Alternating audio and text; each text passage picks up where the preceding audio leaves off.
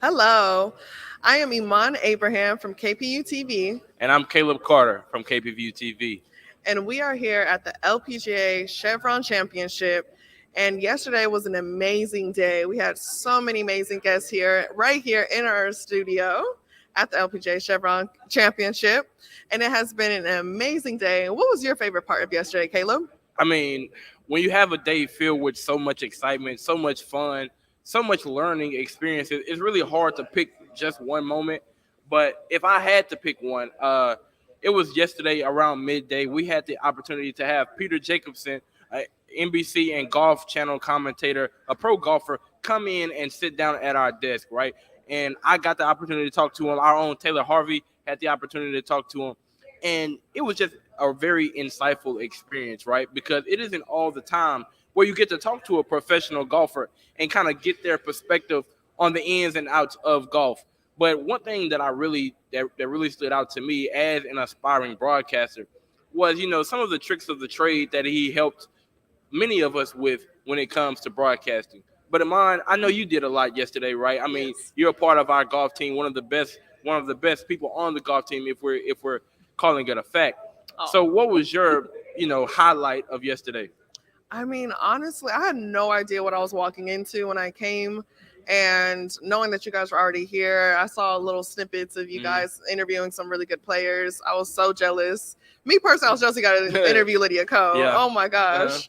Man. But I think my favorite part has just been able to see all of you guys here and then to be able to see Howard here as well. I feel Mhm. like seeing the Howard women's team here, I think Yeah. it's awesome. I know Kendall Jackson as well. We Okay. we were able to play together, so like being able to see her again, connect with their team, and Okay. see that I think was really a very fun experience. And the career panel was also very fun. I think being able to show that the golf industry has so many job opportunities and you don't have to be an athlete to be able to play this game or to have a spot in this field. Right. So I think that was very fun. Yeah, and that's kind of something that I was curious about with the career panel because I Mhm. know Mr. Jacobson mentioned that it wasn't all about being a pro golfer. It was about possibly reaching into some of those other avenues that golf has to offer. So, what was some of like the key takeaways from that career panel? I think some of the key takeaways was being able to actually see other women in the industry. Mm, They had Milana Dodge there. They had Beth Ann from Golf Weekly. I think that was also really a nice opportunity to see that you can, because they were also golfers. They played collegiately. Milana Dodge played professionally, and being able to see their transition into the golf world, I think was a great opportunity for a lot of us athletes that yeah. are also. I know a lot of my teams are seniors, Mm. so being able to see that you can make that transition to other avenues within the golf industry. Yeah, and one of the things that I was saying yesterday, when I heard that the career panel was going on, Mhm. was that one thing about golf is that it's a cliche, but I think it holds true. Mhm. Is that business deals are made on the golf course, It's right? very true. So one thing that I was just happy to hear that they were doing at the golf panel was helping y'all become better business women, right? Mhm. Because these here at Carlton Woods Golf Club Mhm. Country Club, these are the type of players where you meet the movers and shakers, right? Who can True. help you enter into those industries that so many of us want to enter into. So Yeah. I think that was a beautiful experience, and I'm glad that you guys got to experience that. Thank you. Me too. I mean, it's been amazing being able to have these opportunities and meet amazing people. And I think it's just the fact that we're here at one of the major events at the LPGA. I mean, Hmm. we're surrounded by top players in the world, not in Yeah. the country, not in the state of Texas, in the world. Major champ winners, players that have been on tour since they've been 16, like Lexi Thompson, Right. Lydia Ko, and these amazing players. I think it's inspirational, not just to me and my team and other players at that career panel, but also for juniors. Oh And yeah. that's exciting that being able to see that the Pro Am and the Mac Champ Foundation Right. being a part of this as well, and them being able to play here because they normally play at Memorial Okay. for the Mac Champ Invitational. Okay. So being able to have them play here on the course where the best players in the world are playing, I Right. think is very inspiring. Yeah, we speaking of the Mac Champ Invitational, Hmm. we had the opportunity to meet Mr. Jeff Champ Yes. and the young lady. Her name was Afi from Ghana, Uh-huh. and man, that was some inspirational stuff because Mr. Champ was saying that her family in Ghana, the Hmm. circumstances that they live in, I mean, we just couldn't imagine being over here in the States. He was saying that they live on mats, right? Yeah. But she has the opportunity of being a part of the Cameron Champ Foundation and the Mac Champ Invitational. They gave her the opportunity to, you know, kind of bring her family out of that circumstance. So just thinking about that and the opportunities that come with golf and come with just being here, Hello, welcome to. it's, it really can't be overstated how much of a great experience this is for not only yourself but for younger Mhm. people just like you. Yeah, and it gets me excited to be able to see what we'll see moving on. Oh, yeah. Well, for the career panel moving on today, and being able to see more juniors here. Me and Taylor actually ran into some of our friends from Journey Through 18. That is Milana Dodge's foundation and Girls Golf Houston. So being able to see these juniors here, seeing these players, I think is just super amazing. I think it's going to be a great day. I think it's going to be a great day too. And we're going to cut to a quick commercial break, but stay tuned for day 2 of the Chevron Championship.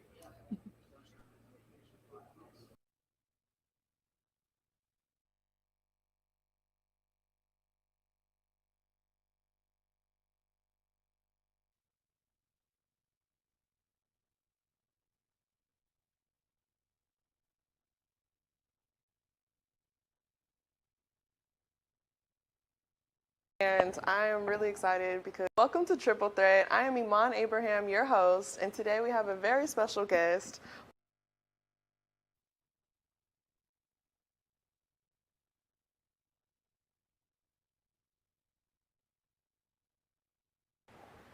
Hello, welcome to Triple Threat. I am Iman Abraham, your host, and today we have a very special guest, Milana Dodge here, which is the general manager at Herman Park Golf Course. How are you? I'm doing good. Thank you for having me today. Of course. I'm super happy to have you here. And I am really excited because not only has she have a great extensive career in the game of golf, but she also is continuing to grow the game by creating her own foundation called Journey Through 18, and it's to help golfers, not any golfers, but minority golfers and junior golfers, help grow them and introduce them to the game. So we're going to show a quick clip of what Journey Through 18 is about. Hi, my name is Milana Dodge. I am the founder of Journey Through 18. Growing up playing junior golf, I always felt like I was alone. I didn't have any friends or other girls that looked like me that played junior golf. This is the reason I created Journey Through 18. I wanted to create a space or a community for younger black girls or other minority girls to come and learn the game of golf together, to develop friendships, and just help them grow into the young women that they can be. Journey Through 18 provides year-round golf instruction through LPGA, USGA Girls Golf right here in Houston at Herman Park Golf Course. We provide golf course access such as playdays and junior golf tournaments. Journey Through 18 offers life skill development in communication, problem solving, self-confidence, adaptability, integrity, work ethic, and leadership. Lastly, mentorship is one of the final benefits of membership, which provides relationships that empower, advise, and support girls as they grow and develop. Hi, my name is McKinley Fields. I'm 10 years old and I've been playing golf since I was 3 years old. Playing with Coach Milana has helped me with my swing and a positive attitude.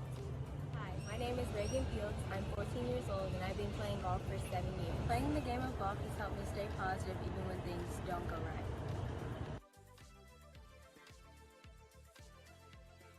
To become a member, head to our website, journeythrough18.com. We would love for you to be a part of Journey Through 18, where we support girls on and off the golf course.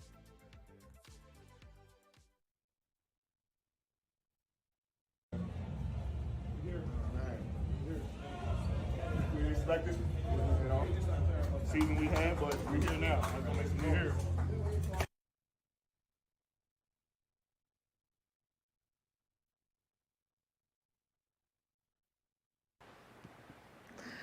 Well, I hope you guys enjoyed that clip, and we're going to go ahead and get into more on what Milana has done. So, where did this game start with you? So I started playing golf as a young girl, 11 years old. My dad played golf. He was a weekend golfer, and so he started teaching my brothers and I how to play. Right. So started playing, did not like the sport at all. But my dad was determined. He's like, no, you're going to play golf. Right. So he had a vision. I guess he saw something that I had no idea about. But I started playing, made it into high school, played junior golf, high school golf, played well enough to earn a scholarship to college, and then just kind of moved along that way. Right. And what was your collegiate experience playing? So I played at Bethune-Cookman University, Yes. HBCU as well. It's very eye-opening, you know, when you play a sport at each level and you get to the top of that level and you're good, and then when you go to that next level, you realize everybody is good. So you have to work harder, you know, as you get to each level. But my college experience was good. Learned a lot about myself and what it takes to be a better golfer, to be a good golfer, to be able to compete in the sport. And then the team golf. Those experiences with your teammates, your highs and lows, you know, getting along with your teammates. So it teaches you a lot about yourself. I had a good experience though, had a good college golf career, graduated, won the National Minority Collegiate Championship my senior year. Our team won a championship each year. So I had a pretty good experience. Yes. And looking back now and thinking about your collegiate experience and growing up playing the game, did you think there's anything that you wish you knew going into college? Oh yeah, who doesn't? It's just so much about golf in general that I had no clue about. You know, all I knew was what my dad told me and what he knew. I think being exposed to the game younger and those experiences will help you. You know, trying to play college golf or college any sport. You know, and so having that awareness at an early age, kind of understanding the work that it takes, the dedication, and what's expected of you, and what you want for yourself. I think learning that or having that awareness, having parents or the support system around you will make that career in college that much more successful. Right. And you had a very good, successful career collegiately. What made you want to make that decision to take it to the next level, to take it to professional golf? So by the time I got to high school, going into college, I was sold. I'm like, okay, I'm going to do this. And so I started studying the game, trying to figure out what it took to play professionally. After college, when I graduated, I started playing on the semester tour for a few years. And so by that time, I was all in, you know, and I realized just how hard it is to be successful professionally at a sport. What you thought you knew or what you thought you did or needed to do, elevated. And so it's definitely, you learn a lot about yourself. For sure, you know, is this something I can do, something I want to do? And the support team helps. You know, my confidence kind of shook a little bit there because I thought I was good, which I was, but just making it to that level where you're able to compete and be the player that you need to be successful, that's a whole nother ball game. And it just takes a lot. You have to have it in you for sure. And some people do, you know, and then you got to have the support. You know, you got to have the financial support, you know, the mental support, the physical support, the coaches, you know, the access. That's a lot that goes into that. It takes a whole team, really. Yeah, you got to have a team. And when you were playing collegiate, like, what was your practice routine collegiately compared to professionally? Like, what do you think was the main difference? So collegiately, you know, you go to classes during the day, and then you practice in the evening, practice on the weekends. Well, when you turn a professional, you're practicing every day. All day, every day. That's your job. You know, so I get up in the morning and I had to make a decision. Am I going to get up and go to the golf course today? Am I going to get up and go practice? You know, am I going to get up and go to the gym? So I had to set a routine of when I get up in the morning, I'm not going to class anymore. I'm done with college. I got to get up in the morning and go to the gym. Or I got to get up in the morning and go play 18 holes and then get done by 12 o'clock and then go practice my putting for an hour, go practice my chipping for an hour, you know, come back home, eat dinner, and then go to the gym, you know, that night. So, I mean, that's your job. And so it took a moment for me, a little bit for me to realize that I got to put in 8 hours a day, 10 hours a day, just like if I was on a job, because that's my career now. This is what I want to do. And so that is eye-opening in the fact that, you know, how can I practice or work 8 to 10 hours a day, but that's what it takes to be successful. And I'm sure it takes a lot, but it's also probably draining because it takes so much time out of your life. How did you find a balance? So you have to realize what's important, understand what's important to you. And I wanted to play, I did. And at that time, thinking back as a 21-year-old, 22-year-old, yeah, this is what I wanted to do. But at the same time, I wanted to have a life, you know. I wanted to hang out with my friends. I wanted to do stuff. And so trying to figure out what's important, you know. Like, I know I got to get up in the morning and go to the golf course, so no, I can't go out, the night before. Right. Or I can't go out, hang out this weekend or go out of town for the weekend because I have a tournament coming up that I need to prepare for. Right. So you have to learn to understand what's important to you and then make that decision, okay, I'm going to sacrifice this for now because I'm pushing towards this goal. Yeah. And then during that time, like I'm sure the mental health part of it's draining, traveling so much as well, because you're not just traveling to, within this country, you're traveling outside, you're going multiple places you've never been before. How was that traveling wise, professionally? That part is a little stressful. If you don't have the finance to cover it, makes it even more stressful. Okay. So that was my story. When I was playing professionally, my parents were covering the bill. We're using credit cards. I'm maxing out cards. My parents are sending me money, and so it's because they're trying to keep me going. And so golf is different. Nothing's guaranteed. You're not signing a contract saying that you're going to play for this year. Yeah, you got to go out there and shoot a score and earn a check. Right. And so if you don't shoot that score, you don't earn a check. And so that weighs a lot on you. At the time, just figuring out, okay, where am I going to stay? When I go to this city for this tournament, I got to get a hotel, I got to get a car, I got to travel. So when I would go to different cities to play, I would stay with family. If somebody knew somebody in that city, I would stay with them. Yeah. If not, I get a hotel room. There were times I went by myself because my parents couldn't afford to go. Yeah. So all of that weighs on you, and I'm trying to figure out, okay, am I going to play well enough? Questions that I asked myself then, I know now. I shouldn't have been talking to myself like that. But you just don't know. I'm 21, 22, traveling, trying to play in tournaments. I don't have a mental health. I don't have a psychologist or, mental coach. I'm on my own trying to grind and do it. Yeah. So there's tons of things that I know now that if I did it all over again, of course, it'd be completely different. Yeah.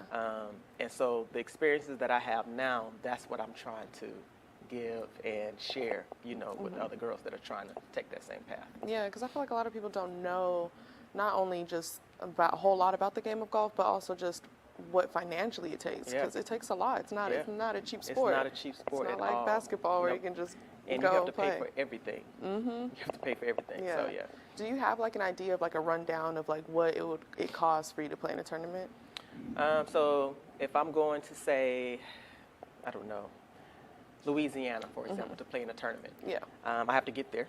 Okay. So it's a plane ticket, right, travel. or travel, or gas in a car, rent a car to get there, or drive my car. Got to stay somewhere, Right. so hotel. Okay. And tournaments are 4-day events, so you're there for 4 days. So you got your practice round before that, so that's 5 days in a hotel. Then I have to pay for that practice round. I have to pay to play in the tournament. I have to eat while I'm there. Wow. If I need to practice and hit balls, which I need to do all 5 days, I have to pay for that as well.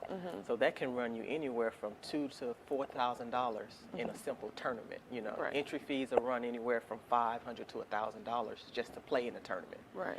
And then, of course, hotel, car, gas, food, practice rounds. So you can easily, I was averaging, and this was years ago, so about to date myself, but 20-some years ago, $1,500 to $2,000 is about every tournament is what it was costing me to go to every tournament. Okay. And then basically that's how much you have to pay to get in, and then to make the cut, if you don't, you're out $2,000. So basically. you go, I register for this tournament, I get in, and then another thing before even there, you have to qualify. Yeah. So you have to play to be able to get on the tour to play in these tournaments. So I qualified. Yeah. And so once you get into the tournament, it's a 4-day tournament. Wow. They make the cut after 2 days. So if you don't shoot well enough, or if you're not in the top after the second day, you're done. You go home. Yeah. So that $800 you just paid for that entry fee is over. It's done. Yeah. And how does that feel, like missing the cut? Have you ever missed the cut? Oh, yes. Okay. So how? Oh, yes. How does that feel? It's defeating. Like so you have a range of emotion, You're excited, I made it, I'm on the tour, I get to play in these tournaments, so you get your schedule for the year. I'm going to play here, here, here, here, here. Right. So you pick 7 or 8 tournaments for the year. and you go into this tournament, you think you're playing well, you can have one bad day and you're done. Wow. And so you're either upset because you had that bad day, you know, that just killed your opportunity to make the cut. Yeah. Upset, frustrated, sad, you know, just the range of emotions. Because now I got to go do it all over again. And if I'm playing in a tournament once a month or every 3 weeks, I got to go back home and work on what didn't work well for me for this event to get ready for the next one. Yeah. And so it's draining. It really is. It's tough. It's not as easy as you think. And you think you're good, and then you get to another level, and you see all of these girls are good. Yeah. And it's, It must be challenging, too, knowing that there's not like a whole lot of people that look like you playing on this field either. No, that's part of it, too. Yeah. There's not. Yeah. There's more now in like Symmetra Tour and the different tours, because there's a lot more tours you can play on. Yeah. Back then there wasn't. Yeah. And so there was a couple of us that played, and when we saw each other, we were like, hi, you know, somebody that looks like me, because you don't see that. Yeah. I would go to tournaments and I'd be the only black girl there. It's probably feel very alone at times. You do. And you do. Already Golf on top is of tough all the other 'cause, stress. yeah, golf is tough. It's a solo sport. You play by yourself. You practice by yourself. Yeah. You are your own score. You know, whatever your score is, that's based on you. Yeah. And one thing you do notice about being on tour, the girls have friends they travel with, you know. Yeah. They bunk together, they get hotel rooms, you know, they kind of travel together. I didn't have that. Yeah. And so I'm by myself, literally, for every event. That is a challenging thing to go through. Yeah. But we're going to go to a quick commercial break, and when we come back, we're going to continue talking more with Milana about her experience within the game and also her experience growing the game. Stay tuned for more.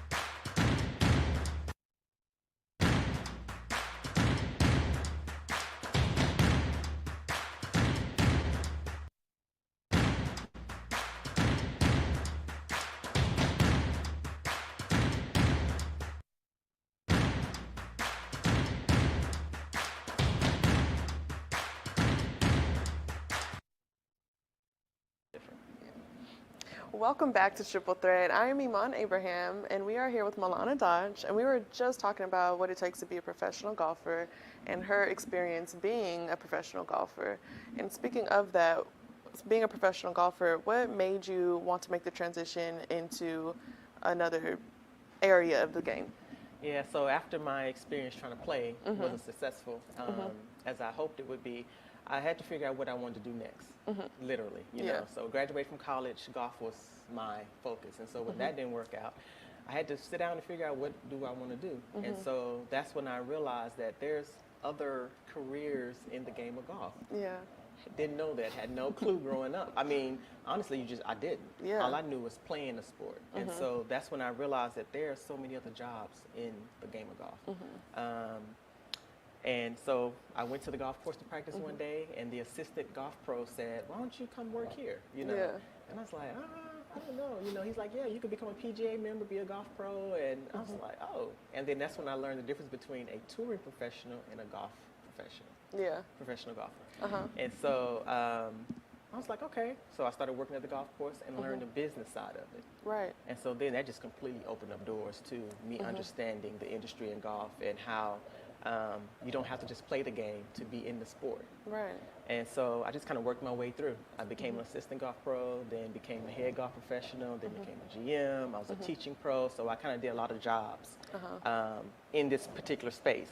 So I'm in golf operations. Right. And so that's the space that I'm in the golf industry. But there's tons of other careers and opportunities in the industry as well. Right, and I think that's very important to talk about that because I feel like most athletes just, when you're playing, you just think about playing. You're not really thinking about, oh, what else can I do within this sport besides coaching or playing? And there's so much more that you can do. Like, you are now the head pro and the first black general manager in Houston at a golf course. In America, excuse me, in America. Okay, don't play with her. No, but literally that's so crazy. And then you're the second black woman PGA member behind Renee Powell, and which is also your mentor. Yeah. So I'm sure that was a great thing to experience. So what made you want to take that path to be a PGA member? So didn't know much about, like I said before, but when I started working at the course, the guy that kind of got me in the job, Ira. Used to be it's a full circle how things happen, but he was an assistant pro, got me working at the course he was working at, and then he moved on, and I just kind of worked my way up through at that course, and worked under who was a black golf PGA pro at the time, Leonard Jones in Dallas. Yeah. And so he was my golf pro when I was growing up. Yeah. So full circle, ended up working for him. And so just learned the business. So basically, before I became a PGA member, I just learned the business, how to manage a golf course, how the operations work, how do you put on a tournament, how do you manage food and beverage. So that I learned first. Right. Then they were like, well, you should become a PGA member. And I'm like, what is that? So then I started learning about the PGA, what the PGA stands for and what it does and how it grows the game of golf. And I was like, okay. Got my PGA membership and then found out that I was only the second black woman to ever get PGA membership. Yeah. And I was like, oh.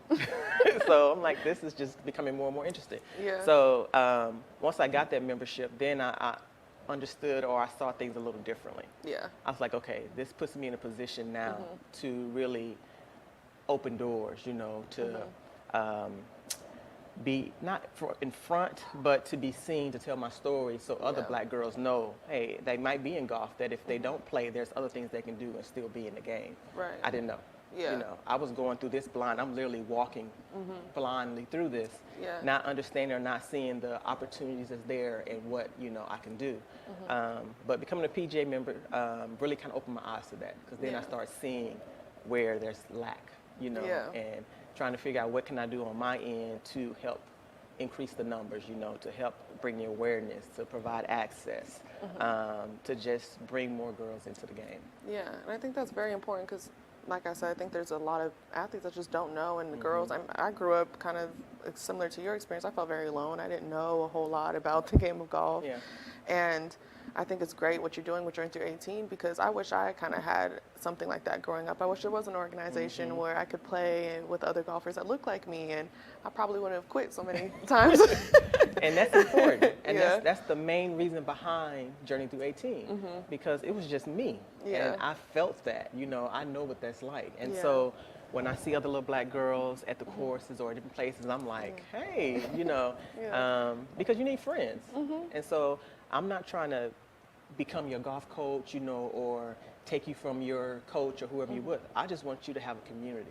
Yeah. I want you to meet some other girls that look like you, that play the game, that you can go practice with, you can play with, y'all can travel together, you can grow up with. So when you become 20, a lot of those relationships, those are the people I still call on to play with in my 40s. They're still close friends of mine from junior golf and college golf. So that's the beauty of this game, is it can carry on, and you might not see the person for years, and you can connect on a golf course, and it's like you never left. I think what's difficult about you at your age is you haven't hit that growth spurt yet. And I know we all get frustrated because we don't hit the ball as far as we see the players on TV hit it. But the short game is the most important part.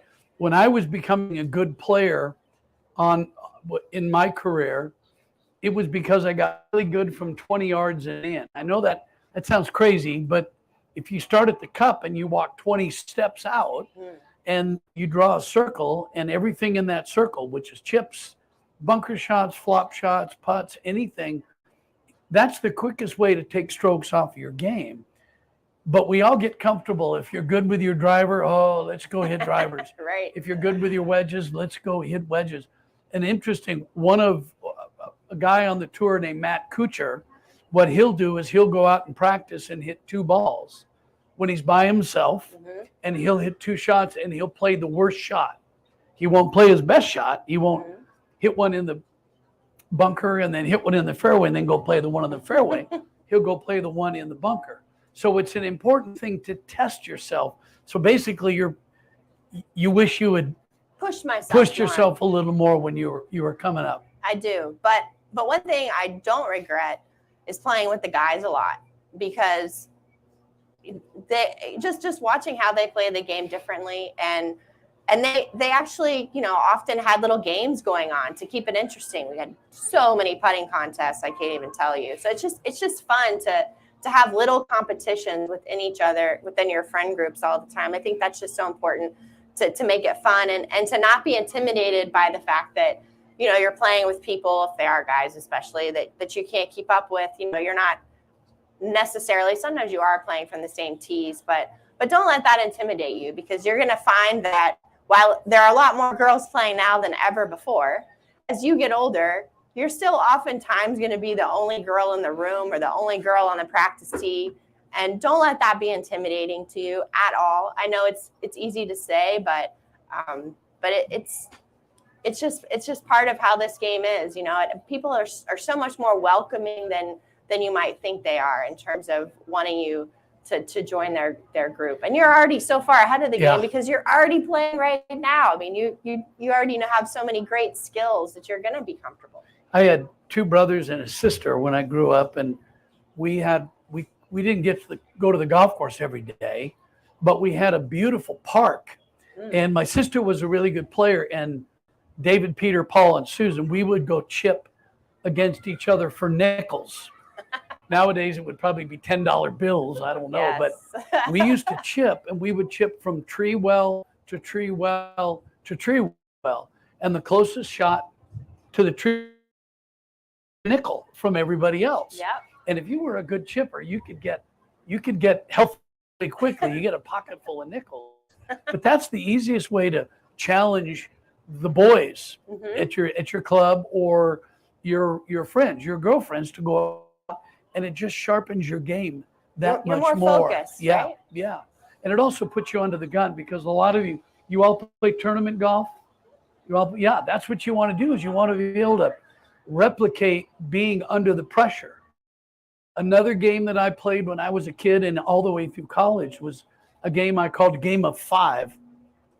I'd take 5 balls and I would throw them near the practice green. I would throw 5 balls, and wherever they landed was my lie. I didn't tee it up for a perfect lie. And then I would chip those 5 balls to a chosen hole, and then I would go up and put my wedge down and grab my putter, mark the ball, and then putt those 5 balls in. So I did it in 5 places: bunker, flop shot, chip and run, 5 different stations, which is 25 shots. And I couldn't go home for the day unless I got 20 out of 25 up and in. Now, to be honest and to be fair, nobody gets 20 out of 25. That's Tiger Woods, Phil Mickelson stuff, which is hard to do. But what that did is I would get down to where I had to make this 4-footer to go home, or this 4-footer to accomplish my goal, and I'd get nervous. So there's a lot of games. Do you guys play a lot by yourself, or do you play in groups?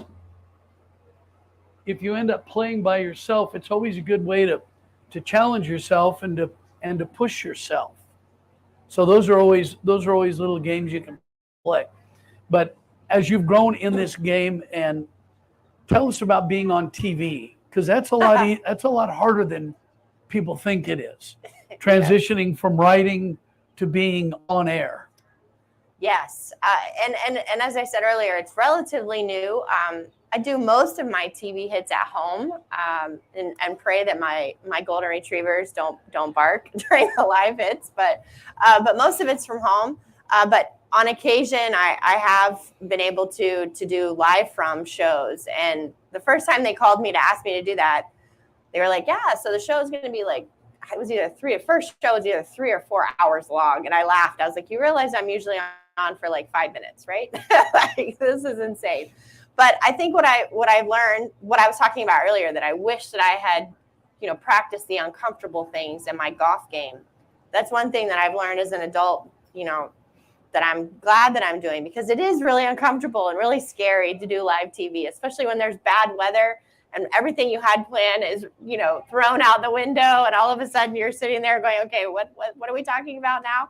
You know, it's a different, it's a completely different kind of nervous than I feel in my day-to-day job writing about golf. So, you know, it's, you know, someone's talking in your ear, which, you know, you don't really realize that's going to happen. And they're talking while you're talking, and trying to, like, you know, they're counting down in your ear as you're talking, you're trying to wrap it up, and you're trying not to look like you're startled that someone's talking in your ear simultaneously. So there are a lot of things that, you know, and this is kind of from what I understand, normal in TV. You don't really get a lot of advice or prep work. You just kind of go into the deep end and then figure it out. And that's kind of, I think, how it is for most people. And so, so it's good to challenge yourself. It's good to keep things fresh. It's good to try the really scary things. And if you really, really don't like it, it's okay not to do it again. Yeah. So, but at least give it a try so that you don't regret the fact that you didn't step out and try that. When you're doing television, you get a little device in your ear. It's a little speaker. It's called an IFB, which I don't know what that stands for, just like I don't know what SMH stands for. But when it's in your ear, you're listening to a producer or a director as you're talking on television. And as Beth Ann said, you can be making a point about Lydia Ko, and you've got 12 seconds. That's the window. And you need to make a point about her shot, her putt, her situation. Meanwhile, somebody's talking at you saying, Beth Ann, after you're done with your point, we're going to go down to Jimmy Roberts, who's down with Jennifer Kupcho for a quick interview. Meanwhile, you're listening what he's saying as you're trying to make a point. And sometimes you get lost. And I was always taught that just stop talking, because you can't be blamed for some stupid stuff you don't say. Ah, that's true. So, yeah, That's true. so it's an important thing to do. I will say that last year when I was doing it at the Women's Open, I can't remember if it was Brandel or somebody said to me, was talking about someone else who would sit over to the side, and when they off camera, when they didn't want someone to toss a question to them, like they weren't comfortable with that topic, they were just over off camera going like this, and I was like, okay, there's always an out, that it's okay for me to do this off camera if I don't want you to throw it to me. Well, someone like Brandel, who's so good on TV, yes. He could take a point and keep going with it, turn the corner and go to another destination. He's excellent at what he does. Yes. Are there any questions for Beth Ann about any topic, journalism? Yes. We have a microphone for you. Here, you're gonna learn about it. No, go ahead. I want you to hold the mic. You don't want to hold the mic. Okay, why don't you come up here? Come here. Come on up here. You want some candy? Okay. No? Go ahead.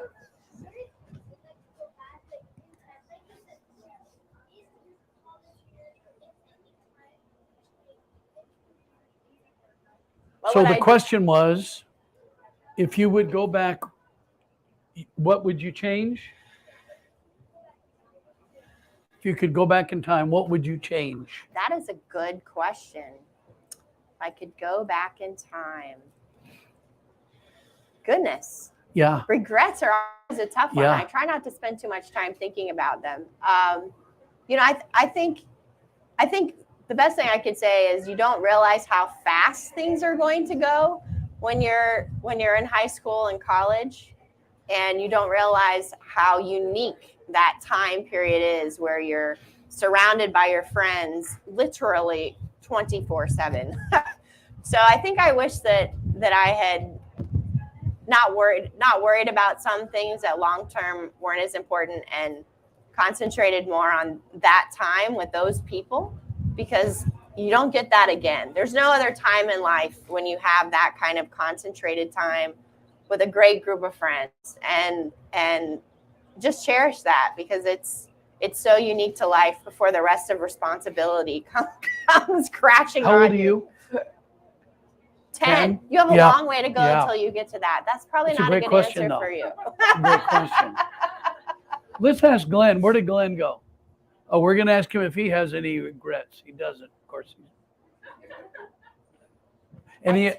Any regrets at 10? Yeah, that's tough. That's something to think about. I'd have to think a long time about that. Stacy, do you have any regrets?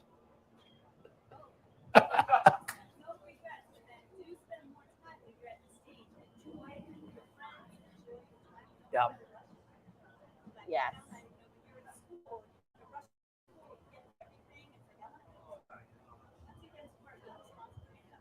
Yeah. Yes. Take your time. Yes, not Jackie. Give her the mic. Give her the mic, just so everybody can hear. What would you guys say are some of the jobs here beyond just being a player on the golf course? So, what are people making a living doing here on this tournament beyond just playing golf that some people in this room might be interested in, just in case they don't want to be a professional golfer one day? So many jobs, so many good opportunities. Well, there are people that are actually running the tournament, and there's everything from being responsible to setting up the golf course, rules officials. There are people that are just in charge of player services, where they help the players know where they need to be at what time and what functions, and make sure they have, their courtesy cars and their lockers and all the things that they need in place, for each week. And those people travel week to week. The rules officials travel week to week. Inside the media room, beyond the people who are writing stories, you have PR officials, you have marketing folks, you have social media, you have videographers standing right there in the back. You just have, so many people doing things for USGA, LGA girls golf, foundation work. Just there. I mean, it feels like it's endless. We call it a traveling circus, but there are so many people beyond the caddies and the players. There are swing instructors, there are nutritionists. You'll see Nellie Corda walking around with her trainer often, who travels week to week with her. You have sports agents, tons of opportunities. And where we are right now, this structure is not here year round. This was built where we're sitting right now. This was built for the tournament. And once the tournament is over, this will be gone. All these tents, all the staging, what they call it, everything you see here is not here. This comes in, it gets built, and it gets taken out, which would be event operations. But there's golf course management, there's player management, as Beth Ann said, there's food and beverage, there's concessions, all the food we've got. So there's so many things that we can do within the game of golf, and really within corporations. Take Lexus, for example. I've been with Lexus for a long time. They do everything within their structure. Everybody plays golf. As we said yesterday, golf's at the intersection of every aspect of business that we see in the world. Everybody plays golf. So once you get into a legal or a financial world or the business world, somebody plays golf, and then you can go in that direction. So if you love it, like I think you all do, and you don't make it to the LPGA Tour, it's okay. You can use your skills in the business world so well. Yes. What is one of the most favorite stories you've written, and how did you go about that? My all-time favorite story is, I was in college. I was a senior when 9/11 happened, when the Twin Towers fell. And a few years later, I wrote a story on a group of soldiers who played college golf at West Point. Peter, you're actually in this story. You don't know it, but but so when 9/11 happened, which of course none of you were born, but it was an extraordinarily significant and sad day in our nation's history. There was a group of college freshmen playing on the men's golf team at West Point. Many of them just wanted to play college golf. That's all they wanted to do. They really didn't have any ties to the Army necessarily. They just wanted an opportunity to play Division I college golf. And I still remember the lead to my story, which was Pete Phipps was in the pool when the first plane hit. So he was a freshman in the pool in September doing training, comes out of the pool and says to himself, "We're going to go to war." And so all of a sudden you have these college athletes who realize that if I stay here at West Point, I'll be going to war and I will be leading a group of soldiers. Not only will I be going to war, but I'll be in charge of people. And so I followed those soldiers after they had graduated and done several tours of service. One of them had earned the Purple Heart, and I talked to them about that commitment. Interestingly, there were 911 soldiers in that class. The class of 9/11 had 911 graduates, and they all went on to serve. And every member of that men's golf team stayed and graduated and went on to serve. And the reason you're in the story is because the coach at West Point was talking about you bringing his team to meet the Ryder Cup team one year and what that meant. And so that became like the headline sort of for the story was the real Team USA, you know, the soldiers that were going out to fight for our country. And I met one of those soldiers for the first time at the Curtis Cup this past year at Marion, where he's a member. I met he and his wife, and it was just a really meaningful story for me to see, you know, how this game brought these men together and what they went on to do for us. That's a great story. When you write, you like to dive into the players and their backgrounds and their motivations as to why they do what they do. Absolutely. And that makes it very personal for you as well. Yes, because I think, you know, there are times when I'm focused more on birdies and bogeys, but mostly I want to shine a light on these athletes so that, you know, not enough people around the world know who these ladies are, and they should. And so anytime that I can write something that someone can connect with them on another level beyond just a love of the game, I think is really important. Sometimes writing about stories that raise issues and bring awareness to what these women need. Like yesterday when I'm talking to Brittany Lincecum, who's a 2-time winner of this event and now a mother of two, and she's wearing a hat without a sponsor, and she has a bag without a sponsor. And so I'm not just going to talk to her about her round. I'm going to ask her about that blank hat, because that's a lot of money that she's not getting by not having a sponsor.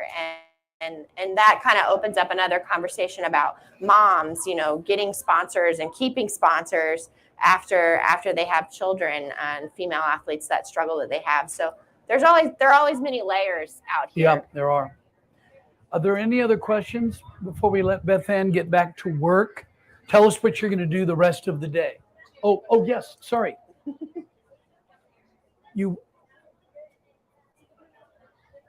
Sure. Do you want to ask one more right now? What? Say that again. What made you never give up on golf? That's another great question. A great question. How old you are? You said you're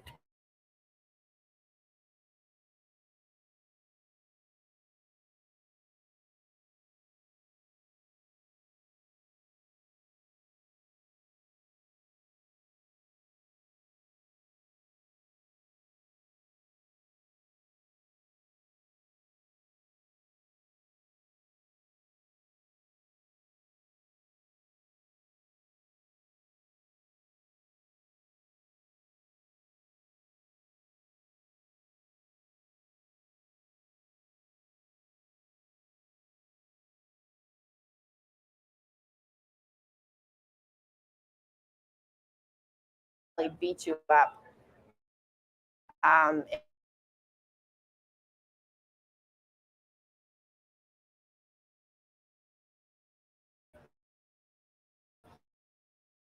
David Peter.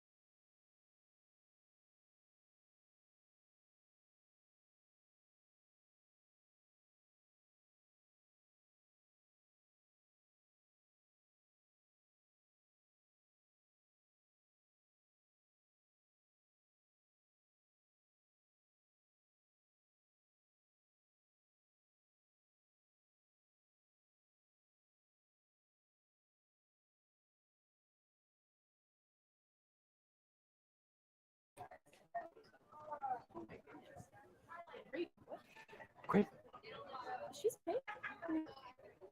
She's 10. Play collegiate golf or play professionally, be like, hey, I'm going to this school or this, that, and I think that's very important. You have somebody you can share experiences with, She's support. writing Nancy. You have a bad day, She's got me. and y'all can talk about it. You have somebody- I started to cry. I said, "Fam, That's important.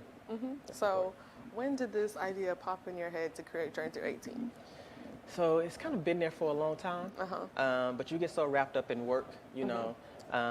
Before I moved to Houston, it's been there. I did girls golf in Dallas, and so was really like, okay, I got to do something with girls. I just always, it was always in me. I got to do something with girls. And so when I moved to Houston, to Herman, I got this position. I was like, this is the perfect time. I have the access, the ability. I'm managing a facility that I can open up to bring as many girls as possible. We can do activities. We can do golf. Like this, I mean, why not? And so when I came up with the name, and I was like, this is perfect, Journey Through 18. You know, we can support girls till they're not till they're 18, but through the age of 18, on the golf course and off the golf course. And then bring them back after they graduate to come help with the younger girls. You know, let the younger girls see the older girls that came through the program. And so I think it's the perfect tie in to keeping that circle. And so going through Journey Through 18, what services do you like to provide for junior golfers that are trying to get involved? So we do girls golf.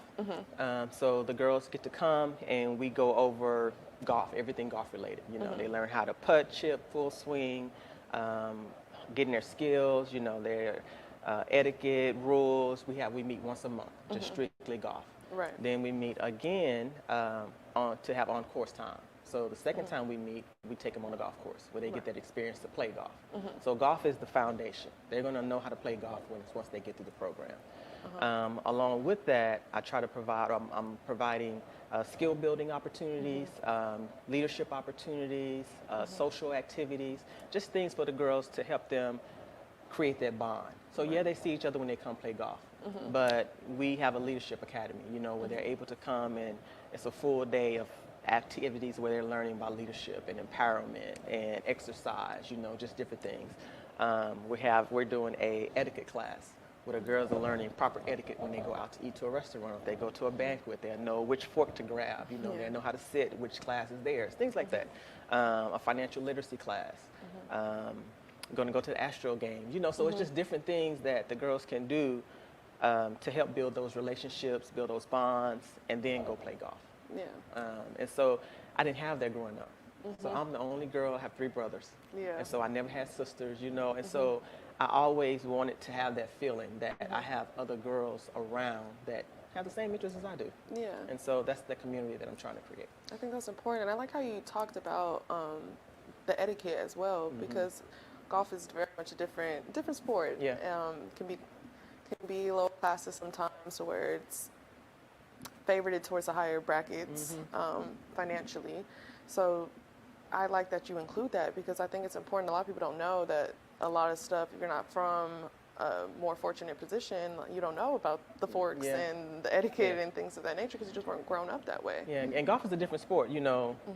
Like they always say, you can learn a lot about a person when they play golf, you know. Your discipline, how you control yourself, how you carry yourself, your mannerisms, your etiquette on the golf course, you know. So a lot of that you have to know to play the game, and it feeds over into other parts of your life as well.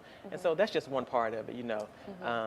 I took an etiquette class and it stuck with me, you know, and I felt like I needed that, you know, and like you say, most girls have no idea, you know, unless their parents are teaching them and stuff, but it's a fun way to get them around the table dressed up and just learn, you know.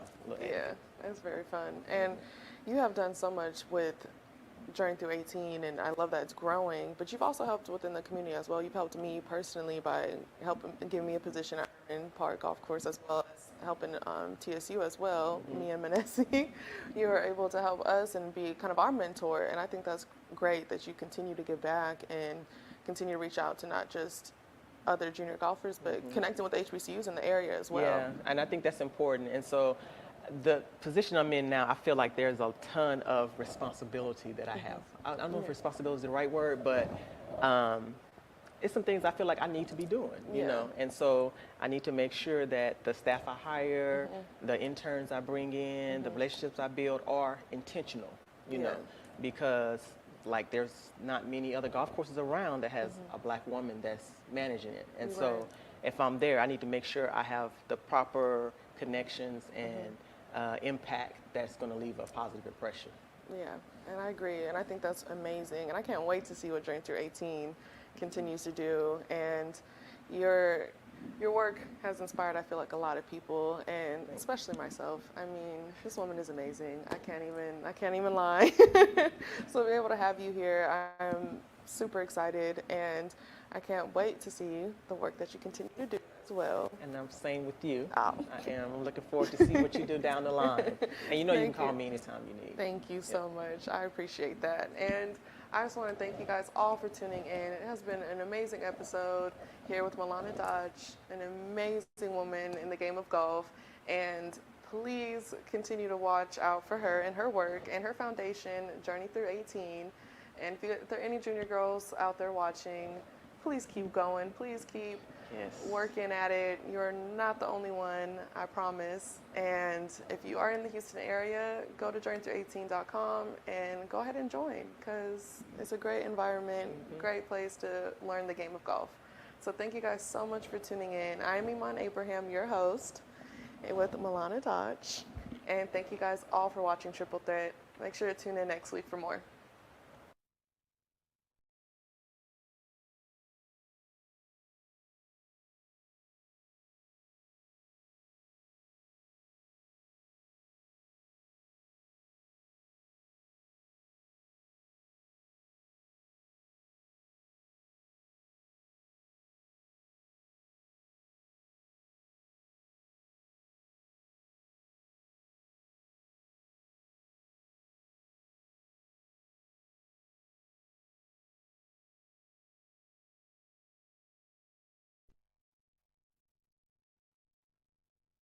Here.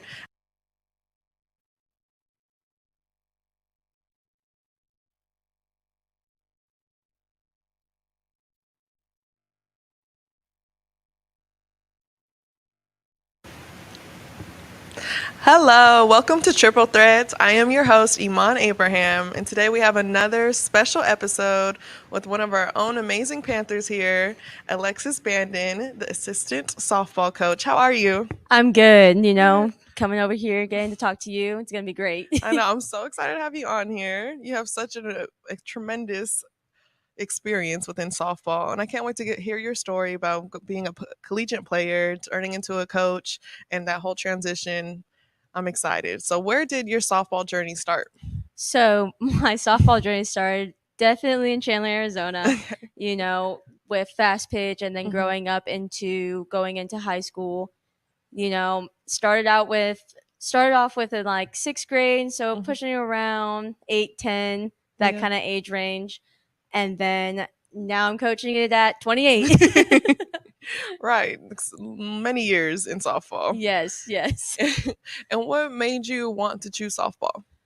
Honestly, I don't know. My family always tells me the story of when I was a baby that I just all of a sudden just started picking up balls and just throwing them. They're like, oh, wow, she has a cannon. I have no recollection, no video of it, so it's all word of mouth. Oh, singer so probably and a throwing some pianist. balls at somebody. Right, exactly. Which I love, but they she's think that it also was always something that the co-founder and basically CEO of born into. Sportsbox AI, No one in my which is a teaching app that you can download. And I told her this morning, if I'd had that when I was 30 years younger, I would have been a much better player, because it's such a benefit for you to work on your game. So with that, I'll say, GA, thank you for joining us, flying in from San Francisco. It's nice to meet everybody. So tell us about your journey when you started you were born in Seoul, Korea, and did you play golf when you were? I did. How old were you when you started? I started playing when I was 8 years old, and my parents got me into the game. And to this day, I still say, Mom, Dad, golf is the greatest gift you have ever given me. So yeah, I started playing when I was in Seoul. And when you moved to the States when you were 12? Yes. And you moved to the LA area or? Yep, Southern California. I lived there for 3 years and then moved to the East Coast. And did you get into junior golf, first tee? Did they have first tee back then? Not sure about first tee. I played in a lot of Southern California Junior Golf Association tournaments, and then eventually, some AJGA tournaments when I was in high school. And what was the motivation for you playing? Was it just to play at the highest level to join the LPGA Tour? No, golf actually wasn't ever really a future career plan for me. Funny enough, I grew up playing and I just wanted to be good at something, I guess, if that's a reason. I wanted my parents to be proud of me. I wanted to be, I wanted to excel at the golf was my thing. And I kind of liked that it was unique, right? None of my friends in school played golf, but kind of liked that it was my thing and I was good at it.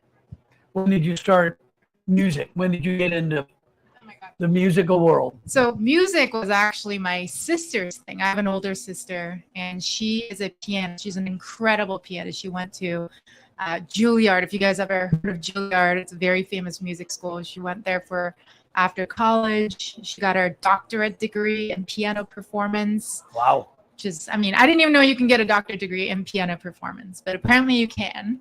And so that was her thing. I played the flute in high school, but I wasn't. Were you? Glenn was a flautist. Really? Unexpected fun fact. Wow. That is. So we got a jam. We got a jam. Who's your favorite flautist? Lizzo. Yeah, no, it's not Jethro Tull. It's Ian Anderson. Mine also. Do you know Ian Anderson?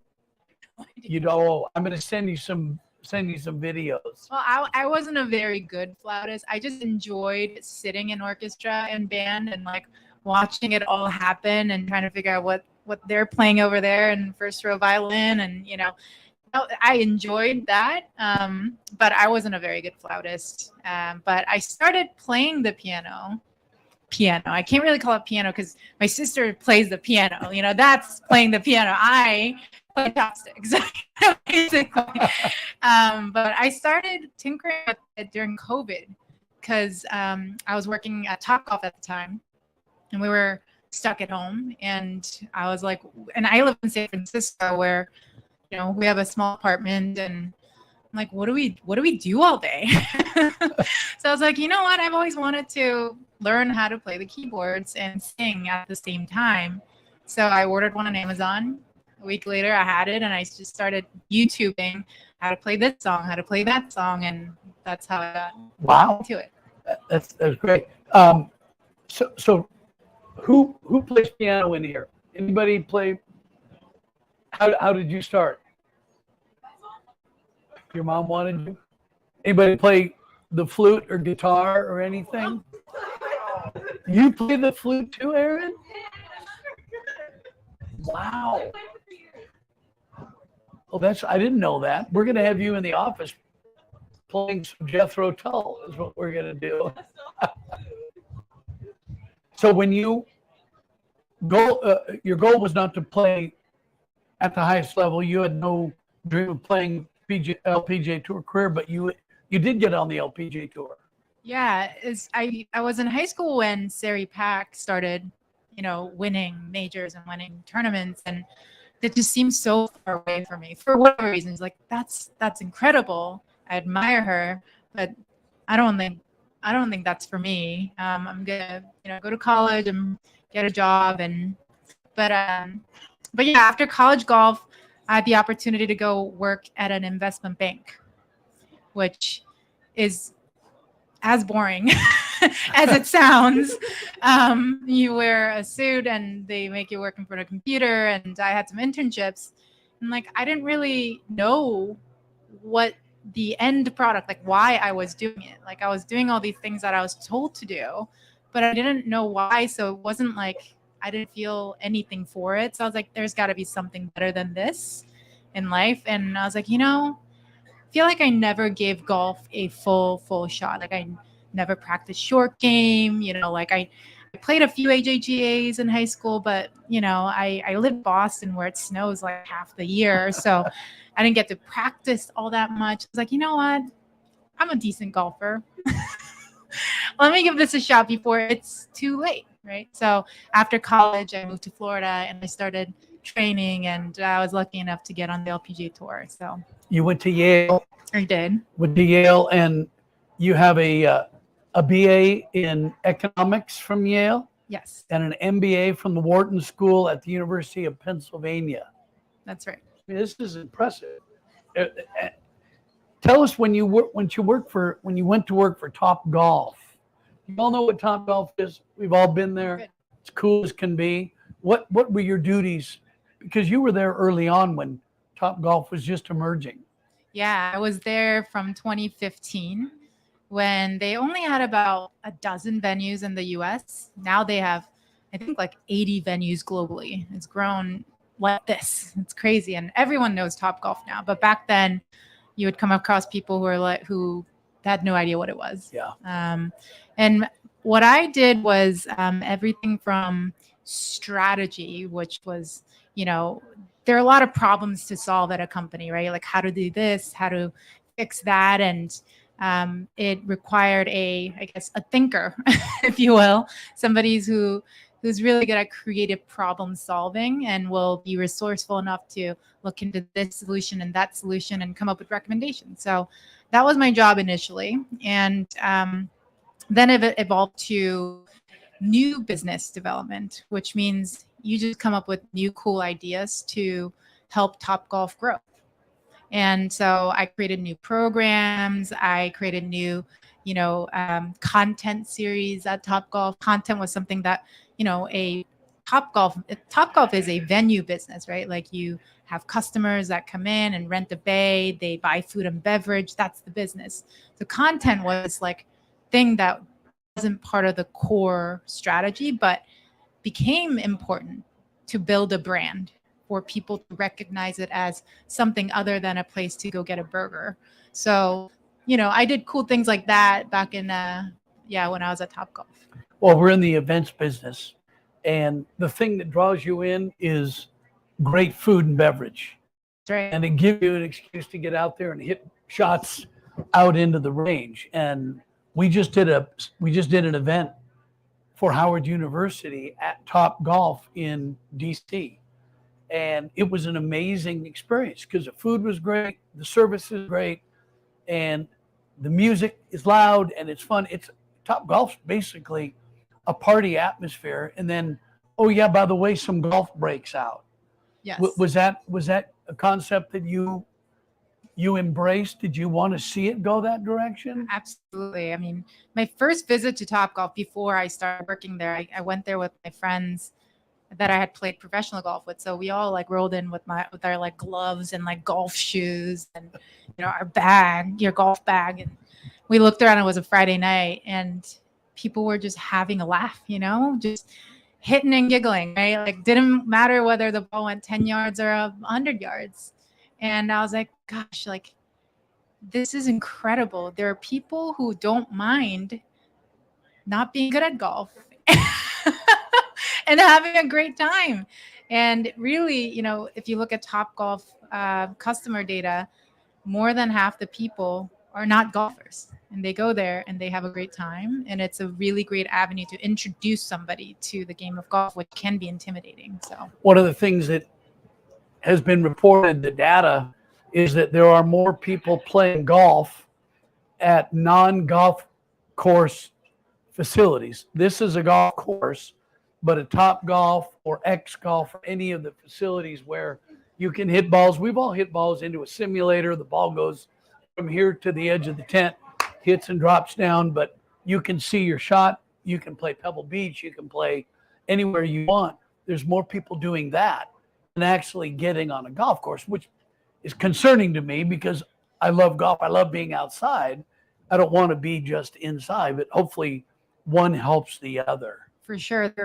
We've done a lot of, I can't call it Top Golf we anymore. I still call it we. They've done surveys where they've realized the people who come to Topgolf who have never played before, some percentage of them do convert to going to a real green grass golf course. So it's, I think Topgolf probably did more to contribute to the growth of the game and participation than anything in the last 10 years, really. So how did you, it's amazing. I just love your resume, what you've done inside the ropes as a LPGA Tour player, but outside the ropes, you've touched all aspects of business. How did you end up managing Michelle Wee? You went to work for IMG, which is a sports event and media marketing company out of Cleveland. Or is it LA now? Where are they now? I think they're technically an LA company. Yeah, they were. Anyway, how did the Michelle Wee connection come up? Yeah. Do you guys all know Michelle Wee? Michelle Wee West? Yeah. You guys fans? Yeah, she's cool. She and I were actually rookies on the LPGA Tour together. So in 2008, December, we played in the LPGA Tour qualifying tournament in Daytona Beach, Florida, and she was preparing for that tournament in Florida, Champions Gate, where her instructor Dave Ledbetter teaches. And I was actually at the same location working on my game. So she and I naturally got to know each other, and we became best friends while we were on tour together. And then by the time I was ready to leave the game, she said, "Hey, how about you come and work for me?" So it was a very natural transition, and I'm really grateful. So that's one of the areas of the game and you've done it. You became a player, and then there's an area that you can move in, which is player representation. We've done that as well. And it's having a great golf background, having a knowledge in the game, it helps considerably because you understand the challenges, the travel, the home life, being in a hotel, renting a car, trying to compete, dealing with the media. There's eating properly on the road, working out, keeping your fitness and your focus on the game.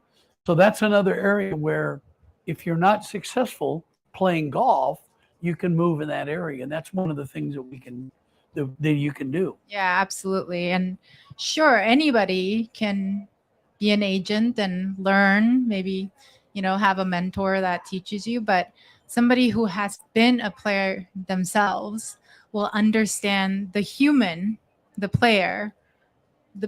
human in a way that you can't unless you've been in those shoes. And I don't mean you have to be a PGA Tour, LPGA Tour player to understand. You guys already know what it's like to be a golfer, right? You have good days and bad days. You know how you feel when somebody says something to you on the golf course in a way that other people just cannot.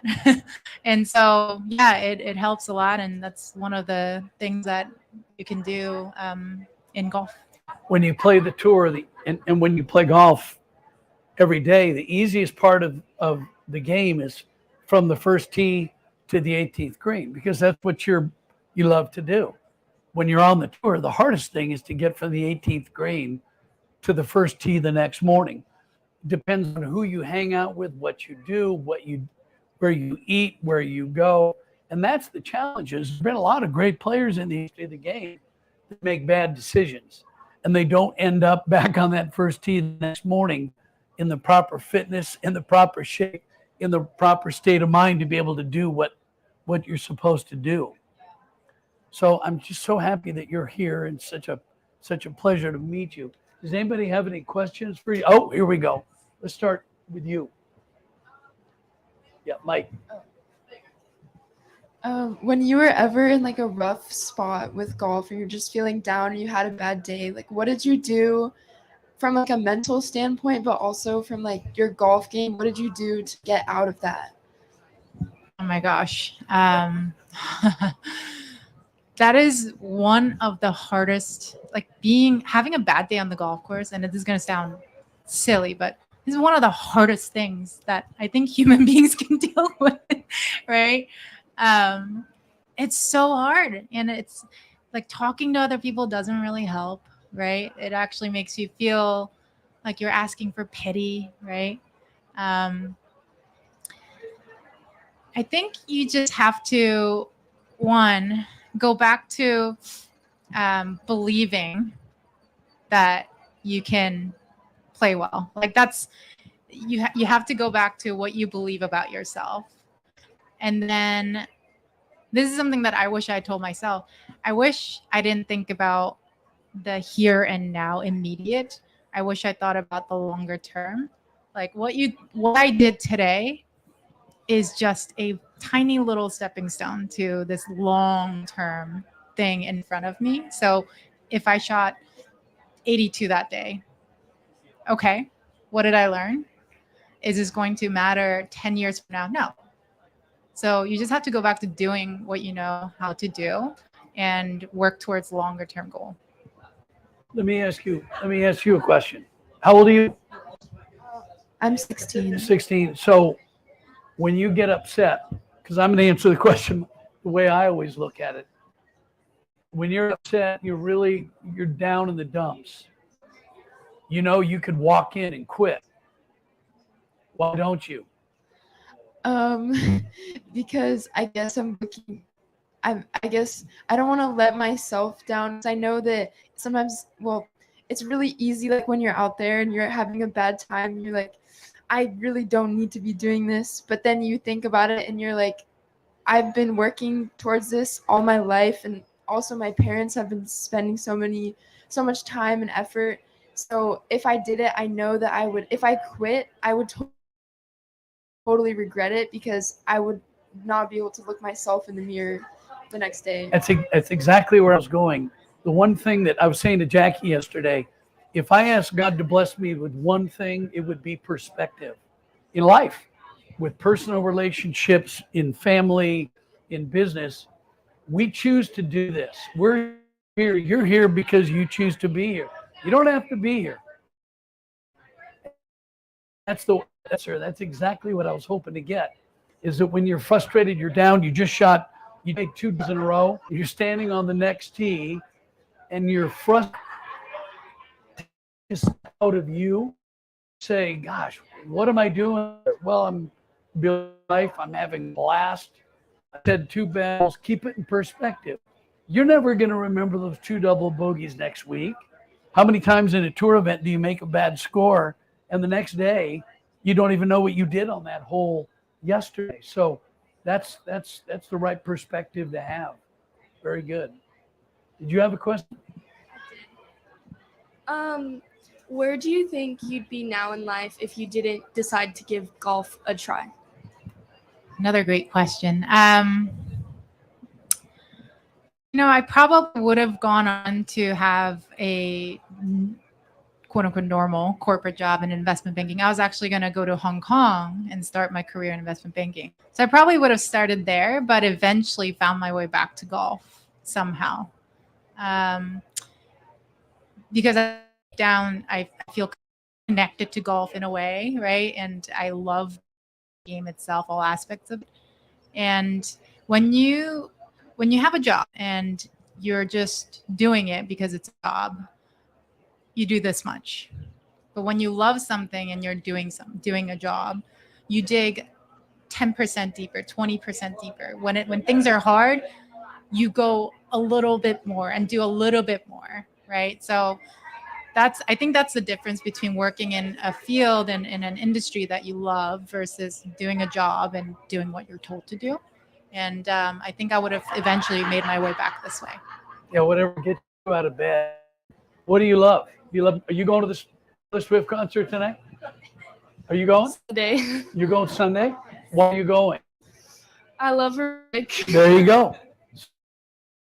You're going to do everything. You're going to move heaven and earth to get to that concert. Are your parents taking you? What if your car breaks down on the way there? We'll be stuck in traffic, but hopefully we'll get there. You'll eventually. call an Uber or you'll get down. You will do whatever it takes to get there. And that's how Jihei and I've been, and all these players, we do whatever we can to get there. And wherever there is defined by you. Us, it's to win that tournament. For you, it's to win that tournament, to get to the Taylor Swift concert. Because that's what motivates you, and you love that. Always search that in your life. What do you love? Could be golf, could be art, music, it could be anything. Just always search for that. Yeah, it's a lot of people ask, young people, they're like, well, I don't know what I'm passionate about. I'm like, passion is a very high bar. And a lot of people we're fortunate that we found a passion in life in golf. And you guys, a lot of you probably feel the same way. But even if you're not passionate about it, you can like something, you can love something. And it's when you talk about that thing, your voice gets a little bit higher. You talk a little bit faster. You light up.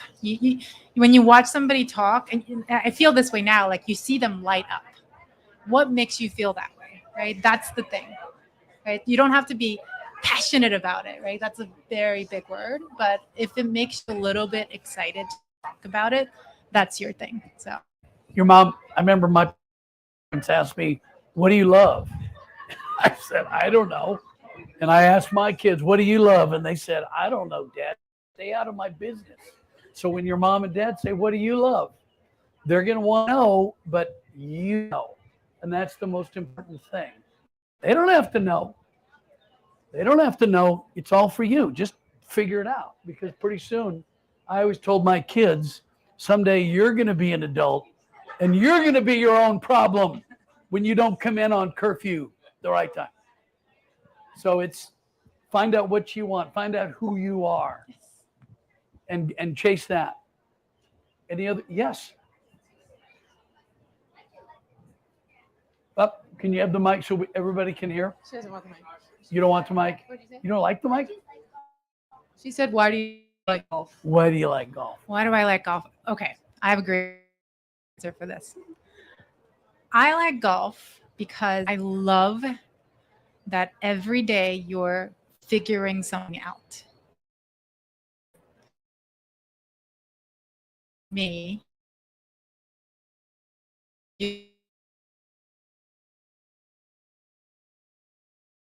day you learn 2 hours or putt on the green for 5 hours,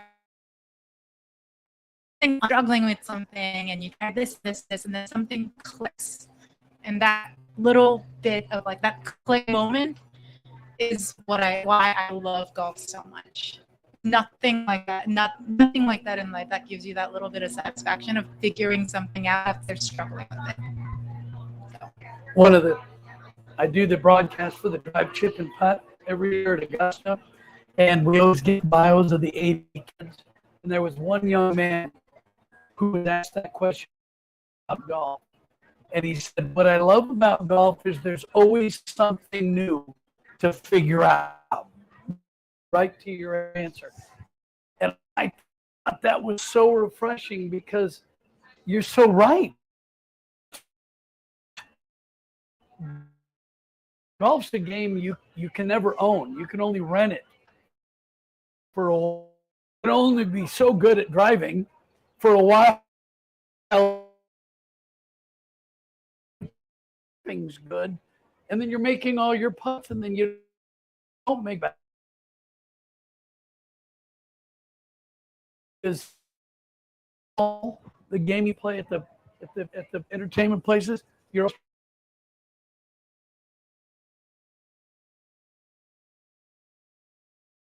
that answer is something. They don't? Is that too aggressive? I used that. Whack-a-mole is? Do? SMH. SMH.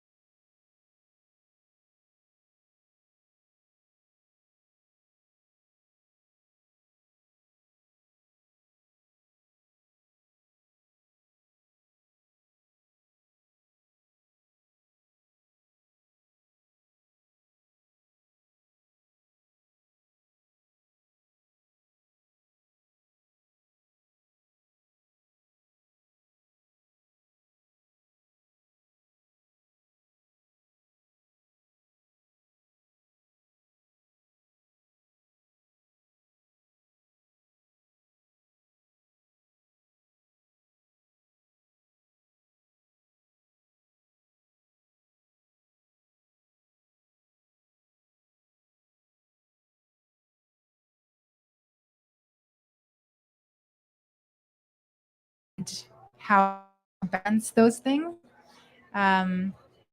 Because she was my best friend, but also my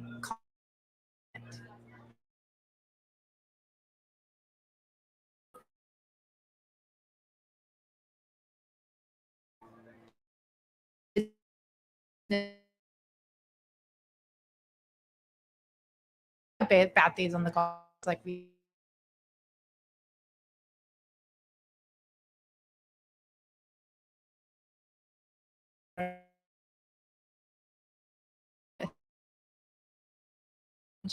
friendship with her. I think that was one.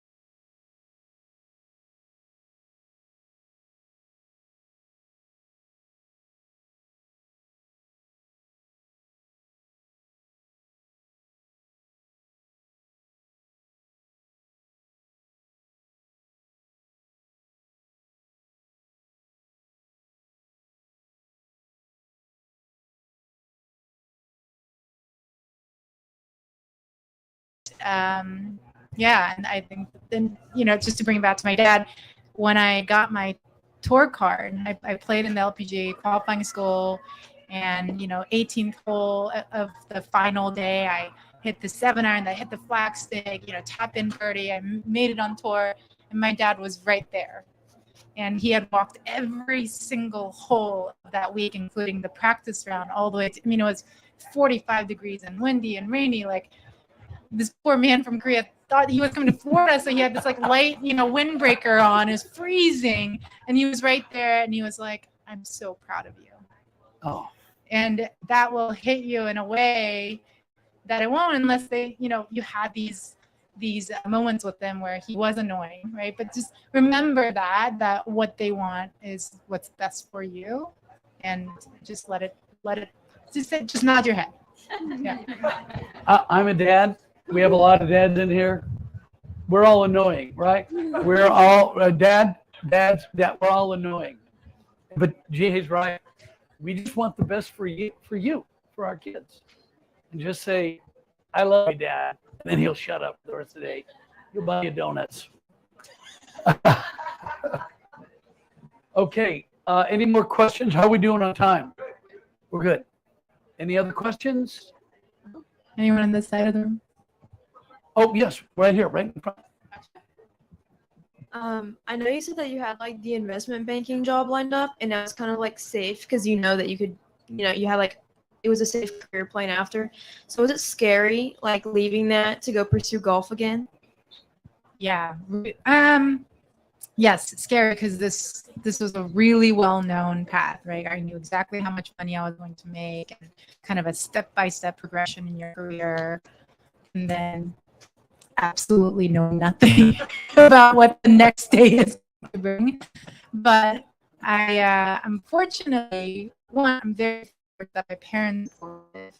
Um, and second, I think I have this personality where I'm so comfortable with not knowing what's next, this uncertainty. And not everyone's like that. But my husband, he needs to know what's happening next minute, 6 months from now. He's planning vacation 8 months down the road, right? But I'm okay. And I think why was that way? I am that way is because whatever it is, I believe that I will figure it out. Even if it's not success in the traditional sense, I will figure out a way to make the best of it. So kind of trusting in yourself and letting yourself kind of take the leap. Sometimes you need that. So Her husband and my wife are exactly the same. I'm taking that leap of faith because I'm comfortable being uncomfortable and putting yourself out there. Just take the opportunity. If you have confidence in yourself, which you obviously have, just do it. Just do it. What could happen? Something really exciting is around the corner. yeah, you're capable of figuring it out, even if you fall on your bet, right? Yeah. Even if you don't win that tournament, Life, you know how to figure it out. Golf, like life, golf's a game of recovery. It's not a game of precision. Nobody makes every decision correctly in life. Same in golf. Nobody hits great shots every hole. If you did, not even Tiger Woods, the best player right now in the game and maybe of all time, you see Tiger in the woods, you see him in the bunker, you see him make these incredible recovery shots. That's a game of recovery, just like our lives. Mike, you had a question? Talk a little bit about Sports Box and how that all got started, because that sounds like another huge leap. Yeah, absolutely. I had a steady job at Topgolf. I was there for 5 years, and I was close to all of the Hello and welcome back to KPVU-TV. We were having a bit of technical difficulties over there at the conference during the career panel, but we'll be sure to get you back over there as soon as possible. But we're still live in effect here on day 2 of the Chevron Championship, and today we are blessed to have Mr. Keegan McManus from Accenture. Keegan, how are you doing today? I'm great. Thank you so much. How are you? I'm doing great. First of all, thank you for joining us. But for the people at home who may not know, talk a little bit about your position with Accenture and what all that entails.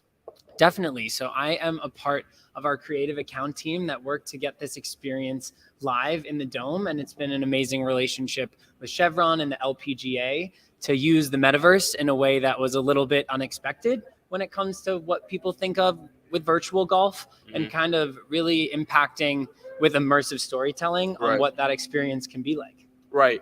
Now, I took a trip over there to the virtual golf center, and one thing that was very interesting to me is that, with VR, at least from what the limited knowledge that I have of it, I usually think of the goggles, right? And the goggles, and that's it. But over there, we had the headphones, the goggles, we had a backpack put on ourselves. We really, like you said, we really were immersed in that experience. So what all went into that, getting all those components together?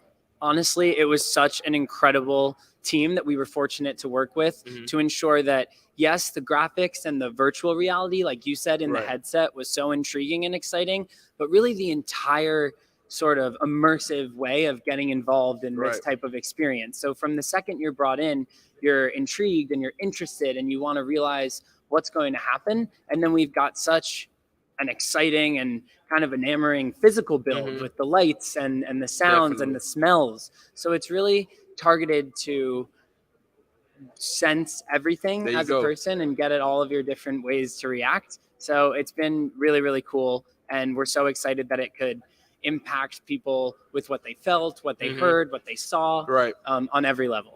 Right. And you mentioned this earlier, because it's not just the immersive experience when it comes to your senses, but it dives into a bit of storytelling, right? Definitely. So talk a little bit about, what was the concept behind bringing that story, especially here, because I know it's centered around women in golf. So what went into that creative process thinking of, we're here at the LPGA. Let's talk a little about what the women may go through in their struggles in golf. Definitely. And I think that a lot of audience members and a lot of viewers and people who attend golf tournaments have such a luxury and are so entertained by the golf, the stamina, and of course the incredible talent of these golfers. But what they don't know is everything that happens behind the scenes, right. All of the hurdles and all of the obstacles and all of the anxieties that go into being a professional female athlete and right. member of the LPGA. So we really wanted to make sure we could draw out those stories, combine them in a way, and we're able to interview real athletes and champions of the Chevron tournament right. even to get to the root of those stories and bring a real message home that had a lot of emotion with it. Right. And I'm curious to know about some of those interviews that you guys were able to conduct, because I had the opportunity to interview Miss Lydia Cole. Amazing. And one thing that she was saying that, golf is a mentally taxing sport, right? Completely. It isn't just the physical aspect of it. So what were some of the answers that you got to help you guys kind of, get a foundation for that story over there? I think it's just so incredible to realize the insane amounts of like grit and endurance, both mentally and physically, that these athletes possess and endure, and make sure that they do everything that they can, having to sacrifice things personally for their professional life and right. and with their families, with their relationships, with their loved ones, and making sure that they can show up and be the best athlete they could ever be. Many talked about how they could never do what they do without their support systems and without the incredible people around them, which I think is such a testament of how successful they are and how incredible they are, to always want to give credit to others when it's right. really, starts from them and how strong and powerful that they can be. Right. I mean, I think you put it perfectly, because like you said, it takes a lot of mental endurance just as much as it does physical endurance.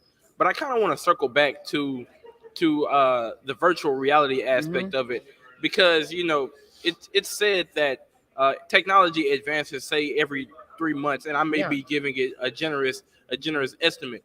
But, how did you guys over there, advance alongside technology, making sure that your stories were immersive and making sure you're checking all the boxes technology wise? Yeah, of course. Accenture is so incredible and gives us access to the latest and greatest tech, and along with the minds that are able to build it and use it in a way that can create experiences like this and allow people to come in expecting one thing and leave completely intrigued and kind of stunned by what they actually see. So what can seem like an everyday virtual reality putting challenge really dives deeper into the challenges that athletes face mentally and that they get to overcome to be the champions that they are. Right. And we're very, very fortunate to have Accenture really making all of this technology so accessible and so useful, because of course it exists. Of course it's constantly advancing, like you said, but they give us such an amazing opportunity to put it into action, to create something. And that's what's most impressive to me. Right. And it just brings the question to my mind, and you can almost give me your personal opinion on this one, because it's constantly said that artificial intelligence, AI, it can become, it's a fine line that has to be walked, right? So what is your opinion on artificial intelligence and the part that it plays in our current society? Yeah, I mean, I think that's a very layered question, and I think it's so important to make sure we obviously ensure that the ethics of emerging technologies are always at the forefront, and that people are always very aware of what they're doing with the technology, protecting themselves and protecting other people. Definitely. It's so incredible and it can be so useful. I just think that there should always be regulations in place to keep everybody safe and learning and productive with these types of technologies. Definitely. I can agree with that, because like I say, I'm not a tech expert by any stretch of the imagination, but like you said, we do have to keep an eye on the ethics of it and making sure that it's a fun experience, yes, but it also doesn't compromise any of our morals, so to speak. But one last question for the people at home, right? Because I had the chance to go out there, and it was an amazing experience over there on your side. And so for the people at home who may not have that chance to come out to the Chevron Championship and experience this, give them sort of a sneak peek as to what the story is about, what they can feel, what they can smell, what they'll hear. Without a doubt, it definitely starts off as something that many users might expect, being a virtual putting challenge, putt like a lady, but gets much deeper into what's going on behind the scenes, what's going on inside their mind, in their head, and what they can think about, all of the different obstacles and angles that have to go through a head before making that insane putt or that drive or that stroke that's really gonna set them apart from the pack. So it's unexpected, but it's really meaningful and it's really impactful, and we're really proud of it. Right, and for the people at home, let me tell you, I had the time to go over there, and when the backpack started beating, I feel like my heart started Your heart racing. beats out of your chest. Right, Yeah. so it's definitely an experience that I would encourage anyone who's here at the Chevron Championship, or may not have the chance to come, but I would definitely encourage them to dip a little bit into virtual reality, and especially here at Accenture. Without a doubt. Mr. Keith McManus, thank you so much for joining us today. It's really been an honor. We're wishing you well. I'm going to send everyone who I talk to come see what's happening over there. Thank you so much, and we tell them the same thing. We're so grateful to be partners. So thank you very much. Yes, sir. Thank you. This is Caleb Carter from KPVU-TV, and that was Mr. Keith McManus. Thanks for watching. Oh, I got chosen last for dodgeball and, or not at all. I remember I didn't make the cheerleading team. I was just a nerd. I love Scrabble, word games. Do not talk about that app again. Okay. Well, and somehow, I guess when I was about 17, my mom put me in competitive tennis, and I loved it. And I'm a little bit of a type A person, so I type A tennis. So about 12 years ago, my husband and I joined a golf club in New York City, and I was going to play tennis. And a friend of mine says to me, "You should play golf. It will change your life." And I was like, okay. So I go and I take a golf lesson, unbeknownst to me. And I have to say, the first time I hit that ball off the tee, I was hooked. And then, like I do most things, I type 8 golf. So I take a golf lesson a week and I practice. And something that is a thread that runs through my entire life, I believe if you're going to do something, you got to do it. And so there is a pursuit of excellence that I endeavor in all things that I try. And I think that that's a thread line that happens here with the speakers that you've heard. I don't know if you've sort of heard them talking, but there's this idea that if you're going to do something, to do it well. And I like to say there's no failures in life. There's only learning. But if I find something that I love, that I want to be involved in, then that's what I do. And so now I was actually listening to Peter's tips because I'm playing in my club championship on Tuesday. And I normally would have spent this week practicing and playing lots of golf. And I haven't really, I hit a golf club, but for work this week. And I've been listening because I know I'm gonna go and try to play as much golf as I can over the next 2 days. But I get really nervous in competitive golf because I didn't grow up playing a sport. So the first time I played in the club championship, I ended up in the bathroom in tears. I was a 35-year-old woman, and it was the golfers in here I made it all the way to the final round, 2 rounds of 18 match play. After the first 18, I was down 3, but now I've been playing golf long enough to know there's 18 to play, and it's match play, and anything can happen. So there's really nothing to be upset about. I was playing against somebody who had won it 10 times. And I just, I couldn't control my emotions. And so my husband comes on the golf course and he's like asking around. He's asking the head pro, he's like, "Where is she?" And he's like, "I don't know." So I'm at in the back restroom and he's knocking on the door. And I'm like, "Oh my gosh, I can't, you got to get me out of here. I got to get me." But here I am. I'm a grown woman. And I was trying something new. Everyone said I should try to play, and I did it. And I still push myself to play in the club championship every year because it makes me feel uncomfortable. It is not something that's natural to me. While I'm a good golfer, I'm not a great golfer, and I work at it, and I haven't been doing it since I was 7 or 8 or 9 or 10 years old. I learned it as an adult. So that's part of golf for me, is that it's super challenging. And I think that we talked about this yesterday. I really believe that there's a sweet spot between what you're good at and what you're trying to get good at. So the things that you're good at, like practicing the stuff that you're good at. So if you're a good writer, if you're a good singer, if you're a good chipper, if you drive the ball really well, practicing those things are great. But where you really want to practice is that level between what you're good at and what you want to be good at. So I want to be a competitive golfer. I want to be Peter so bad that I go out there and I work at it, and and I learn something every single time I play a round of competitive golf. I learn something about myself. So I'm going to have Quick Rage next week. It's a 3-day stroke play tournament. Short-term rage. Short-term rage. Yep. I'm not going to worry about the double bogeys because there will be some. If I'm behind a tree, I'm going to get out of trouble quick. I always look at a bad shot when I play a bogey or a double bogey. I always look at that as an opportunity to do something great.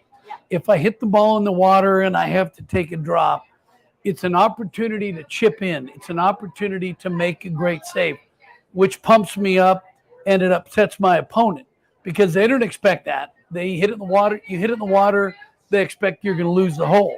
But when you don't lose the hole, it throws them off balance. That's grit. We were talking about this yesterday. You're going to meet a lot of people in life that have just innate talent. They're just good. And which is great. They're just born with, longer arms or leaner legs or some type of strange core strength, or perhaps they're like crazy Taller, flexible, they're taller, but let them have the talent. I'll take work ethic any day because I can outwork talent. And so can you. You can outwork where you were born. You can outwork your parents not necessarily being the wealthiest people. You can outwork not going to the best school. Your dad being annoying. Yeah, your dad being annoying. You can outwork not being the longest off the tee. You can't. But talent. A lot of people, they waste talent. I've seen it my whole life. They waste being the smartest person in the class. They waste being the tallest person. But when you've got grit and the ability to work hard, you can do anything. I'll take work ethic over talent any day of the week. Do you follow foot? Do you know what, when you come out of high school, there's 2-star, 3-star, 4-star, 5-star athletes. Do you ever follow that? When you go in to play college football or college basketball, you're rated with a 3-star, 4-star, 5-star. Yeah. A lot of these players that go to Alabama or Texas or all these famous schools are all 5-stars. But the ones that are 3-stars are always the ones that think they're 4 and 5 stars, so they work harder. Yeah. So a lot of these championship teams end up with players that are 3-stars. In other words, everybody's putting a label on you. You're not that good, so we're going to use these other players that are better. More championship teams are won with 3-stars than they are with 5 stars because it's that grit. I have good girls golf facts for you. You ready for this? Women, professional golfers, are better than the men at every metric from 150 yards in. Do you want me to say that again? So Peter and, I don't know, let's name someone. Lydia. They'll tee it off. Peter might be longer, but when they get to 150 yards, the game is the same and they're better. Think about that for a minute. I can practice 150 in all day. So my goal is not necessarily to be, that means they're better chippers, they're better pitchers, they're better putters, they get up and down out the sand more, they make more birdies, they hit it closer to the pin from that distance, every metric you can come up with. And I play golf with a lot of men because I like to talk a little trash out there. So the men kind of get into that. And when they're like feeling good about themselves, I love dropping that stat on them. Because what Peter said, and short game is something that you guys can go out and practice. And it has nothing to do with brute strength or anything else. It's literally a learnable skill. And they're the best way to get into a player's head, as Peter knows, like for them to be like a long hitter or a good ball striker. And they know that when you get to like 30 yards around that flag, that you're either going to get up and down half the time Are you going to be on and putt in for 2? That's a head game for them. So Jackie is also a lawyer. She's an attorney, went to Georgetown. We talked about 2 words yesterday, and I brought them up. She didn't know I was going to bring them up, but the one thing that Jackie has always been is an incredible leader. Now, I know all of you know what that is. Getting yourself out there. Tell us a little bit about your definition of leadership. Okay. But before I do that, can someone just throw out words of what they think is a good leader? Everyone just throw them out. You don't have to raise your hand. Yell them out. Resilient. Vision. Honest. Courage. This table. Anything good leaders in your school? Is that what you said? Passion. So it's really hard to see myself as a leader. I have to look in the mirror every single day and kind of give myself a pep talk. I mean, I had a pep talk today before I came out to talk to you. This was, I have taken an unconventional route in life. So yes, I went to law school, but I've worked in philanthropy. I practiced law for about 10 years. I represented entertainment companies, and I was an entertainment lawyer, which is just a fancy word for I was a deal lawyer. And then I decided that I really wanted to make the world a better place. And so for the last 15 years, I've worked in philanthropy. And so that's a lot to tell somebody. So when you're at a cocktail party and people say, well, what do you do? My friend Kim McHugh here, who's one of the most senior women at Chevron, she's got a really good answer for them that makes men stand up. My husband last year was like, she's got a big job. But I don't have a title. So in the world that I operate in, that makes me feel a little bit uncomfortable sometimes, even though I know I'm doing the good work. So for me, leadership is really about my favorite word. And someone here said it, courage. I grew up, I told you I wasn't an athlete growing up. I'm the least likely person to be sitting here. But growing up, I loved words. I do, still today. I love words. Another word I love is palpable. I love a word that's sticky on your tongue, that you've got to work really hard to kind of understand, and it really captures emotions. And courage is one of those words. And so every single day, as a 46-year-old woman, I'm happy if you tell everybody you met a 25-year-old today. But I, as a 46-year-old woman, I try to be courageous. I really do. And here's the reason why. So I feel like you might be the youngest person here in the blue skirt. How old are you? 10. 10. Is anybody younger than 10 here? Okay, so 10. So 10 right there. 10 right here. Right there. That's McKinley. I met her earlier today. So I think we ask young people to be brave and courageous every single day. I think we demand a lot of you. Society, your parents, your teachers, your coaches. We ask you to try new foods, make new friends, try new sports, new shots. We ask you to go play tournaments and go into classrooms and learn new things that you're not very good at. And then suddenly you're gonna get this. You're gonna get to college, and they're gonna tell you to choose a major. You're gonna get really good at that major, and then you're gonna graduate, and you're gonna try to get good at that job. And suddenly something really strange happens. I have a dirty secret to tell you. Adults then stop doing new things. They only surround themselves with people that think the same as them. They only take jobs that sort of they're comfortable in, that they get really, really good at. One of the best conversations I had all week was with Kim. Kim just took a new job with a whole set of skill set that is pushing her, and she could not be more excited about the challenge.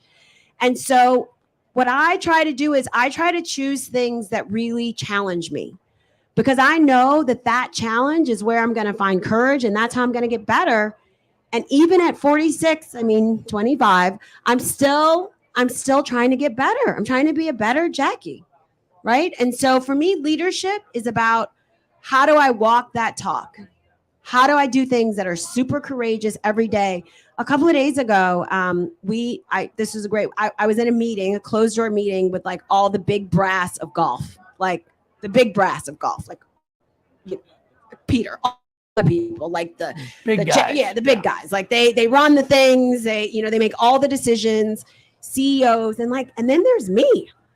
I was one of 3 Black women in the room. One of them was an intern, and I was probably the youngest woman in the room. But I had a voice. I have a perspective because of that.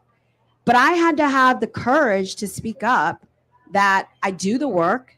I'm curious. I'm well-read. I'm in the trenches of this work daily. So if we're going to have a conversation about how do we attract more minorities, more people from neighborhoods that don't look like who's playing golf right now, how do we get them involved in golf? And how do we make sure they stay sticky with golf and stay with it? I'm your girl. I'm the one you need to be talking to. And so while the big brass was in the room, I have to be confident and have the courage that I have something to add to the conversation. So, a leader is just a fancy word for somebody who's trying to figure it out and push themselves to do better. And that's how they're trying to get their team to do that as well. I think a leader also listens to others. Yes. Leaders aren't people that make decisions and do it unilaterally. I'm just going to do what I want to do. That's not leadership. And I know you probably think your parents don't listen to you enough, but leadership is taking all opinions and considering. Now, obviously your parents they want the best for you, as we said earlier, but that's the most difficult thing about being a leader is taking everybody's opinions in consideration and doing what you think is best for the group, not just for me, not just what I'm going to do. You have to have everybody's opinion. And Also that's respect of other people's respect of their opinions and respect of teamwork. I mean, we are, in a lot of ways, what you see here in this tournament is a big organization that's been around for 70 years. But I mean, Nini and Dwayne, we talk about this. In a lot of ways, we run very grassroots, right? We're trying to figure things out. I mean, we are the little engine that can around here. And so a great example is we want to build a database that captures all of your names and the tournaments that you've won, where you're in school, who your parents are, so that when we're talking about sort of the pipeline of golf, which is that we've got resources where we can reach back and find you. And we want to do that nationally. And so as a team, we were on the golf course 3 days ago, riding around the cart, talking about that. I then came back here and talked to Glenn and was like, do you think A, B, and C could help with that information? We then talked to him. Like, it's also being a leader is super collaborative. And a lot of times I feel as though my role at the foundation is really about finding opportunities, creating them, and then going out and talk to the people that I know that are really smart and can make things happen and trying to connect the dots. And the worst thing ever is when you've got a leader that doesn't want to be collaborative and thinks that he or she knows everything. That's the worst. That's the worst. Is Jihei, I don't know, is she still, she's over there. She's getting a little The cough. real impressive thing about Jihei is that she did push herself and she's moved in all these directions, but she's still in the big bubble of golf. Yeah. She's worked for Top Golf, player representation. She played, she's created a golf app now, but it's all in the big bubble. And that's kind of what this piece is. In the game of golf, if you love it and you want to work in it, there are so many ways you can go. And I've always thought that unless you're learning something, you're going backwards. Unless you're trying to make something better, you're regressing. And that's the key with every organization. I'm a member of the PGA Tour, and when Live Golf started, you know what Live Golf is? Uh-oh. When Norman started that Live Golf thing, they have every right to exist. Down the dark side. No, I don't look at Live Golf as the dark I'm just side. kidding. No. Those players use the PGA Tour platform to win the British Open, the PGA, and that allowed them, for this group from Saudi Arabia, to basically retire from PGA golf. Yeah. And they've done that. They have every right to do that. But when the Live Golf came along, it forced the PGA Tour to make some changes. I don't think that's a bad thing. No, the minimum. I mean, so one of the things that we talk about a lot on our side, on the foundation side, and as a industry is I think we can all agree that we have some of the best athletes in the world playing golf right now on the golf course. And it's no secret that they're not being paid what they should be paid. So there's something in our world, I'm going to try to sort of bring it down, something just across the board between men and women. It's called pay equity. And there's a gap between, there's all these studies that show that a man and woman can do the same job.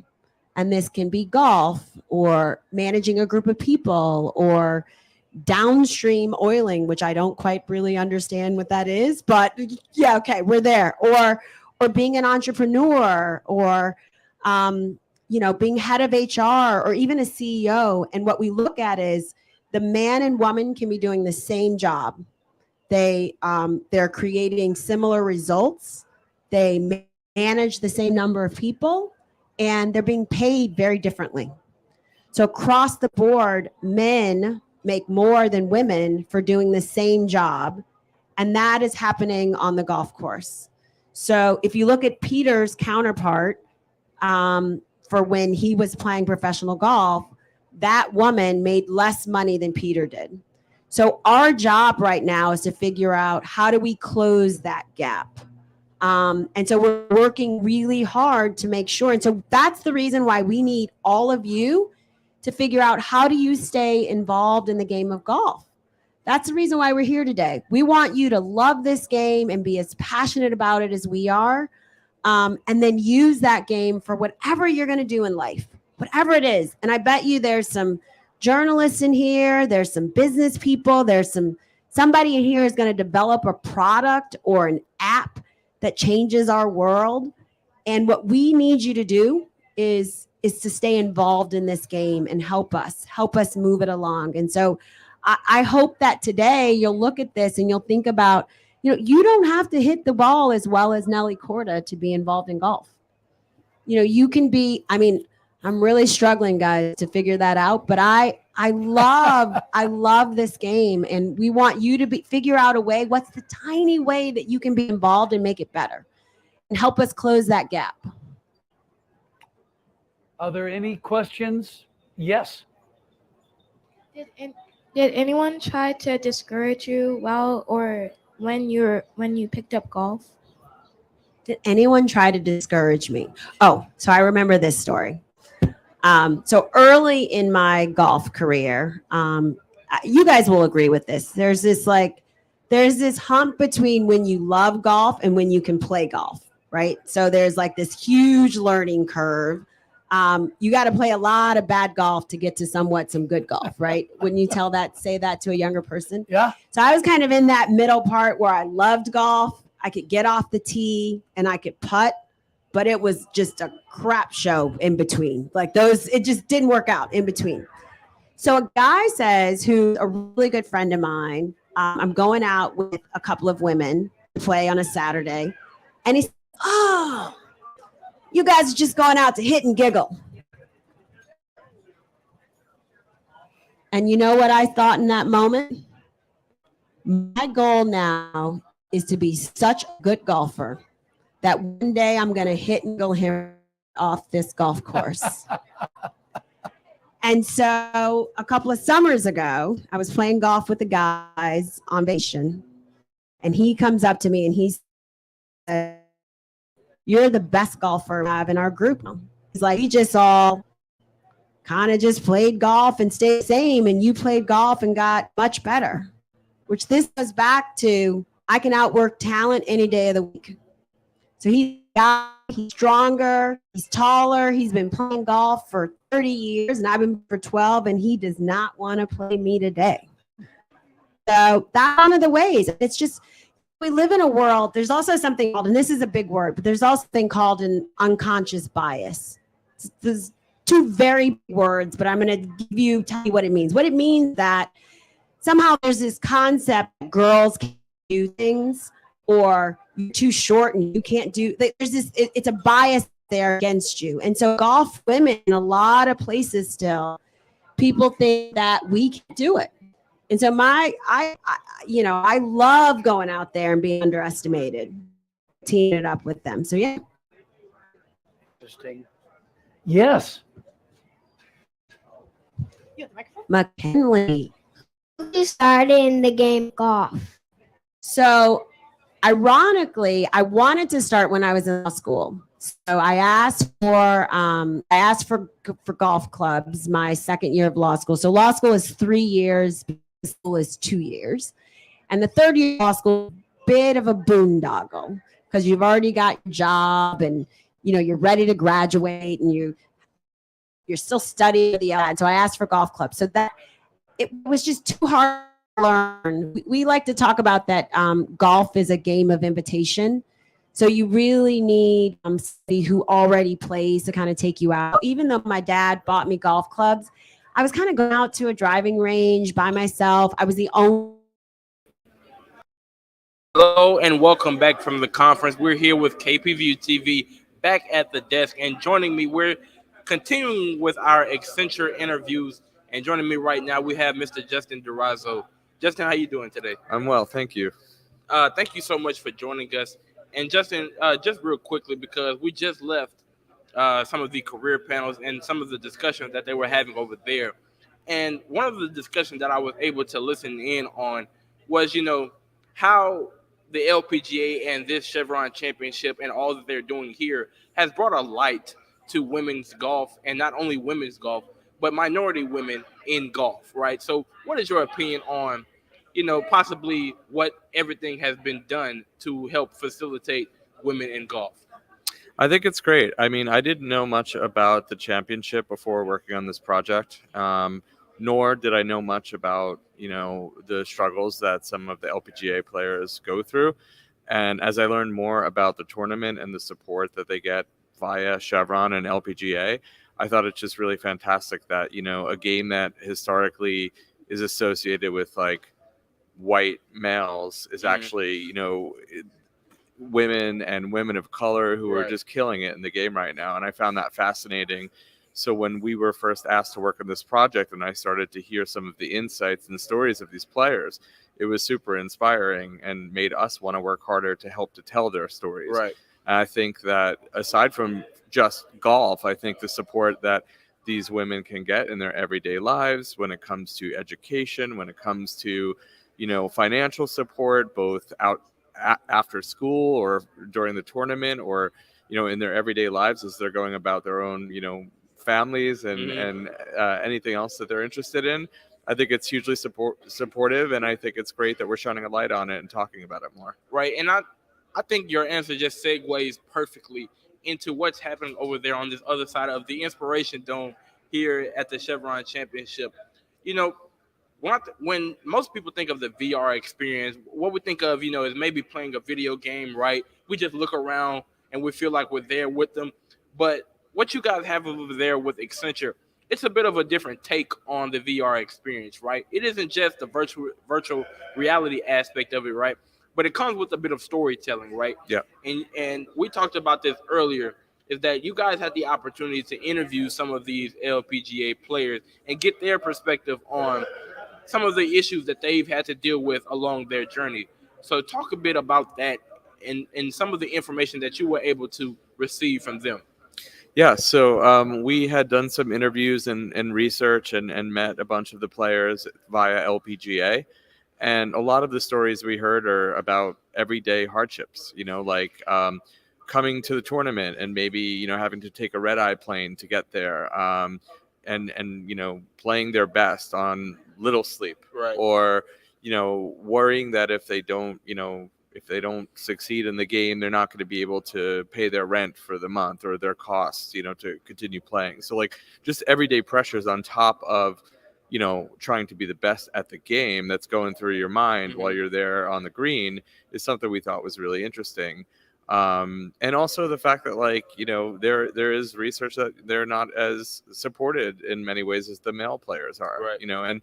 And that's a story that is, transcends the game of golf. I mean, it's just, women in society having to deal with that in multiple different careers. And so for us, we really wanted to find a way to get that message out.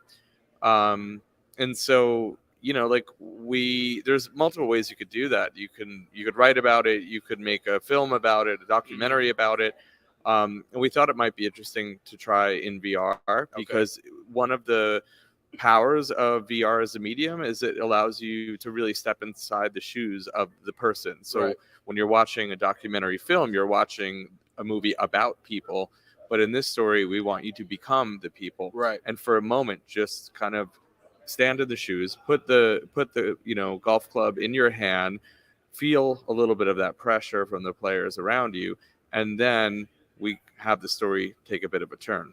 Right. And before you came on, I got the opportunity to talk to one of your partners, Mr. Keegan McManus, and one thing that he stated was that it's a true immersive experience, right? And I had the opportunity to go over there, and I can definitely co-sign that sentiment because for the people at home, like I say, it's not your regular virtual reality experience. It isn't just you put the goggles on and you look around, right? You put the headphones on, you put the backpack on, you begin to smell some different things even, right? So like you said, you really get to become that person, feeling that pressure that comes with playing the game of golf. And going along with that, right? Because as we know, golf isn't just a physical sport. It's a very mental sport. Yeah. So, and going along with this storyline, what were some of the mental anguishes that some of the players, told you guys in your research? Yeah, I like, as I mentioned before, we got a lot of the flying not first class, in a aisle seat or in a middle seat on a red eye trying to get to a tournament. We've heard stories of people that like not the best accommodations in terms of where they've stayed in previous tournaments, sleeping on a couch, sleeping on a floor. Those things are like you would not associate with professional athletes who should be taken care of and have a trainer and massage therapy and get 8 hours of sleep and proper nutrition, and a lot of these things just aren't all that funded right now. And so I think that was really surprising to us because they're doing it in spite of all of that. They're doing it in face of all of that. I think that was one thing. There was also sort of the recognition that they're not as respected as some of their male counterparts. And in the experience, you might hear some of the male characters in the crowd shouting, comments like, where are the real players at? Wow. Or where are the guys at? And so we threw all that in there. We had a bunch more that we recorded because we really wanted to kind of make you feel what it's like to be in the spotlight while being under that criticism, while still trying to tune it out and just play the best. So I think we try to incorporate as much as possible into that. And Right. And like you said, you got some of the screaming fans, so to speak. I know you guys had quotes in there, like you said, inspired from some of the LPGA players.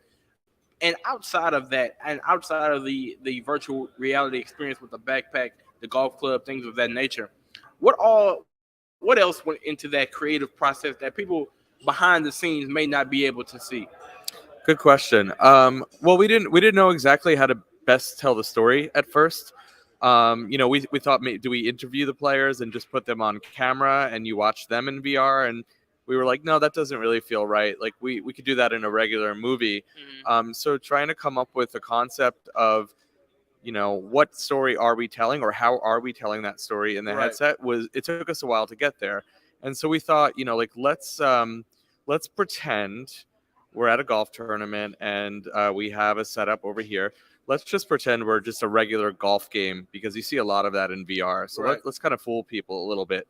And even the name of the project is called Putt Like a Lady. Okay. And we're kind of being a little bit ironic about that. We're being a slightly condescending in the way that we say that. And when you walk into the experience, we wanted people to just feel happy and like overly optimistic and, think you're just going into a golf game.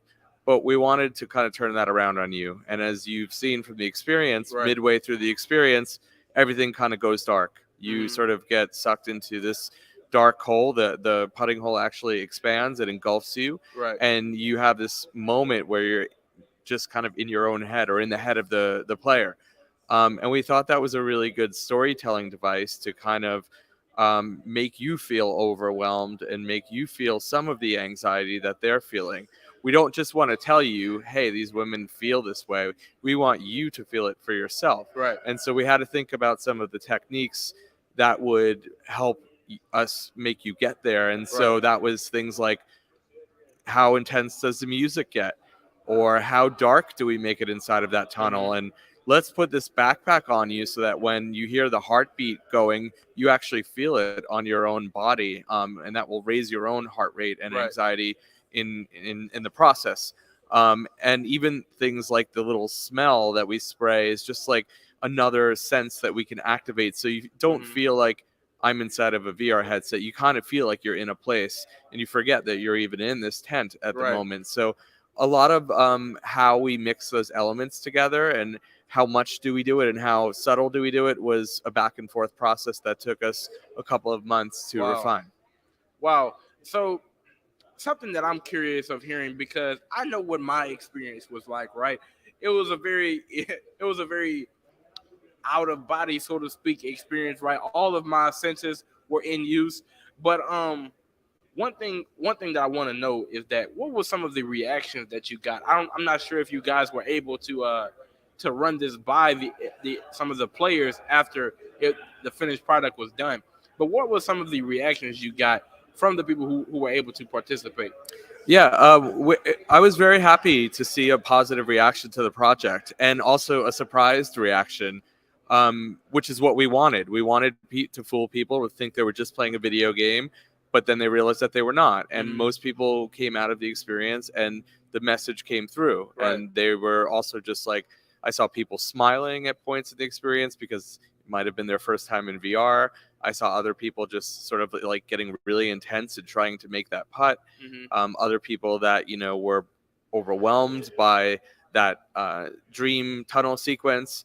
And when people came out, we've been asking everyone like what they thought, what they felt, and most people liked the experience and they liked the fact that it was unexpected and that it felt a bit theatrical. And we also got a lot of positive responses to things like, the headphones and the vibrations and the smell, because those all just kind of help you get there. And smell activates our memories more than any of the other senses. So we thought that would be interesting elements to play with. Yesterday, we even had some NFL players on site here. Really? And that was interesting to see their reaction, because they're big dudes and they came out, and it was nice to see them and hopefully, help them as allies and advocates for their counterparts to get that message told as well. Right. And kind of going back to what I mentioned, because you mentioned it as well, the smell that is used, the backpack, the golf club, the headphones, all of it, right? And you and I talked a bit about this earlier, right? Because my first experience with virtual reality, it was still in its early stages. I want to say it was around 2017. We had the goggles, but you use your phone, right, to actually go into that virtual reality. So what is your opinion, on the way technology has advanced and, how you guys have kind of made sure that your technology has continued to progress alongside that? Yeah, sure. I've also been following the virtual reality space since around that same time. And, technology in the past few years, especially, is just kind of like this exponential curve, and it's moving so fast, especially in the past few months with things like artificial intelligence. So my job has always been to kind of stay on top of the latest trends in technology, but also figure out how could we use that in a story that we're trying to tell? I don't want to just use a new piece of tech for the sake of it. We had a story here that we wanted to tell, and we thought, well, let's use the best headset we can get. Let's, make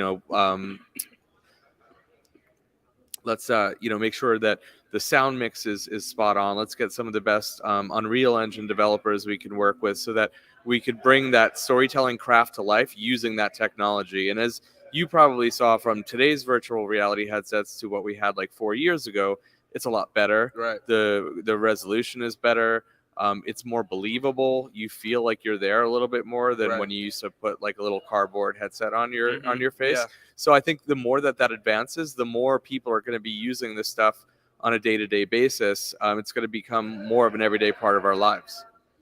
Right, and that's really so awesome because, like you said, technology is steadily advancing, and you guys having the wherewithal to, advance alongside the rest of the world. Because, like you say, it's an immersive experience. You have to make sure that you're activating not all five senses, but making sure you're doing it effectively in a way that is appeasing to the participant, right? Because oftentimes, when you smell something weird or you hear something weird, you can become overstimulated. So it's a kind of a fine line that you guys walk.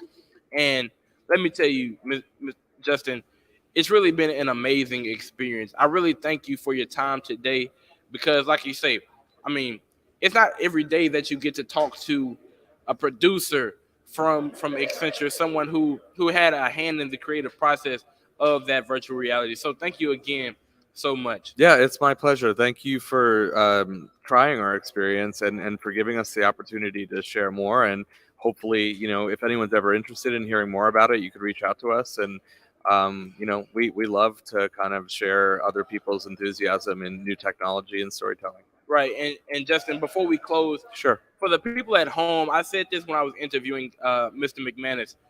For the people at home, if you ever have the opportunity to come to the Chevron Championship, make sure you stop by the Inspiration Dome and go to the other side. Come watch us at Prairie View, but go to the other side for Accenture and dive into that experience and all that they have to offer.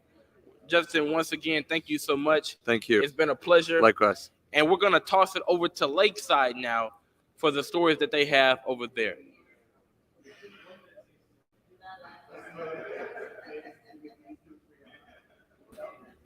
Welcome back to the Lakeside. I'm Jay Lockhart. And I'm Elijah Davis.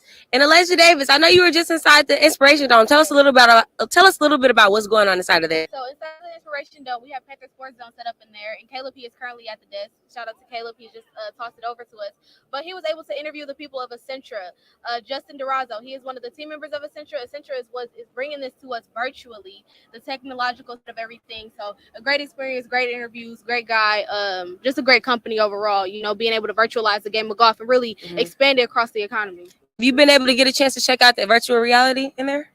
No, I have not yet because I've been mostly, on the other side of the Inspirational Dome. However, I will at some point though to check it out for sure. I'm gonna definitely go inside there too. We also got some great interviews out here. We have some junior golfers from high school that's here today, so we're gonna get a chance to talk to them a little bit, see how they feel to be at a professional championship as they're in high school and see how it can inspire them. Yes, for sure. I think that's very important, to see the levels that they can go to. You have the NFL combines, high school players are able to go to those. So this is kind of like that, in the game of golf. So definitely inspirational. I understood that you interviewed a few ladies earlier as well. So, they're thinking about their future in the game of golf. I also interviewed one of PV's very own, Iman Abraham. She's a graduating senior at PVAMU and she's on the golf team. So we're able to talk to her a little bit. So that's definitely going to be something to check out. Yeah. I know that behind us, they're actually getting ready to approach the 18th hole. So that means that their game is coming to a close. Yes. So yeah, it's definitely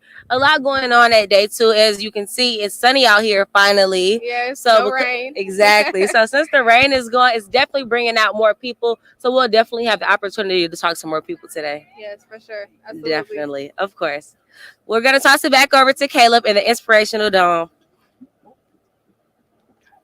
But before we do that, Hello, my name is Stan Hamilton. I'm a senior psychology major here at Prairie View A&M University. How has the honors program impacted me in my collegiate career? The honors program has given me plenty of opportunities.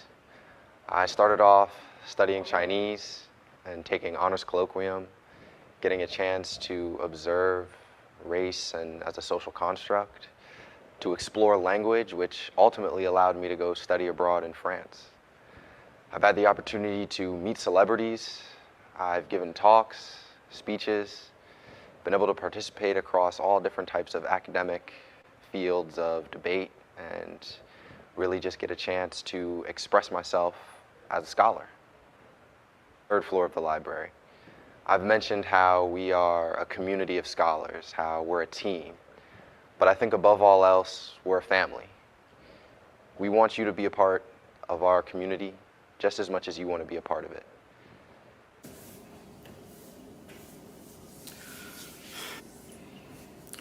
Testing, new tripod, nice and lightweight.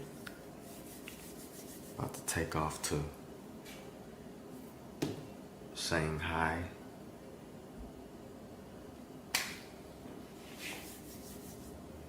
Here we go. Passport ready. TV honors going global.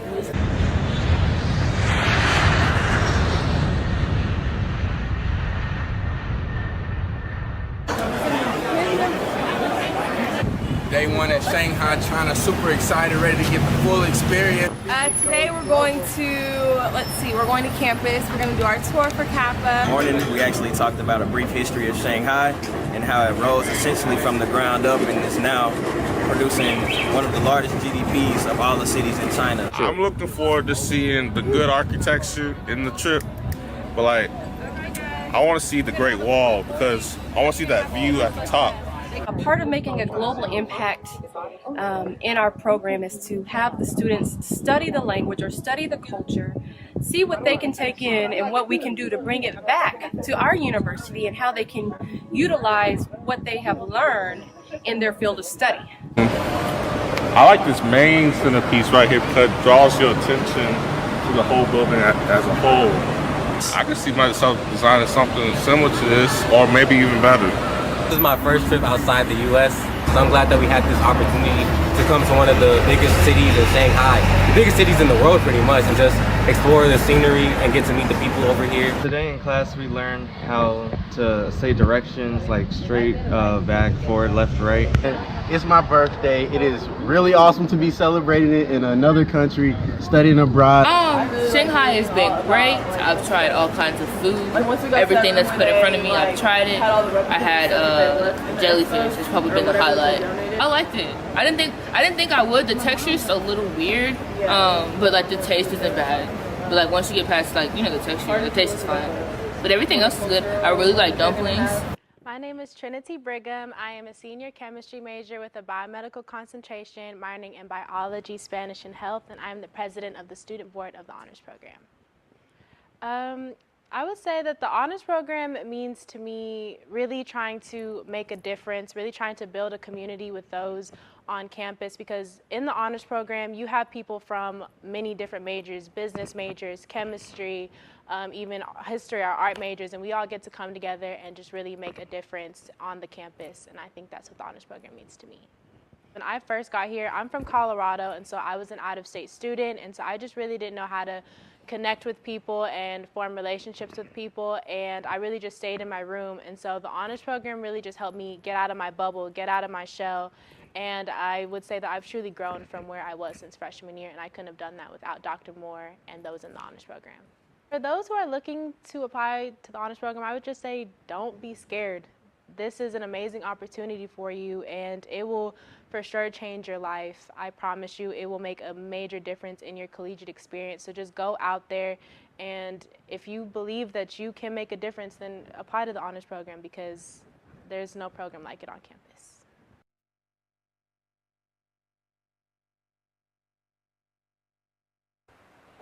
Hello, my name is Stan Hamilton. I'm a senior psychology major here at Prairie View A&M University. How is the honors program impacted?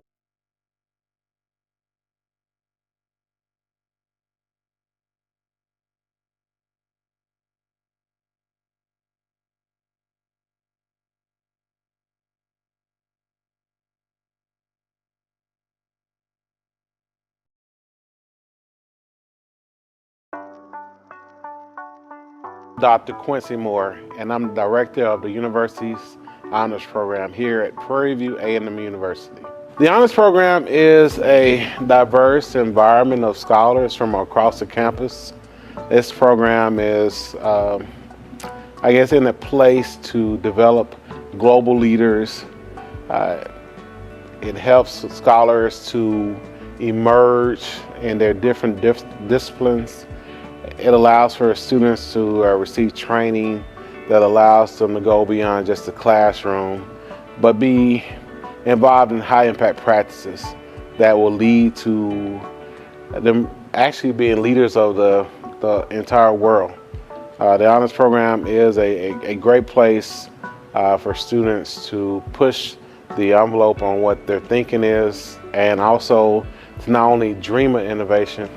As far as the honors program, to me, it's being able to be around the students from the different areas on campus and allowing them to go after bigger goals and achievements, from national competitive awards to discipline-related awards, to just being able to achieve their dreams they set forth before they came to college.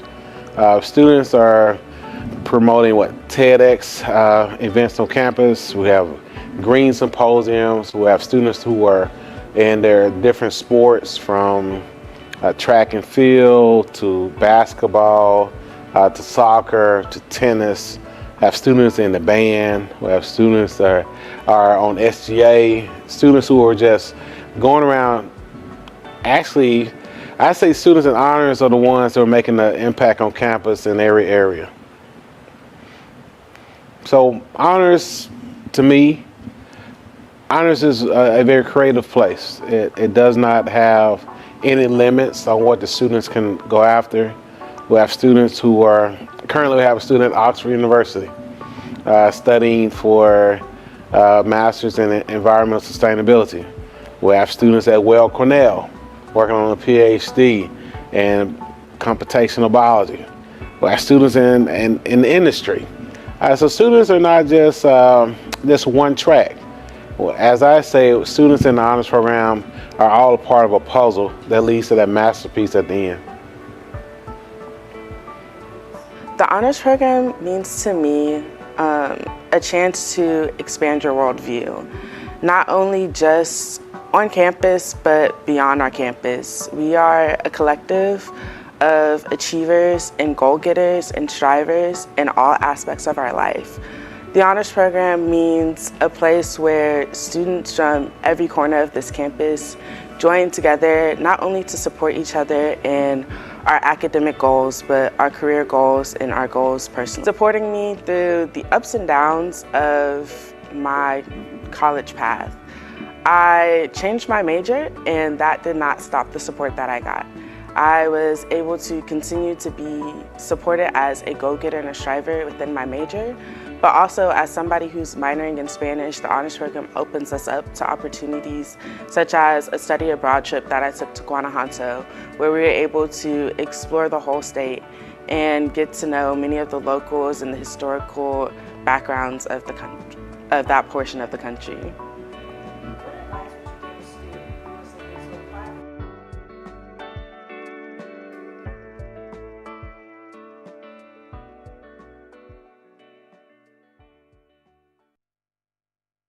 SWAC earlier this week or last week? Yeah, we got in Wednesday night.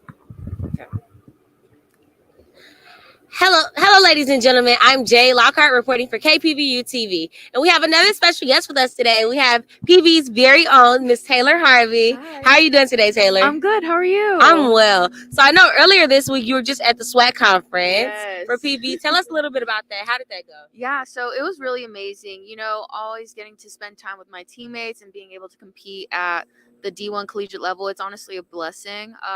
It was in Jackson, Mississippi. We played at this course last year as well, so it was a similar trek. It was a lot of fun. You know, even though we didn't get the championship, I still feel like we're the real winners at heart. So it was a great way to finish out my senior year. Definitely. I love that for you. I'm also going to do a little quick mental health check-in because like you said, you were just in Jackson, Mississippi, and now you're in the Woodlands. You really haven't had that much time to rest. How do you feel? How do you feel, honestly, mentally? Okay, to paint the picture, I did have to stop and get a Red Bull this morning, but you know, it is what it is. Like I said earlier, I'm just really grateful for the opportunity to be here. You know, as a college golfer, not a lot of people can say that they have this opportunity, and the fact that KPVU-TV is here showing out, it's amazing, and I can't believe that I get to represent this amazing school. Yes, and I know you're also a part of KPVU-TV, correct? Like I guess unofficially, but officially. Yeah, because you be covering golf. So what is the significance, do you believe, as women in golf? You know, this sport has historically not been really open to women golf. And in our senior capstone class with TDV last semester, I talked a lot about that in my senior research paper. I think this tournament and the fact that they have so many major championships, it's really opening doors for women and especially women of color. And I hope that as time continues to progress, we'll see more people like me and like you out on the golf course. Definitely. I know that we also have a lot of junior golfers here today, and I know that you actually have one with you.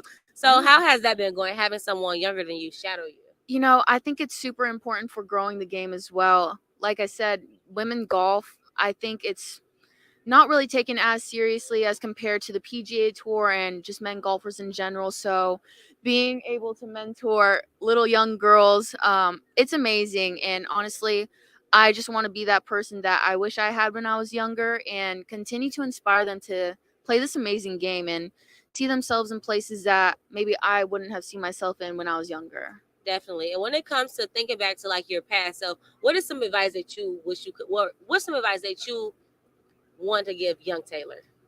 I would say practice more. Practice more. I think being very disciplined in the sport is very rewarding, and you put in what you get. So I think I would have taken my dad's advice more seriously as well and just really appreciated the time that I have out here and enjoy my youth and enjoy the benefits that this game will give you if you allow it. Definitely. And I know that you're also a graduating senior, right? Yes, First, ma'am. I want to say congratulations. Thank you, and congratulations to you too. Thank you. So being that you're about to approach graduation, is golf still something that you see in your future? Yes, golf has been a huge part of my life. I've been playing since I was 8 years old. Got started within the first tee of Phoenix, where I'm from. And I think that there's definitely been a calling in my life to be in this environment. And I mean, I always say this, my favorite color is green, and we're surrounded by greenery everywhere. I also have my own blogging website that specializes in talking about Native Christian women golf. And I think that I could use that tool as a vessel to further my career in writing and maybe see myself in the LPGA environment and working to continue growing the game. Definitely. Yeah. What's one piece of advice that you want to leave our viewers with today, Taylor? I would say never give up. I know it's very easy to want to quit, think that you're not good enough, but it really takes a lot to dig deep, but everyone is more than capable of doing that. And I would say finding a go-to person, especially during those rough times, whether it be on or off the golf course, and just really trusting and having faith that you are where you're supposed to be. Definitely. So when it comes to having like that right person, do you feel like you have the right people in your life that you can confide in when it comes to your personal life and then your golfing life? Definitely. I would say my family has been an amazing support for me, and I am blessed to be a part of Prairie View A&M's women's golf team. So my teammates are definitely a shoulder to cry on. You can depend on them for anything. And just the professors and the coaches that have been fortunate to me, and just having a lot of people that support me, and even the people that I'm not close with. It's all about establishing a good circle around you, and most importantly, God, and having Jesus in your life. Exactly. I think that's very important. Definitely. Well, y'all heard Miss Taylor. Keep God first, and I want to wish you the best in your future. Thank you so endeavors. much. Again, I'm so proud of you. Thank you. Thank you so much.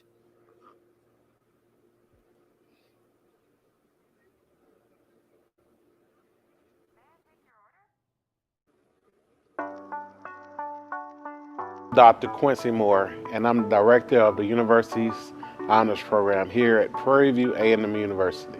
The honors program is a diverse environment of scholars from across the campus. This program is, in a place to develop global leaders. It helps scholars to emerge in their different disciplines.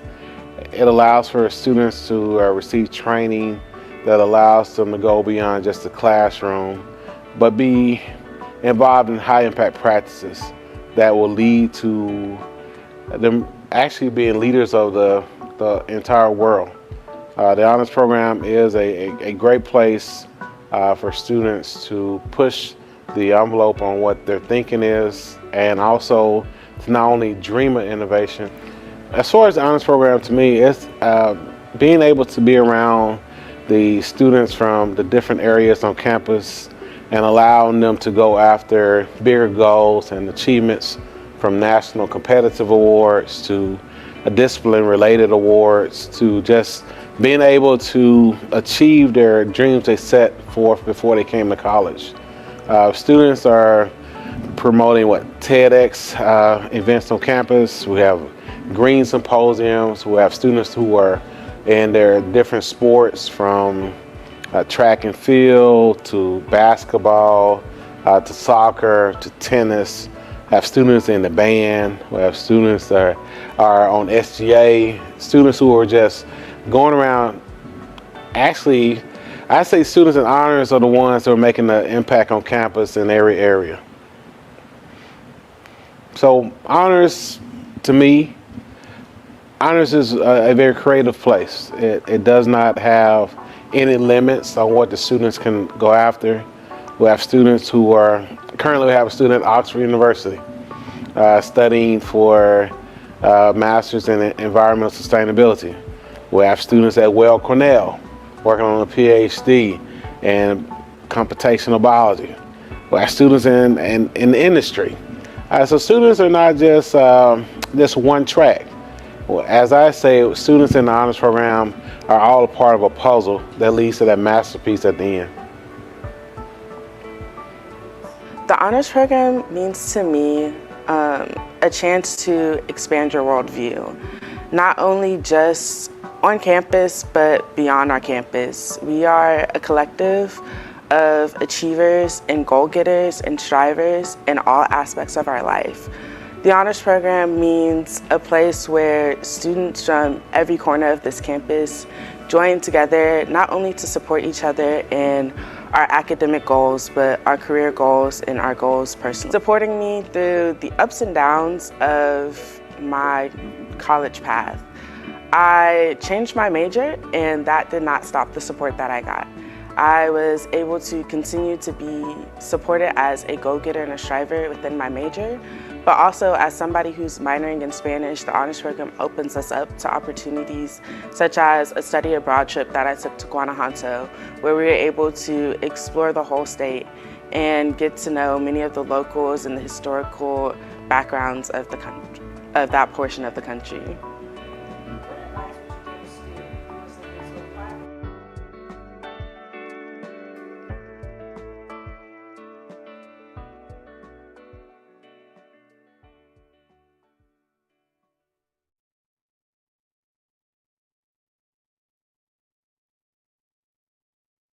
KPVU-TV. As you can see, we have another very special guest with us today. I have Miss McKinley Fields. How do you feel today, McKinley? Good. You feel good? How is it being in this type of environment, being at the LPGA? Good. It feels good. Yeah. So, are you a golfer, McKinley? Yes.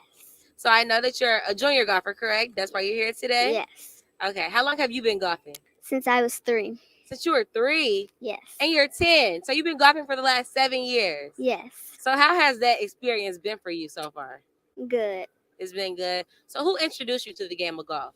My dad. Your dad? He golfs as well? Yes. Yeah.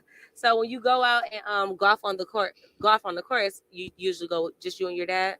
And my sister. Your sister golfs as well. She older than you or younger? 14. She's 14. And she's been golfing for a long time too? I think she started when she was 7. When she was 7. Okay.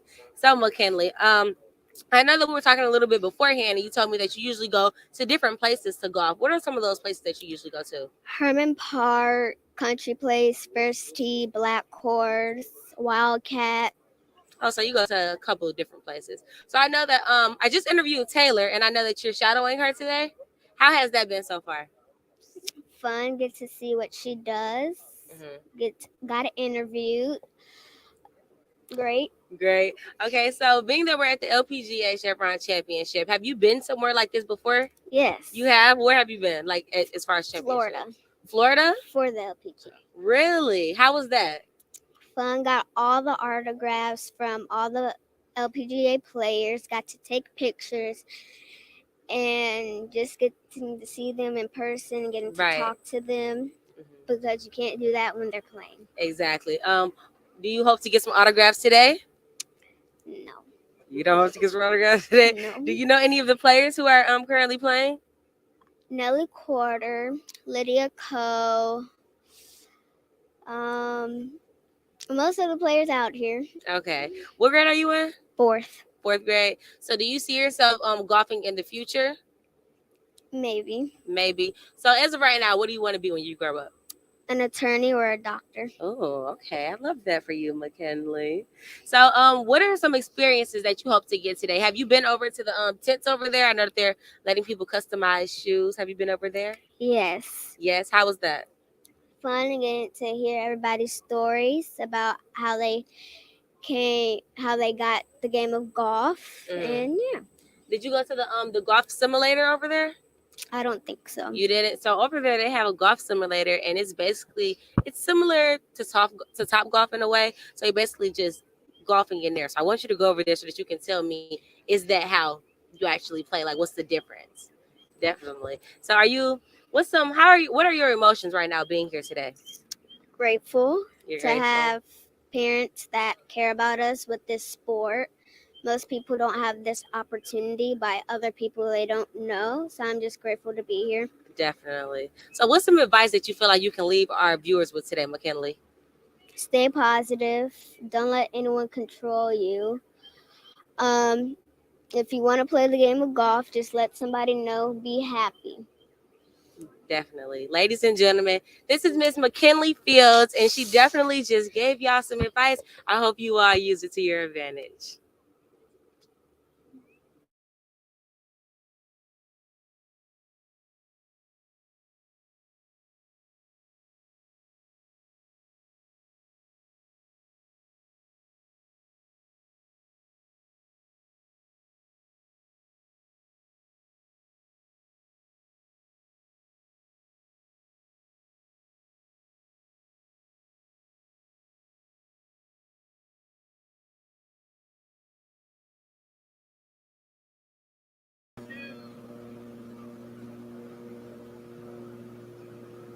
Hello, ladies and gentlemen. I'm Jade Lockhart reporting for KPVU-TV.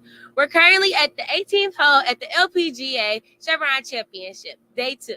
As you can see, we have some very special guests with us. We have the David sisters. So to my left, we have Valerie, Camila, and Juliana. How are you guys doing today? We're doing good. You're doing good? Yeah. Is this your first professional golf tournament? No. What other ones have you attended? We've gone to the Houston Open. The Houston Open. Do you girls golf? Yes. Yes. How long have you been golfing, if you don't mind me asking? Starting with Julia. I've been golfing since I was 7. Since you were 7? I've been golfing like 7+ years, probably. 7+ years. Since I was 7. Since you were 7. So being the big sister, Camila. Yeah, I was right. So how has it been? Do you help your sisters? How do you feel like you help them when it comes to golf? I give them tips because I feel like I know more since I've been playing for longer.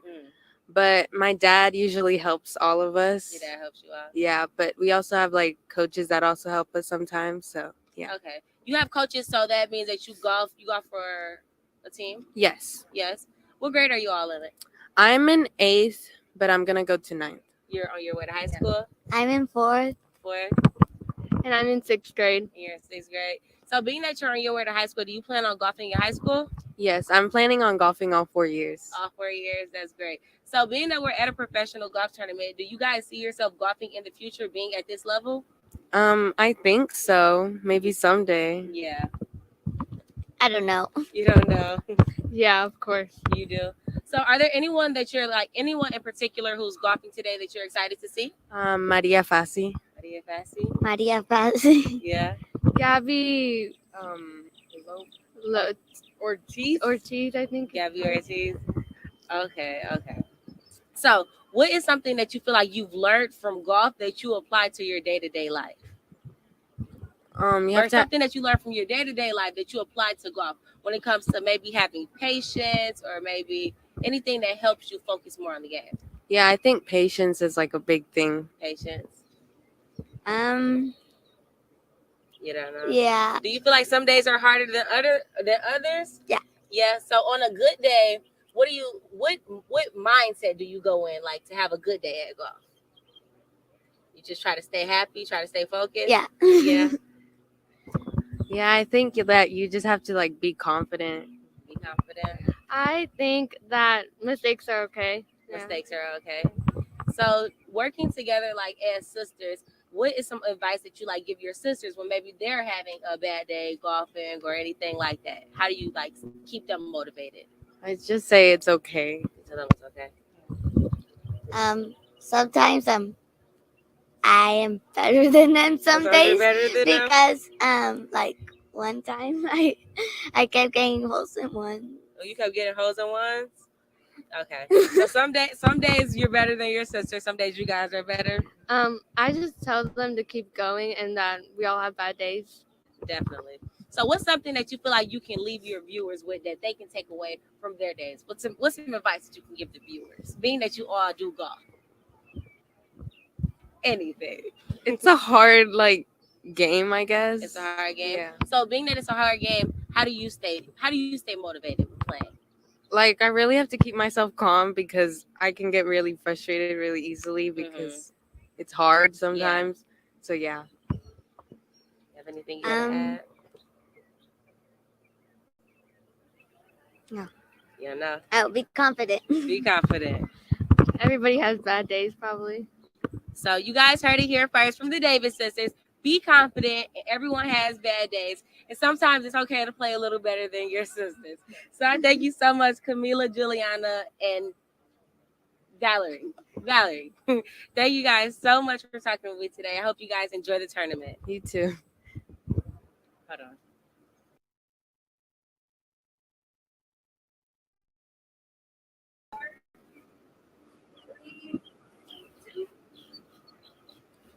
Hello, ladies and gentlemen. I'm Jay Lockhart, reporting for KPVU-TV, and we're here at the second day of the LPGA Chevron Championship. As you can see, we have a very special guest with us today, and I'm so excited to interview her, Miss Iman Abraham. Hey, Iman, how are you doing today? Hey, I'm doing good. Thanks for having me. Of course. So, Iman, I know that you're a graduating senior at Purdue A&M University, and you're also on our golf team. Yes. So, how does it feel for you to be a woman in golf and to be here at the championship? I am truly just honored and blessed, really, to be here. I've always wanted to be at an event like this, and I've been to a couple of other professional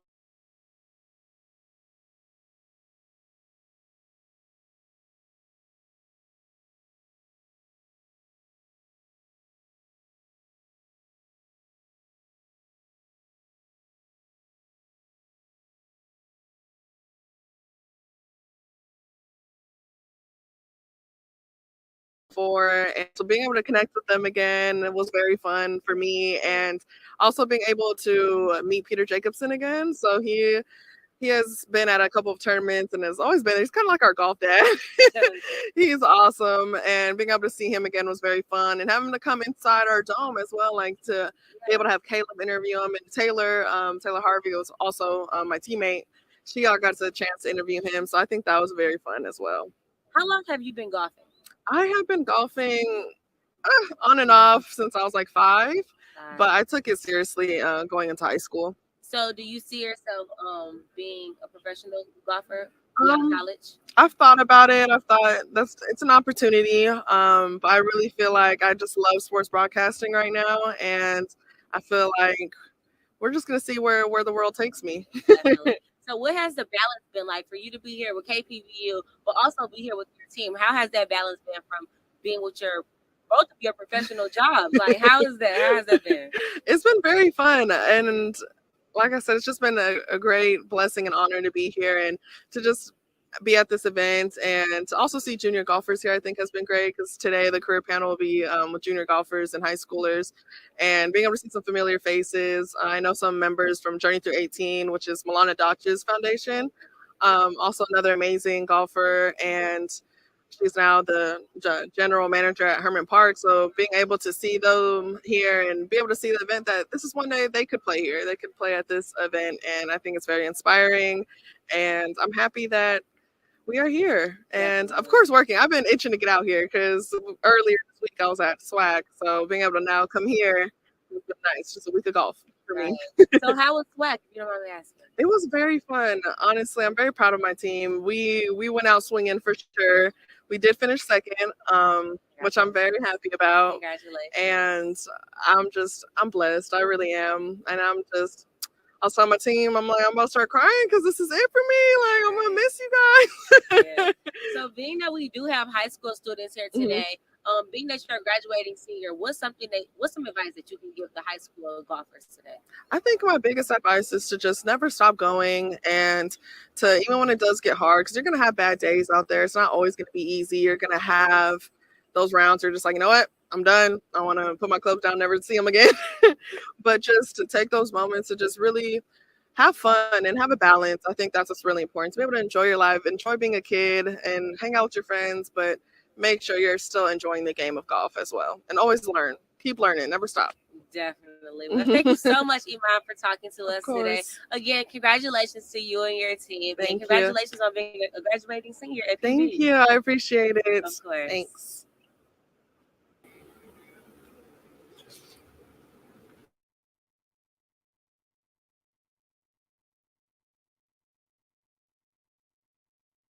We have another very special guest. We have Dr. Fanny Hawkins. How are you doing, Miss Hawkins? I'm doing Dr. great. Hawkins, I'm Any sorry. day on the golf course is great. Any day on the golf course is great. Now, Dr. Hawkins, I know before our interview, we were chatting a little bit, and I know that you teach at another HBCU here in the state of Texas. Tell us a little bit about that one. I do. I teach in the College of Pharmacy and Health Sciences at the Texas Southern University. Now, y'all know us Panthers. Y'all know how we feel about that squad. But we're going to do some HBCU loving today. So shout out to Texas Southern University. So how long have you been teaching, if you don't mind me asking? I've been teaching in the College of Pharmacy and Health Sciences for the last 30 years. 30? Yes. Wow. And it's been at Texas Southern? It has been at Texas Southern University, yes. Now, being that you've been teaching for the last 30 years at Texas Southern, when did you find time to start golfing? Ooh, during the summers, because sometimes I take the summers off. So I picked up the sport in the summer of maybe about 8-9 years back. And it is very addictive. It's very calming. It's very soothing, and it's also very competitive. So I love the game. Mm-hmm. So what made you start golfing? Looking for something additional to do in terms of staying active and staying out there and being outdoors. I love to be outdoors because I'm from the country. Okay. Born and raised in Baldwin, Louisiana. And I play with a group of ladies called the Women on Par. Okay. That group is led by Miss Diane Thompson. And she's put together a group of 25, 30 ladies, just women. And all we do is go out and have a good time. Are you all out here today? There's about 10 of us out here volunteering today. Okay. Is this your first time being at the LPGA Championship? Yes, it is. So we are very excited to see the women play because we always volunteer at the Houston Open, what used to be called Shell Houston Open, but it's now the Houston Open out of Memorial Park. Mm-hmm. So we were very excited to be able to see some women playing today. Definitely. So you've been here. Today's your first day of volunteering here? Yes, today's my first day reporting to camp. As a matter of fact, I have to report in about 10 minutes. In about 10 minutes, so we're gonna get you out of here. Have you been able to stop at any of the vendors here? I went through the merchandise tent. They have some really nice, very nice attire for women. A lot of pink stuff. So yes. Yes. What do you feel like is the importance of highlighting women in golf? Well, we have so many younger ladies coming up, and they need to be able to see that women can also play the sport of golf. So we also volunteer with some of the high schools locally in Houston, in the Houston area. We help those young ladies to actually get equipment, get clothes so that they can look presentable and feel good when they're playing golf. Yes, I don't know if you're aware, but today actually there's a lot of junior golfers here that's from high school. Did you know that? No, I didn't know that. Yeah, so two of our players from PVAMU's women's golf team, they actually have 2 young ladies shadowing them today. Oh, that is perfect. Yes, we just did an interview with one of them. So I must ask you, what do you feel like the significance of having, today we have KPVU-TV here reporting, what is the significance you feel of having HBCUs covering events such as this one? I think it's fantastic. It gives you all the opportunity to get your hands wet, get you to interview some people and get some experience. So I think it's fantastic that you all are actually doing this at this kind of an event. So you all need to come out to the Houston Open also. Houston open. We definitely will let our viewers know that. So, Dr. Hawkins, what is one piece of advice that you want to leave our viewers with today? I know you have other engagements that you have to cut to. Well, representing the HBCUs, Prairie View A&M, Texas Southern University, I think you all are just excellent role models for our kids that are coming up. So if they can see some of this on YouTube or Facebook or on Instagram, see what you all are doing, I think they'll be a little anxious to come and want to do some of the same things. Definitely. Definitely going to let the junior golfers here to know about some HBCUs because HBCUs, we're not always in the forefront. So I do like that now we're starting to get more opportunities to be out and to be covering such events such as this one. So definitely shout out to Texas Southern University and shout out to the illustrious Prairie View A&M University. Thank you so much, Dr. Hawkins, for stopping by and talking to us today. I appreciate it. Thank you. Can I shout out to the TSU golf team who just won the SWAC golf tournament? Yes, congratulations, you guys. This is Jade Lockhart for KPVU-TV. Me in my collegiate career. The honors program has given me plenty of opportunities. I started off studying Chinese and taking honors colloquium, getting a chance to observe race and as a social construct, to explore language, which ultimately allowed me to go study abroad in France. I've had the opportunity to meet celebrities. I've given talks, speeches, been able to participate across all different types of academic fields of debate and really just get a chance to express myself as a scholar. Third floor of the library. I've mentioned how we are a community of scholars, how we're a team, but I think above all else, we're a family. We want you to be a part of our community just as much as you want to be a part of it.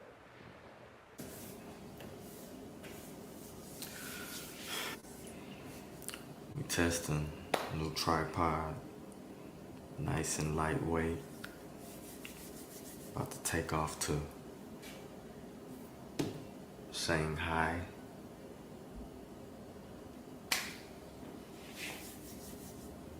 Here we go. Passport ready. TV honors going global.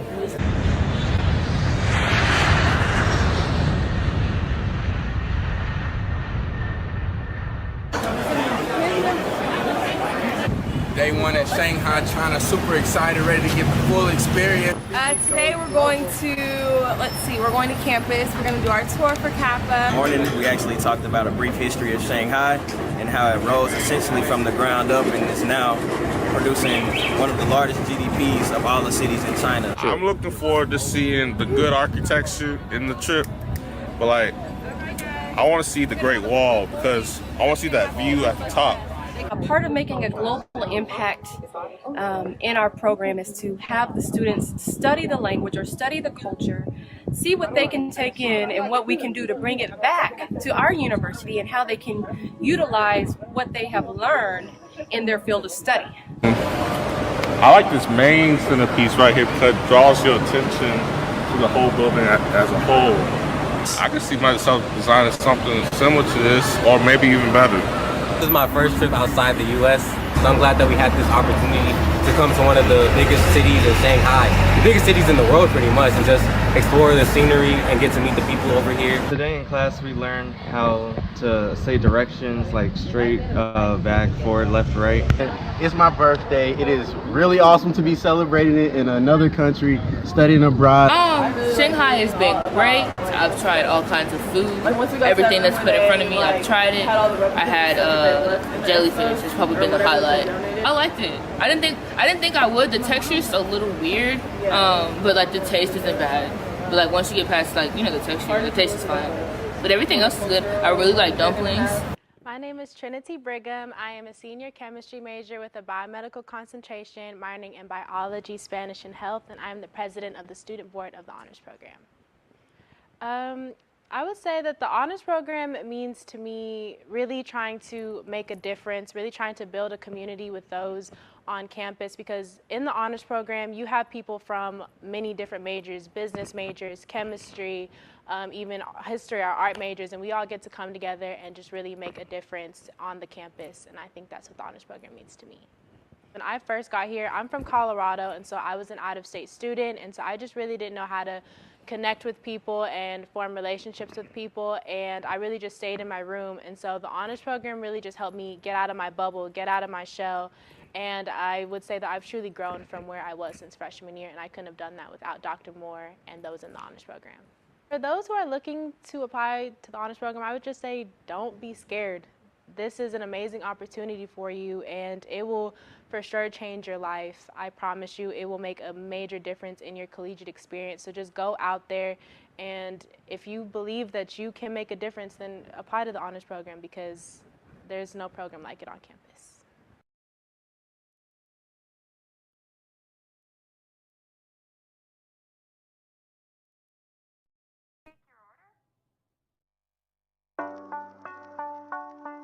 Dr. Quincy Moore, and I'm the director of the university's honors program here at Prairie View A&M University.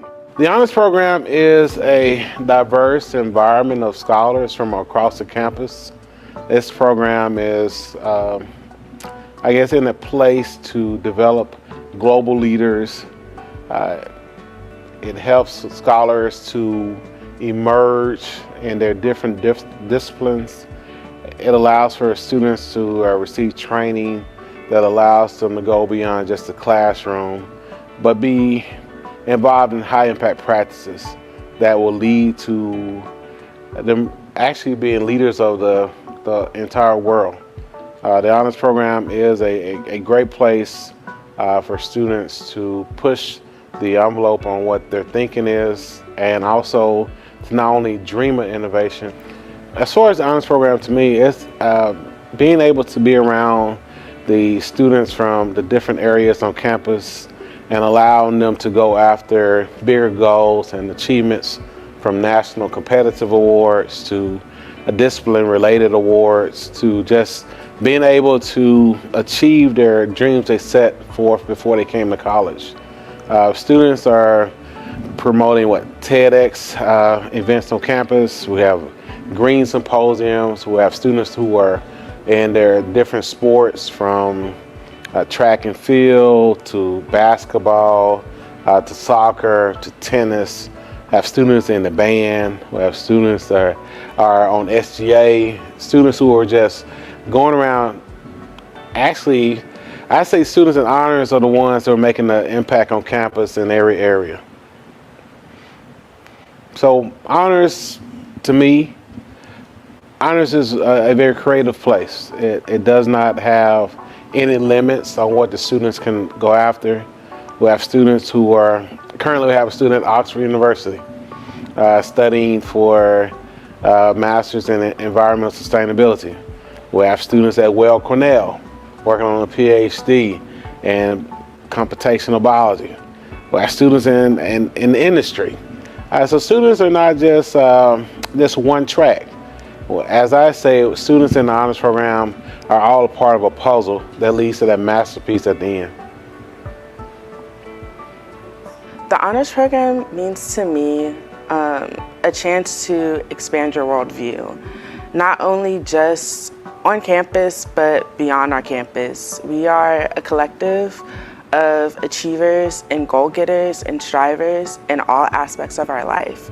The honors program means a place where students from every corner of this campus join together, not only to support each other in our academic goals, but our career goals and our goals personally. Supporting me through the ups and downs of my college path. I changed my major, and that did not stop the support that I got. I was able to continue to be supported as a go-getter and a striver within my major, but also as somebody who's minoring in Spanish. The honors program opens us up to opportunities such as a study abroad trip that I took to Guanajuato, where we were able to explore the whole state and get to know many of the locals and the historical backgrounds of the country, of that portion of the country.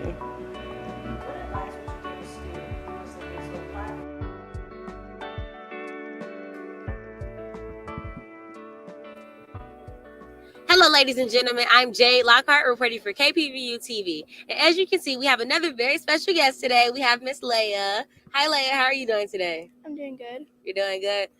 Move your mic up just a little bit. Like you're doing good today. So you're just here to be a spectator today, right? Yes. Have you started watching the game already? Yes. How has it been so far? Really good. Really good. Are you a golfer yourself? Yes. How long have you been golfing? And this year. This is your first year golfing. How has the transition been, being that you're a beginner? How has it been for you so far? Pretty good.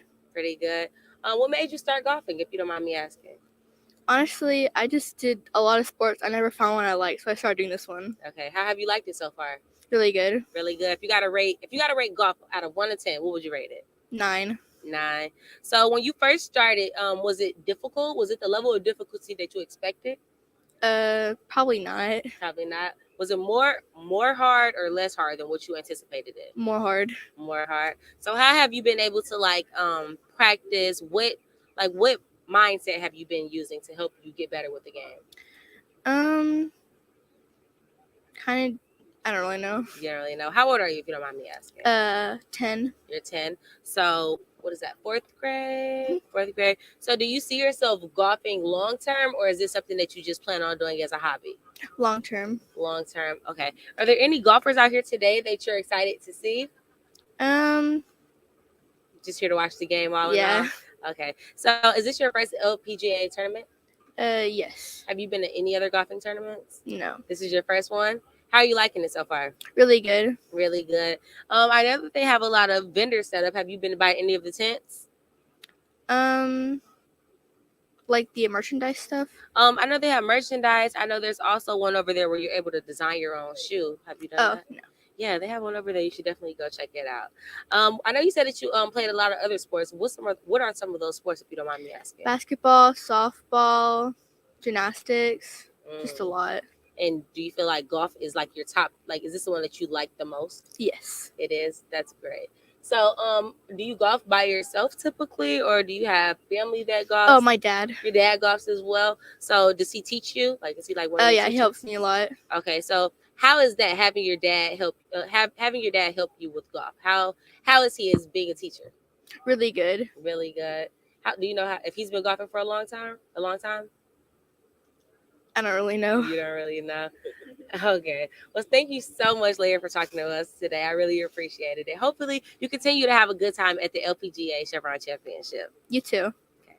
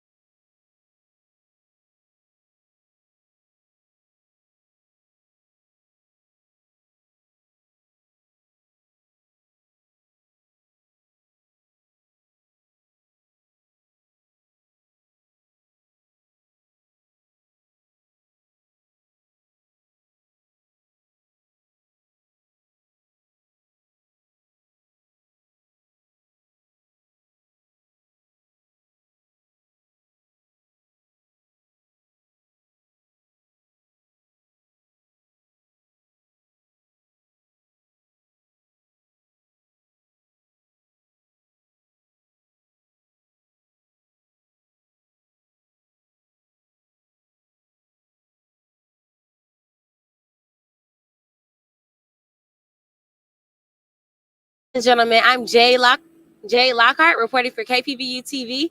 As you can see, we have another very special guest today. We have Miss Shanique Brown. Hi, how are you doing? Sorry, my voice is a little choppy, so It's just okay. mind me. We're just gonna have a little quick talk today, if you don't mind. So, Shanique, I know that you're a part of KPVU-TV. What is your role here at the Chevron Championship? So I've been operating as an assistant director under our professor, as we know, back at KPVU-TV. She's our film and television director. So, operating as the assistant director, how has that been for you? It's been new, honestly. So I operate as sports news director back at school for KPVU-TV, and it's much different than being out on site directing, and my team is amazing, so it helps really to just have flow and know what's next, what are we doing, knowing times, and just really staying up to date with the tournament. Things move kind of quickly, so just understanding golf as well has been been a big challenge, but I'm getting through it. Definitely. So being a sports director back at Prairie View A&M University, golf, I noticed you guys cover it, but not really to this capacity, correct? Mm-hmm. So how has it been doing a sport that you don't typically do so much coverage on? Good question. So when doing new sports, I first have to do my research, of course. And so we really just took time to meet before coming to the tournament just to understand terminology, understanding what a birdie meant, understanding what a par meant. So doing those things before coming and just prepping ourselves because we do cover new sports all the time. So eventually we'll continue to cover new sports, and it'll just take research and just really knowing how to have your knowledge right. Of course. So outside of the research that you conducted before coming to the events, what is something that you've learned since being here? That's really good. Okay, so since being here, I've learned a lot about just what it takes to put on the full event because, again, I'm working on the behind the scenes side. So just really seeing how Chevron plays a huge role, how the LPGA partners with so many different companies. I even see Memorial Herman's here. Just I've been learning just a lot about the language of golf and, to be quiet when you're out there. You can't talk on the course. Even, being behind the golfer, not being in front of them so that we're not distracting the golfer. Just learning kind of the ways of the land has been new for me. So. Definitely. And I know that you've also been one of the point of contacts from PVAMU and the Chevron team. So how has that been, being the student voice, but also being the professional voice? Oh, okay. So I did have to kind of step up to the plate and not have too much imposter syndrome because it is new. I'm the point of contact. So I have to make sure I'm checking my phone, make sure I'm staying up to date, like I said earlier. And so it's just, I can only really use the word new, and that's really what it's been. But it's also being from a student aspect, just knowing, to remain just to remain in a space of just having a good time and not being overly worked, and just knowing, okay, I am still a student and this is still a student experience, but also balancing my professional life. And so knowing, okay, this is when I need to turn on the professional side. And then when I'm able to be around my peers, I can relax and be around my peers a little bit more. So just finding a balance. Well, I think you're doing a great job at balancing. Thank you. So I must ask you, if you had to leave our viewers with one piece of new information that you've learned that you feel like you need to share with the world from being at the LPGA Chevron Championship, what would that be? One piece of new information. Oh, this is hard. Jade, why would you do me like this? Okay, I would say one piece of new information would be to explore new things. I've learned that, being in a new environment, there's so many different opportunities. I've networked so much. So when you are out, and if you are part of media or if you are just a spectator at an event, network, talk to people. I've met so many new people and I didn't know, who I was sitting around. And being in a space like this, there's so many high profile people. So my advice would be get out there, learn new things, meet new people, and have fun. Definitely. Thank you so much, Jenny, for talking to us today. I know you got your own work to get back to, so thank you for chatting with us. Thank you. Thank you. This is Jade Lockhart with KPVU-TV.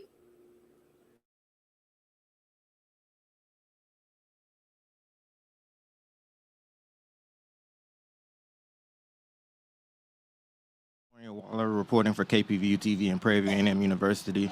It's a very well-known fact that you went pro at a very young age. So can you talk about the role that maybe your parents or any immediate family members and friends played in turning pro at such a young age? Mm-hmm. Well, I'm very close to my family. My family has played a huge role of me just being out here. Just the support system that I've received has been a major part of being able to turn pro and have the support that I do. But when I was 12 years old, I knew I wanted to turn professional at a young age. I was like, all right. When I played my first Open at 12, I was like, all right, I'm going to work my butt off to be able to turn pro at 14 or 15 years old. And to be able to have the support that I did from my family and my small circle around me, it made me more reassured that I was able to make this decision, not only because of my talent, but I knew I had my team with me. And you're obviously chasing your second Chevron Classic Championship. So can you talk about what winning this illustrious championship will mean for you and your career?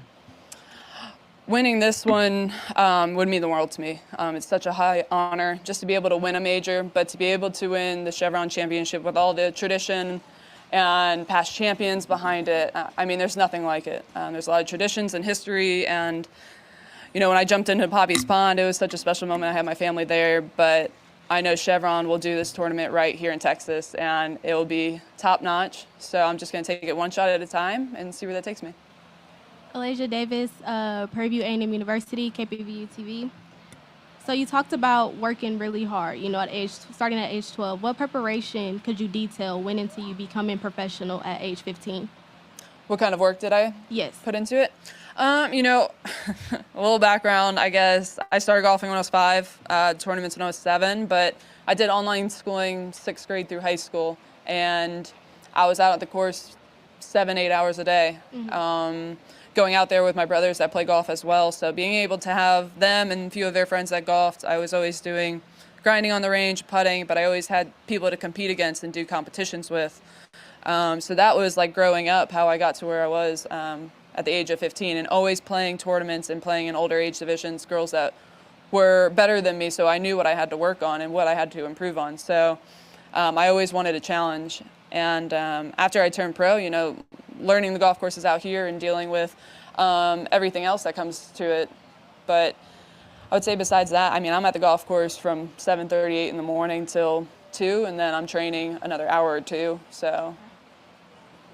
And then last question, with back injuries being so prevalent in the sport of golf, how do you maintain your health and, you know, prevent those injuries? Like, do you do any special training or stretching by chance? Yeah, that's a great question. I do. I have a trainer in Jupiter, Colby Tellier, and I work with him 3-4 times a week, and we do a lot of balance and core work and lower body work, which is really important in the golf swing to build that foundation. And we make sure to do the right exercises for my golf swing, and making sure he'll always do an assessment on my body to make sure my weaknesses are what we work on, to making sure that they level out with my strength. So it's always a matter of getting stronger and making sure that you're doing the right exercise with the proper form and a lot of stretching. Okay, thank you. Yeah, thank you.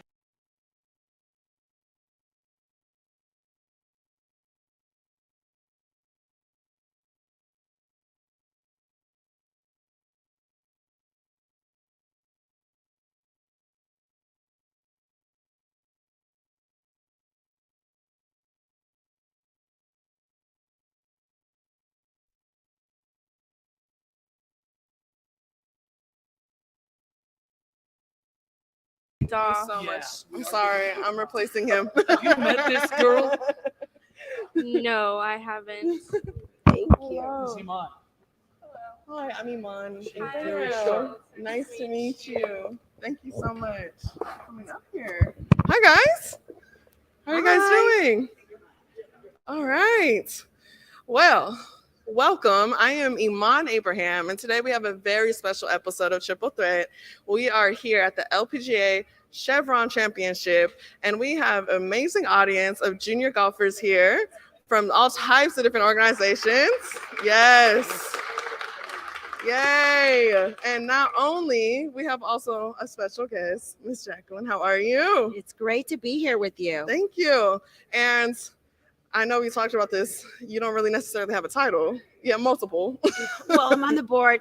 I have a title in this space. I'm on the board of Yes. the LPGA Foundation, which is the philanthropic arm of the LPGA. And out of our foundation runs girls golf, which many of people, there are a couple people in here who are in girls golf programs. I see that. We have leadership academies. Our amateurs come out of the LPGA. We send out scholarships to both our players and to junior golfers. And so we're in the business of, creating opportunities in golf for women. Yes, and this is amazing that you're here because this show highlights women in sports, and I just want to highlight you and your role in growing the game, truly.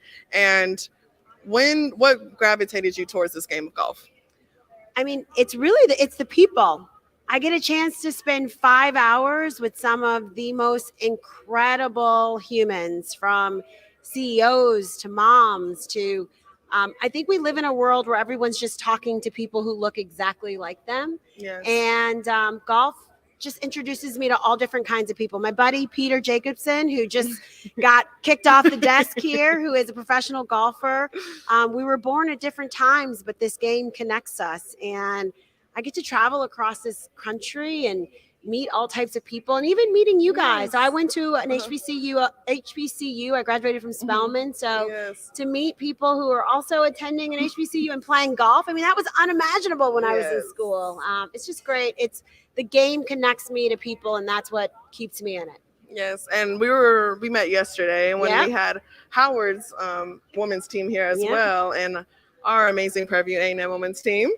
And I think it was an amazing event. I loved your story, you being on the career panel and talking about growing the game, and that we can grow it ourselves as well. We don't have to wait. You don't have to be professional golfers. That we can change the game ourselves. And what ways do you think we can change the game? So there's a lot of tiny things that you can do. I just told someone in a panel, someone's looking up to each one of you right now. And so when you see someone struggling on the putting green, or maybe there's a new golfer that just got started, say hey to them. Introduce yourself, ask them their name, and take them out to play a couple of holes on the golf course.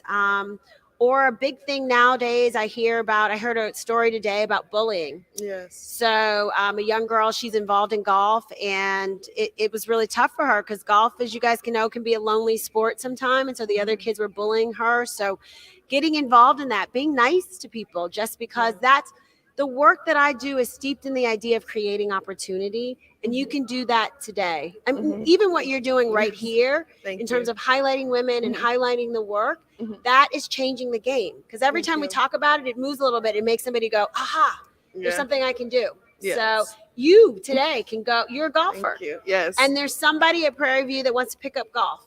And so when you hear that, say, introduce them to the game. Take them out, take them to the driving range, hit a couple of balls. I mean, it only takes about 30 minutes of your time. Yes, I agree. And I think it's impactful as well to be able to go to these communities and seeing these amazing familiar faces from Journey Through 18, Milana Dodge's foundation that she created, and as well as First Tee and Girls Golf Houston.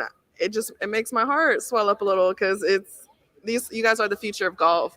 You guys are playing this game. You guys are creating new opportunities for other golfers like you. And I think it's an amazing place that you guys are here. And especially you being able to talk to these lovely ladies about your experience, and that you didn't start necessarily as a junior. You found the game a little later. And I started playing about 12 years ago, and I type 8 golf. I take a lesson every single week. In fact, I was texting with my coach today because I'm playing in the club championship next week. And I was like, can I get a lesson tomorrow? So I will be chipping, putting tomorrow morning. I'm going to get off the flight at midnight tonight, and I'll be at the course at 9 o'clock tomorrow morning, chipping and putting. I'm taking a 12 o'clock lesson. I have a 2 o'clock tee time already booked, and I'm going to practice on Sunday, and the tournament starts on Tuesday. I'm going to find some place on Monday to hit some balls. Nice. And so I'm just like you, trying to learn the game and figure it out. I'm trying to push myself to do new things. Competitive golf doesn't come naturally to me, so I get really scared. Peter gave me a good tip about get the rage out, rage early, and then move on. So I'm learning and growing, and golf challenges me on a daily basis. And I always say that there's learning and magic that happens between what you're good at and what you're trying to be good at. So I always try to stay in that space because I'm trying to learn more about myself and get better every day. Yes, and being at an event like this and being at a major event for the LPGA and not seeing many golfers that look like us, how does that make you feel? Oh, that's a hot button topic. Yes. First of all, I want to say that Chevron has done an amazing job putting on our first major of the year. And I've seen this. I was at this event last year in Palm Springs, and we talked about that when this event came to Houston, they were going to do it bigger and better, and they've done that. The problems that we have with diversity and access in golf are problems that many sports share. But I will say that there's people in this room that will tell you there's not a golf tournament that I go to where I don't remind folks that we don't have enough girls of color out there playing golf on the grass. Yeah. And so my work is steeped in the idea of creating opportunities and making sure that there are people that look like me and you and you and you and you, that one day we will see more of them out there playing. And that really is a pipeline problem. So it's about, going to events that we had the Legacy tournament a couple of days ago and playing with girls that are 7 years old and 12 years old and encouraging them to stay in the game. It's what Peter's doing and trying to introduce them to all aspects of the game and fall in love with golf.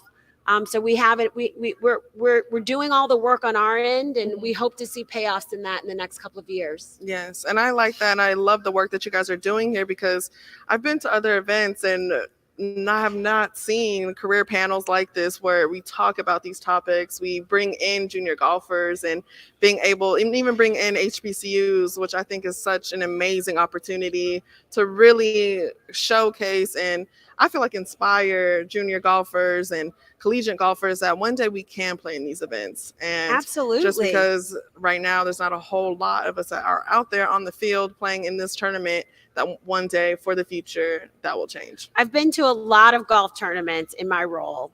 I have never seen a globe built for an HBCU to have their own live. I don't know if we're on podcast, if we're on camera right now, but this is incredible. Thank you. And what an amazing opportunity. And so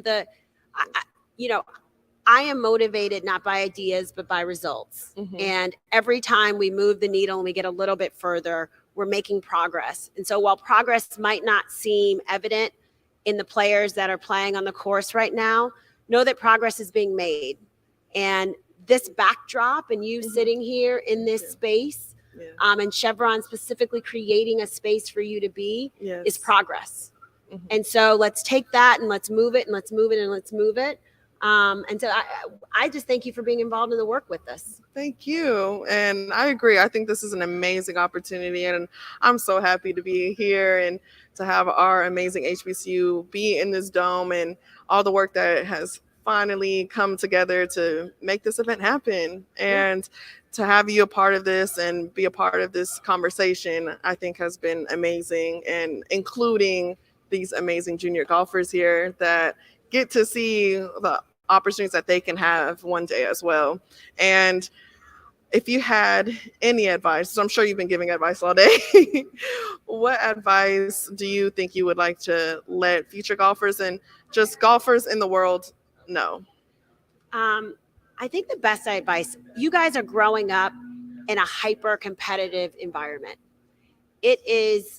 I'm really glad I'm not 10 right now and that I've already decided what I'm going to do. But the best way to get around that is hard work. And we've said this over and over again. There's going to be someone who's taller than you, who's smarter than you, who maybe comes from a wealthier household than you do. There's always that. But you know what? There's nobody that can outwork you.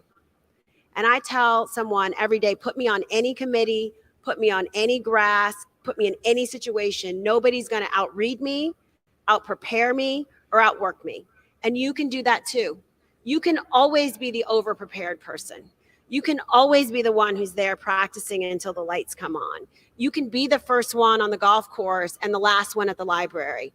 That's not, there's no talent to that. So that's what I give you. My give you is just work hard.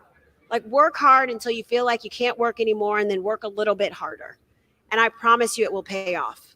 Yes, and I'm going to co-sign on that because I put in a lot of work to be able to make it to Prairie View A&M University's women's golf team. It took a lot of time, a lot of work, a lot of frustrating rounds. There's a lot of times I wanted to quit it. And I realized that my passion for the game is what really kept me going as well. So you amazing. As the elder says, if you're not crying, you're not trying. Exactly. So keep working, and I will be checking in on all of you guys. So I would love to see you guys as futures and see you guys take off. And thank you so much for being here. I am so happy to have you on this desk and be in our dome for KPVU-TV. Thank you so much. Thank you. And I am Iman Abraham. This is Triple Threat, and thank you guys so much for watching. And please stay tuned. There will be more episodes Saturday and Sunday and more segments. So stay tuned.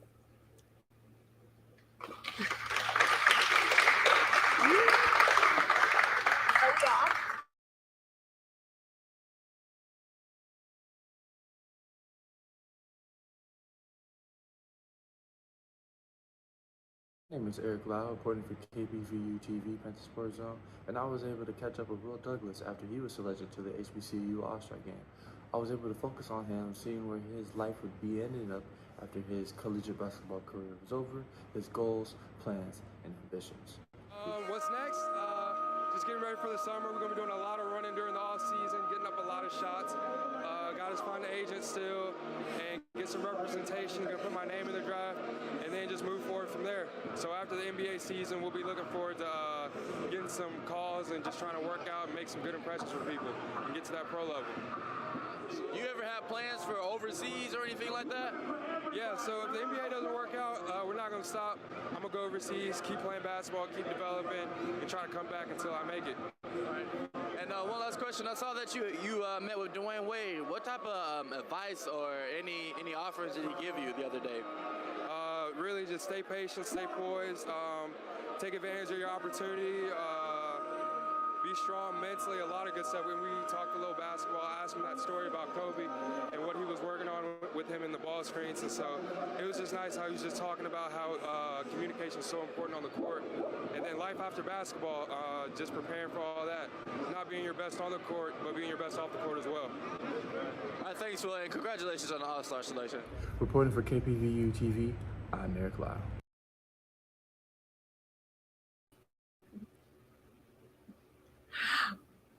All right, welcome back. I am Iman Abraham reporting from KPVU-TV, and we have another special guest here with us. We have one of our junior golfers here from the audience, and Miss Rachel. How are you? I'm good. How are you? Good. I'm great. I'm happy that you were brave enough to come on the desk with us. You a little nervous? Yes, a little nervous. It's okay. It's all right. I get nervous too. So, how has your experience been so far? Are you enjoying the LPGA Chevron so far? Yes, I am. It's been very fun. Yesterday, I saw a few pros. So Yeah. Which pros did you see? I saw both the Corda sisters. Oh, wow. And I saw Lydia Ko, and I mostly watched Nelly. Yeah. Wow. Nelly Corda. I'm jealous. I have yet to see Nelly Corda play. Yes, so I'm very fortunate. Yes, you are. I am jealous. And Lydia Ko. Yes. Oh my she's goodness. amazing. She really is. So who is your favorite? Nelly Corda. Nelly Corda's I your watched her favorite? all 18 holes Yeah. that she played, and it was great. That was good. And do you have any aspirations? I definitely want to play golf professionally one day. That Okay. is the goal, the dream. I want to pursue a education in STEM for the most part. Nice. And hopefully a job if the professional golf doesn't happen to play out. Okay. So you've been thinking about your future. I tried to. Which is good. And being at an event like this, being at a major event where you're surrounded by the best players in the world and you're aspiring to be one, being at this event, does it make it feel like this could be you one day? It's definitely inspiring, and I think about my future a lot when I watch the professionals play. And I'm thinking it could be me one day if I put in the work and work hard enough to do this.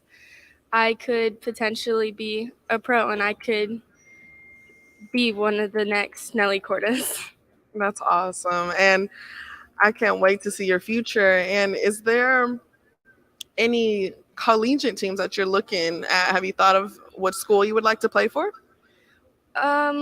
Currently, I'm about to go into high school for the Woodlands, but I haven't thought about any schools. I'm trying to think.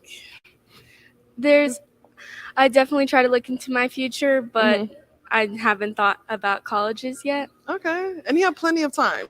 Yes, So at my don't age. feel rushed into thinking you have to pick a college Yeah. now. And you have plenty of time to do that. Are you excited to play for high school golf? Yes, I am. I'm excited to do high school golf and score for high school golf and just represent the area I live in. I think it's going to be very fun, and to interact with team members who have the same aspirations in life as I do, and people who don't have the same aspirations in life that I have. I think it would be good to meet new people, and I think it's all going to be a fun opportunity. I think it will, and I enjoyed my high school team. It was very fun, and being able to travel and be able to play golf after school. I enjoyed it very much, me personally. And you'll learn a lot, and you'll make connections with teams, and you'll meet new players, and you'll learn a lot about your golf game as well. Is there anything that you have learned that golf has taught you so far? It you learn lessons from anything, and I think from golf I've learned a lot, especially in the years I've been playing. I think that I've learned the one thing that the people I surround myself with have to be they have to be wishing me good fortune and just wishing me the best of luck, or I should avoid them, because surrounding myself in negative just You want to be in a vibes. positive environment. Yes. This is nerve-wracking. I'm sorry. You're okay. I'm blanking. I am so happy that you're. And remember, we were just talking about courage earlier Right, at the career yes. panel. Yes, And definitely. it takes courage to be up here. And look at Sure. you. You're facing. You're It's facing not one of as your fears easy right as now. it looks. It's okay. You're doing a great job, and I'm so happy that you're up here and sharing your story. Do you have a favorite golf memory? My favorite golf memory is probably it's definitely this is a great memory. My dad introduced me into golf, and it's such a special moment to remember because he plays golf and he taught me how, and now we go to tournaments together and we just play together, and I think it's really special that my dad introduced me to this great sport. Yeah, my dad introduced me to the game too, so he's jealous right now. He's like, I wish you were there. I got Daniel King's signature yesterday. He was wow. so jealous. No, but I enjoy that you're out here and sharing your story, and you're gonna be an amazing golfer one day. And don't stop, and keep taking courage and facing your fears, and you will have a bright future. Thank you so much. Of course. So thank you guys so much for tuning in and hearing Rachel's story and what this event means to her, being a junior golfer and an inspiring professional golfer. So you guys stay tuned for more. And this has been Triple Threat with Iman Abraham reporting from KPVU-TV.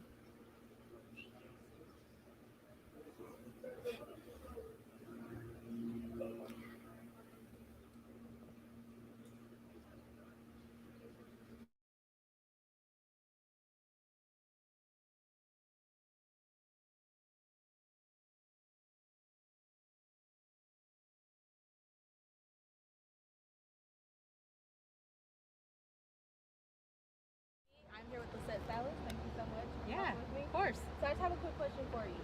On the course today, what did you find to be your greatest weakness as well as strength? Something that you can overcome and something that you can improve on?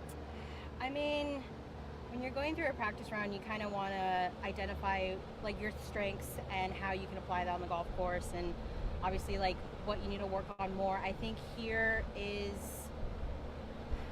I guess, knowing that you're going to have some tough shots and kind of where to place the ball, where is the perfect place to miss. I think that's where you kind of select your weaknesses and kind of adapt it to the golf course. It's a major, so you don't want to think that you have a lot of weaknesses. So, but you know, that's why my coach is here. That's why we're out here kind of prepping and kind of, you know, brainstorming like how many risks are we willing to take, and so we can, you know, maximize our performance this week. But yeah, I'd like to think I have a lot more strengths and weaknesses, but at the same time, we need to be realistic and okay, we need to work on this shot so we can apply to this golf course and play well. Thank you so much. Yeah, of course. That'll be all.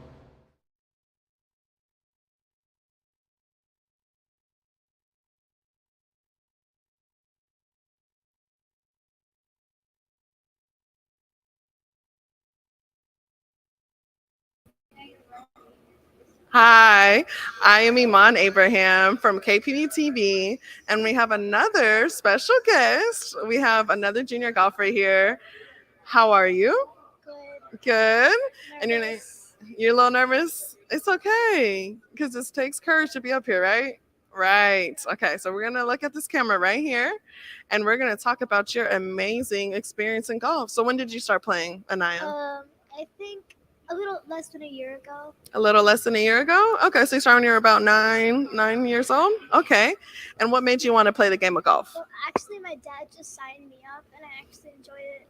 Yeah, so your dad's responsible for you being a golfer? And what did he sign you up for? Oh, first tee. First tee, okay. And how do you like first tee? I enjoy it. You enjoy it? Okay. And what do you do when you're at first tee? Well, first I have classes on Saturday, then I just practice. Okay. And how often do you practice? I don't know, actually. A few times a week, maybe? Guess. Okay. All right. And do you like practice? Well, I enjoy playing golf, so I guess, yeah. Yeah? Okay. So do you like playing more than practicing? I think practicing is better because playing you have pressure and like. Okay. So you feel a little bit of pressure when you're playing? Okay. I actually played in a tournament once. You played in a tournament once? And how did that go? I don't know. You know? I don't know. It's okay. It's all right. And I don't even think I remember my first tournament. Man, it's been a while because I started when I was young as well. And What age? huh? What age? I started when I was 5 years old. I know, but don't worry. I quit a couple times, guys. So, but I started playing really competitively in high school. So, when you started playing, what did you like about playing golf? I don't know. It's just that every time you play, it's like every time you play something, you're never like the best. You always Right. improve. Okay. I think even Tiger Woods is like not perfect in golf. No, he's not. He's still learning. Yeah, everybody makes mistakes and like. So you like the process Yeah. of learning the game. Okay. That's very important. Make sure you remember that when you're older too, because it'll get hard sometimes. But as long as you enjoy it and you enjoy the process, you'll be a great golfer. And what are your aspirations as a golfer? Do you want to play professionally, or do you have any other? Actually, I don't.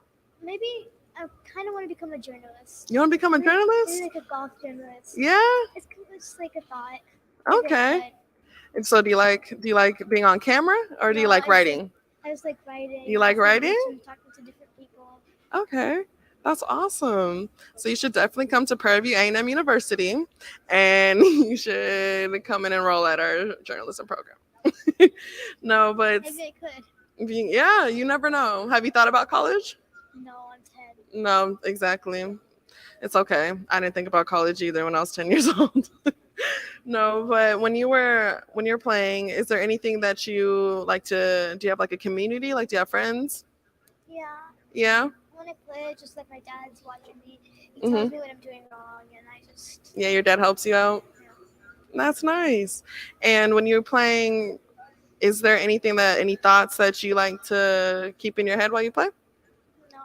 No, that's good. That was low-key a trick question, because when you guys are playing, make sure to have a clear mind. You guys should be able to enjoy the game, because when you get older, I tend to overthink sometimes. So when you guys are playing, make sure you guys enjoy the game. Make sure you're playing. Don't overthink it. I promise the ball's going to be okay. You're going to be okay. That's something my dad's told me once or twice. Yeah. Like, hit harder. The ball's not alive. Right. You're not gonna hurt the ball. No, that's awesome. And how have you liked the event so far? It's pretty fun. Yeah. And have you met any players yet? Well, kind of. Kind of. Who have you met? I don't know their name. You don't know their name? It's okay. It's okay. There's a lot of players out here. There'll be less tomorrow though. Are you gonna be out here tomorrow? I don't think so. No. So this is. Okay. Okay. So you've been enjoying the LPGA event. Did you enjoy the career panel? Yeah. Yeah. What did you like about the career panel? Well, it's kind of fun, just like listen to people's stories and ask them questions. Yeah. So you like asking questions? You're gonna be a good journalist one day. You know that, right? Good. Well, thank you so much for being up here and telling your story and how your experience has been at the LPGA Chevron. Thank you guys so much for hearing Anaya's story, who is a 10-year-old golfer who is part of First Tee and is looking forward to continue to play the game of golf. Thank you guys so much for tuning in. And we're going to go to a quick break, and we'll see you guys in a little bit. This is Iman Abraham from KPVU-TV.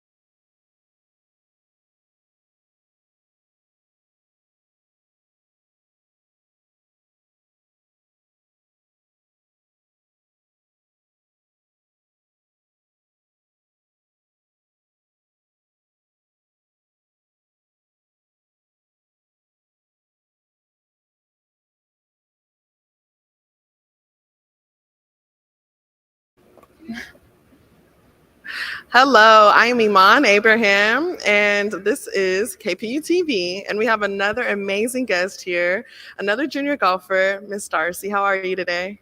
I'm doing great. I'm honestly just really grateful that I got this opportunity to be here because I love playing golf and I love my coach too, and she was the one who extended the opportunity, so I'm really happy. That's awesome. I'm happy you're here too. And how have you enjoyed the event so far? I have really enjoyed it. I didn't even know that these sort of events happen.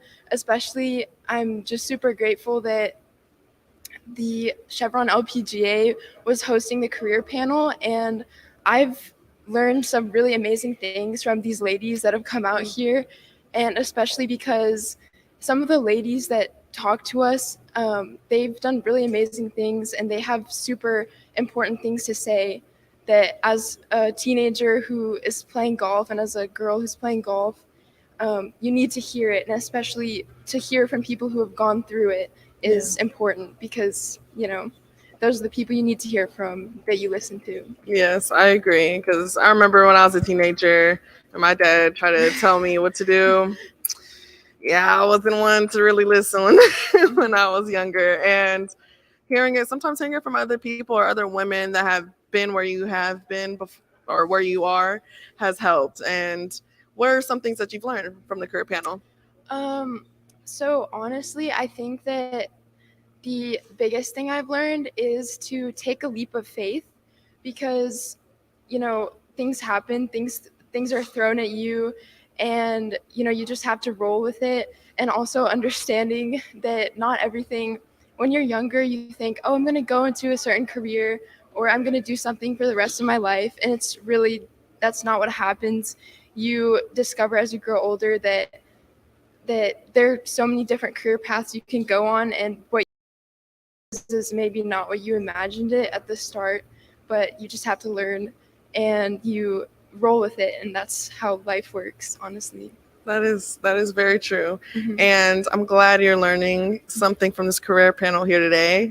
And you're 16. Yes. So what are your aspirations as a golfer? What are you looking forward? So I definitely want to play in college. You see these ladies on the LPGA tour. I don't think I want to go that far because for me, I think I'm a confident person, but I don't think I have enough confidence to take a leap of faith to go on the tour and have to live paycheck to paycheck and not knowing if I miss the cut. I just really want to go to college, play golf, and then from there go into a career that includes business and also foreign languages because I really like learning foreign languages. Okay. So I could tie in golf, foreign languages and business somewhere. So I think that's what I want to do. Yeah, and I think you should follow your passion. Whatever dreams that you have, go after them, chase them, and don't stop. Because it's going to be hard. Whatever is worth having in life is not going to be easy. So remember that. It's going to be tough sometimes, but it's going to be worth it at the end of the day. So speaking of that, which college are you looking at? Ooh, that's honestly tough to say because I don't know. At this point, it's sort of up and down. I visited a few schools, but just on my own with my mom. No official tours. I can't actually talk to colleges or college coaches until June 15th. Right. After this year, anyway. But I have a lot of family in Virginia, actually, in the DC area. So, schools like Georgetown or UVA would be really amazing. But I've also gone to the UT golf camp. And I love their facilities and the coaches, and I've also met some girls on the team, and they're just amazing. But I know that's a really far reach because their golf program and their school is really amazing all around. But so are you. Oh, thank you. So don't forget that. And whatever dream you want, go chase it, go after it, go work for it. If that's what you want, go after it. And don't worry, there's plenty of colleges. And the good thing about college golf is there's a good thing called the transfer portal. So you can start and get a scholarship to one school. And if you play well at that school, you can always transfer and go to a better school where you feel like where you really belong. So don't forget about that.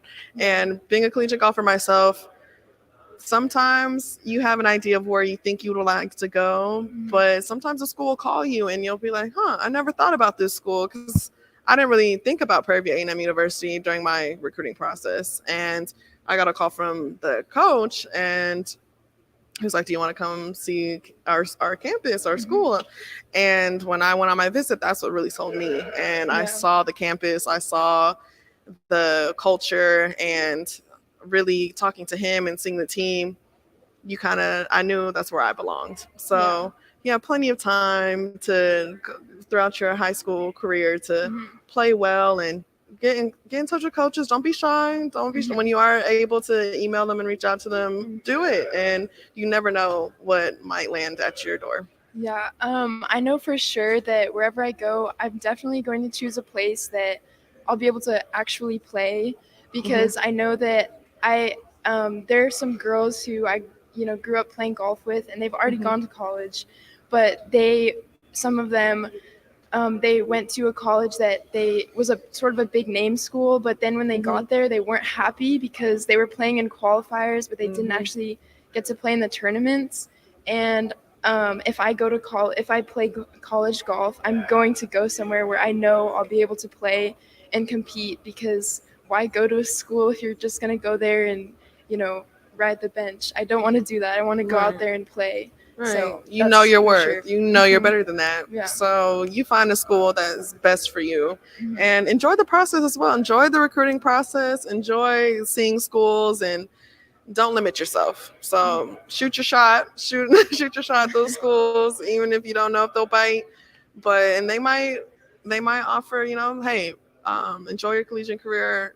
Reach out to me later in a couple years after your freshman year, things of that nature. And like I said, you could always transfer as well. So enjoy your collegiate process and you'll have fun. And speaking of collegiate process and your future, what do you think what route you wanted? You said you wanted to not go professionally, but getting into the business world. Did this career panel help with that? Help you decide, like, it's okay to not go into the professional route?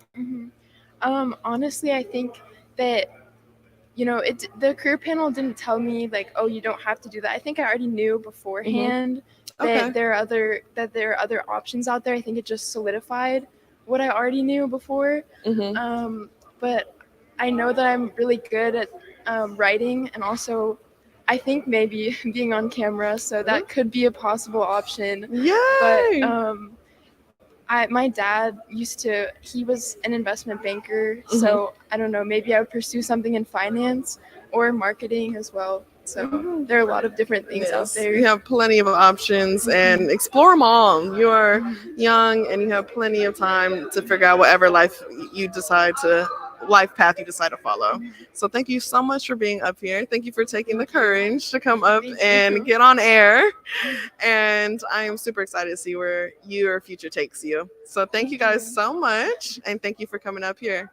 I am Iman Abraham, and thank you guys for tuning in and continue to stay tuned for more. This is Iman Abraham from KPVU-TV.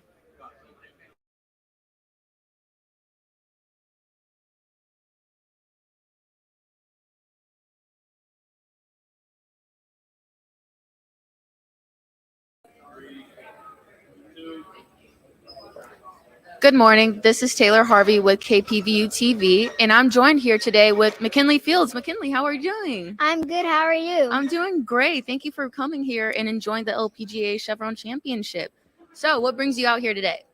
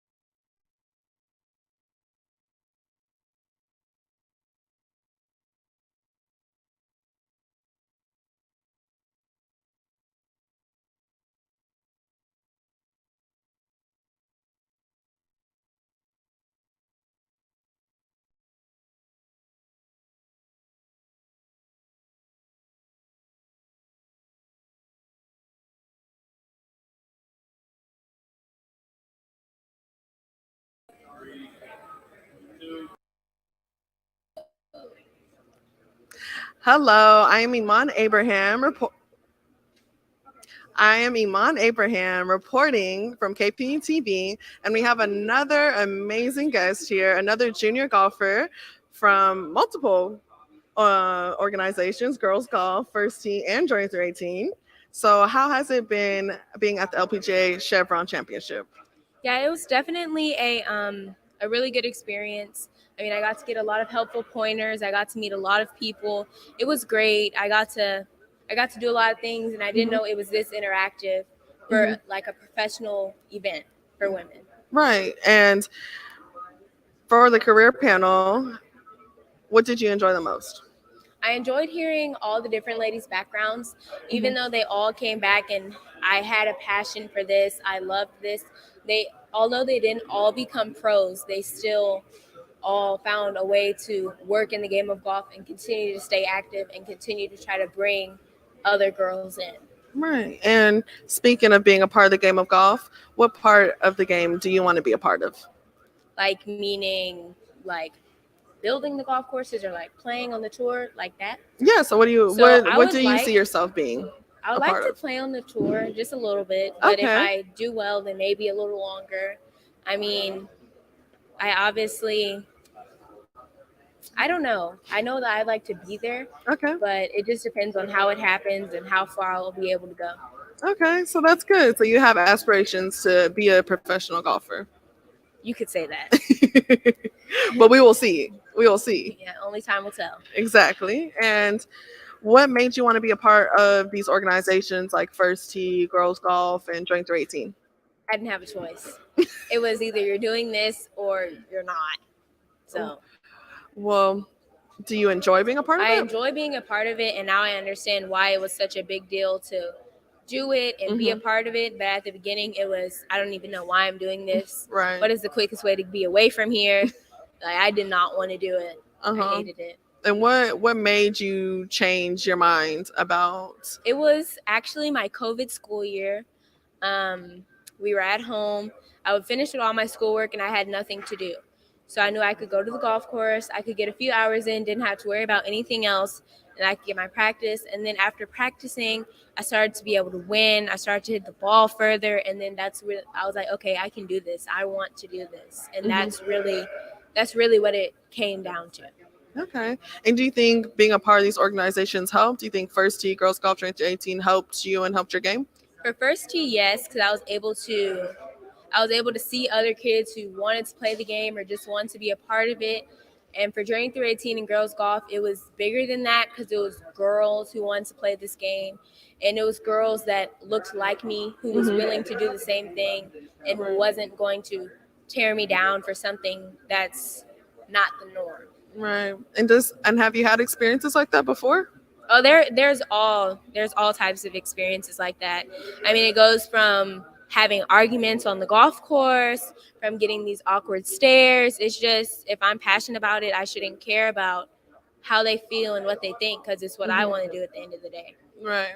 And I think it's important being a part of communities are helping grow change that so that you feel more comfortable on that course and you don't have that feeling of being alone or feeling like you stick out.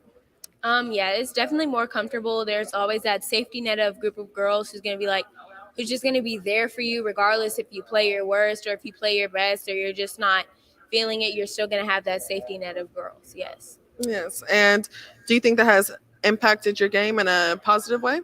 I think so, because I know, like, if I have a few questions or I just want an honest, truthful opinion, I can always go back to them and be like, what are your opinions on this? What can you help me do for this to be better? So it's truly a blessing. That's awesome. And I'm happy that you're here and enjoying this event. So do you feel like, I gotta ask you, who do you want to win this tournament? By the looks of it, I think Nelly Corda has it, Okay. but I'd like to see like an underdog, maybe like a rookie or someone who just hasn't been playing well this season come back and win. Yeah, I think that was something unpredictable. Right. Because Nelly Corda has been winning She's so just much. been winning so much. It's like, okay, who's gonna get second? So it'd be nice if you see someone else other than Nelly Corda. Right. And were you able to meet any players today? No, but on the way to walking here, I saw Nelly Corda walking by to the range. Okay. I took a quick picture of her. Didn't want to bother her because I know she's getting ready for her, her playing mentality, how she's gonna attack the course today. So. Right. Well, that's awesome. And I hope you enjoy the rest of this event. And I'm happy you came up here and talked with me. I know it's a little scary sometimes to come on camera. So thank you so much for being here. Thank you. Not a problem. Thank you guys so much for tuning in and hearing another amazing junior golfer story and their experience here at the LPGA Chevron Championship. And stay tuned for more content coming soon. I am Iman Abraham from KPVU-TV.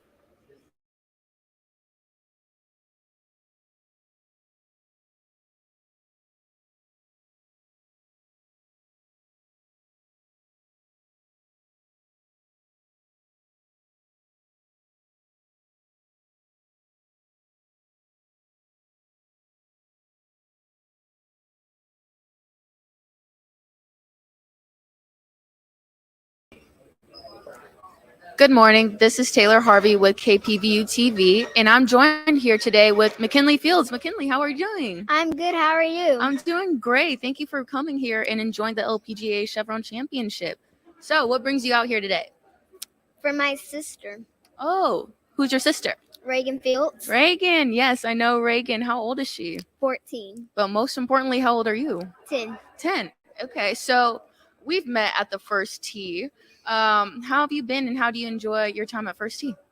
It's been good. I'm enjoying it good. Just trying to get out there and play my best and practice for any tournaments I don't know about. So it's good. Good. I'm glad to hear. No, it's so important to see many junior golfers out here enjoying the LPGA tournament. So what brought you into golf and how do you like it? What brought me into golf was my dad. So my sister first started and she wasn't doing really good at it because she was a beginner. But my dad brought me into the game at 3. Oh, wow. So, yeah. So you said that you are 10 now. What's the best part of your game? Probably my chipping and putting. You're chipping and putting. See, that's what's most important, ladies and gentlemen. Short game is the key to success in the game of golf. So, do you do a lot of practice drills? Like, walk me through your routine. Really, on Saturdays we go and we stay in there to like 3 or 2 or 1 o'clock. Oh wow! In the evening, and my routine is just to get there, do class, and then at the end I practice with my dad. He has drills for us to do. So then middle in the week we would go to the course, but we can't right now because he's very busy. Oh, okay. So, is golf something that you'd want to continue in the future? It probably, maybe, but I would do it probably not for my career job, but I would do it for fun. Okay, we love that. And yeah. So, we were talking a little bit about your career aspirations. So, McKinley, are you looking into colleges even though you're 10 years old? Yes. Yeah. Okay, so you got to fill me in a little bit. What are your top choices? Southern University. Maybe Florida A&M. I'm not sure what HBCU that one is. FAMU. And FAMU. Or Clark Atlanta. Okay. Oh, so you don't want to mention Prairie View? Come on, your mom's an alum. Come on. No. All right. Prairie View. That's okay. You'll love it soon enough. No, I think that's amazing that you play golf and that you got started so young. You know, a lot of people, they don't have the opportunity to start golf young, so it's good, and I think you should keep going. I mean, I've played with you and your sister. You guys are both super talented, so I'm excited to keep watching you guys grow. It's your journey. So, what other stuff do you do besides golf? School, of course. You need to do that. In my free time, I do whatever I can for that time. Reading, schoolwork, visit family. The times that my dad's very tired, we would stay home and do whatever. But really, the weekends, it will be golf. Yeah, I love that. It seems like golf has been a huge part of your life. Yeah. Well, we were also talking about just how smart you are. Do you want to walk me through some of the classes that you're taking? Spanish. Wow. Social development. Social studies. What do you learn in social development? Stuff that kids normally do and stuff that can help you not do it. Okay. So like a therapist. Oh, wow. But not. Okay. I have to say social development really helps me to know that my actions, I control them, and no one else control my body or my actions. I love that. Yeah. So I can watch that and just know that whatever I'm about to do, let me think back in my class and see what my teacher said. That's so important. And you know, it's good that you're learning these lessons now at 10 years old. I mean, we're in college and I've seen people and me myself struggle with continuing to learn and utilize that lesson. So I applaud you for that at your young age. Man, I'm just so excited to see you continue to grow in the game of golf, to continue to grow as a young woman. And I'm just excited. Yeah. So you and your sister, do you guys ever have competitions with each other, see who's the best one? Well, we have competitions. You know, our dad makes a bet. The bet can be whoever can make this putt from all the way down there. He would take us to the nail salon. He would take us to go get something. If it wasn't for my dad with this sport, I don't know what I would be doing. Yeah, I love that. So we don't really appreciate him, but I just want to tell him thank you. I love that. I bet your dad is super happy to hear that as well. And we know he's very busy in the days, so we just take it easy on him. See, we're very similar. My dad is also the person that got me into the game, and I started in first tee as well. So I think a lot of people I know have started the game through the game of golf. So is your dad a role model for you? Him and my mom are a role model. The sports that they play, I can't play basketball because they want something for us not to have bad knees or not have something bad. In golf, you can play for however long you want to. You won't have bad knees or none of that. Especially my mom. I tried out track. Not for me. You don't like track? Too I don't- hot for me. Yeah, I don't like running either. Yeah. So you were born and raised here, right? Yes, I am. Yeah. See, I'm from Phoenix, Arizona. Girl, 120-degree weather. Nah, couldn't do that. Could you imagine running in 120-degree weather? I can. See, I used to do cross country when I was in middle school. I definitely don't do that now. It's way too hot. Well,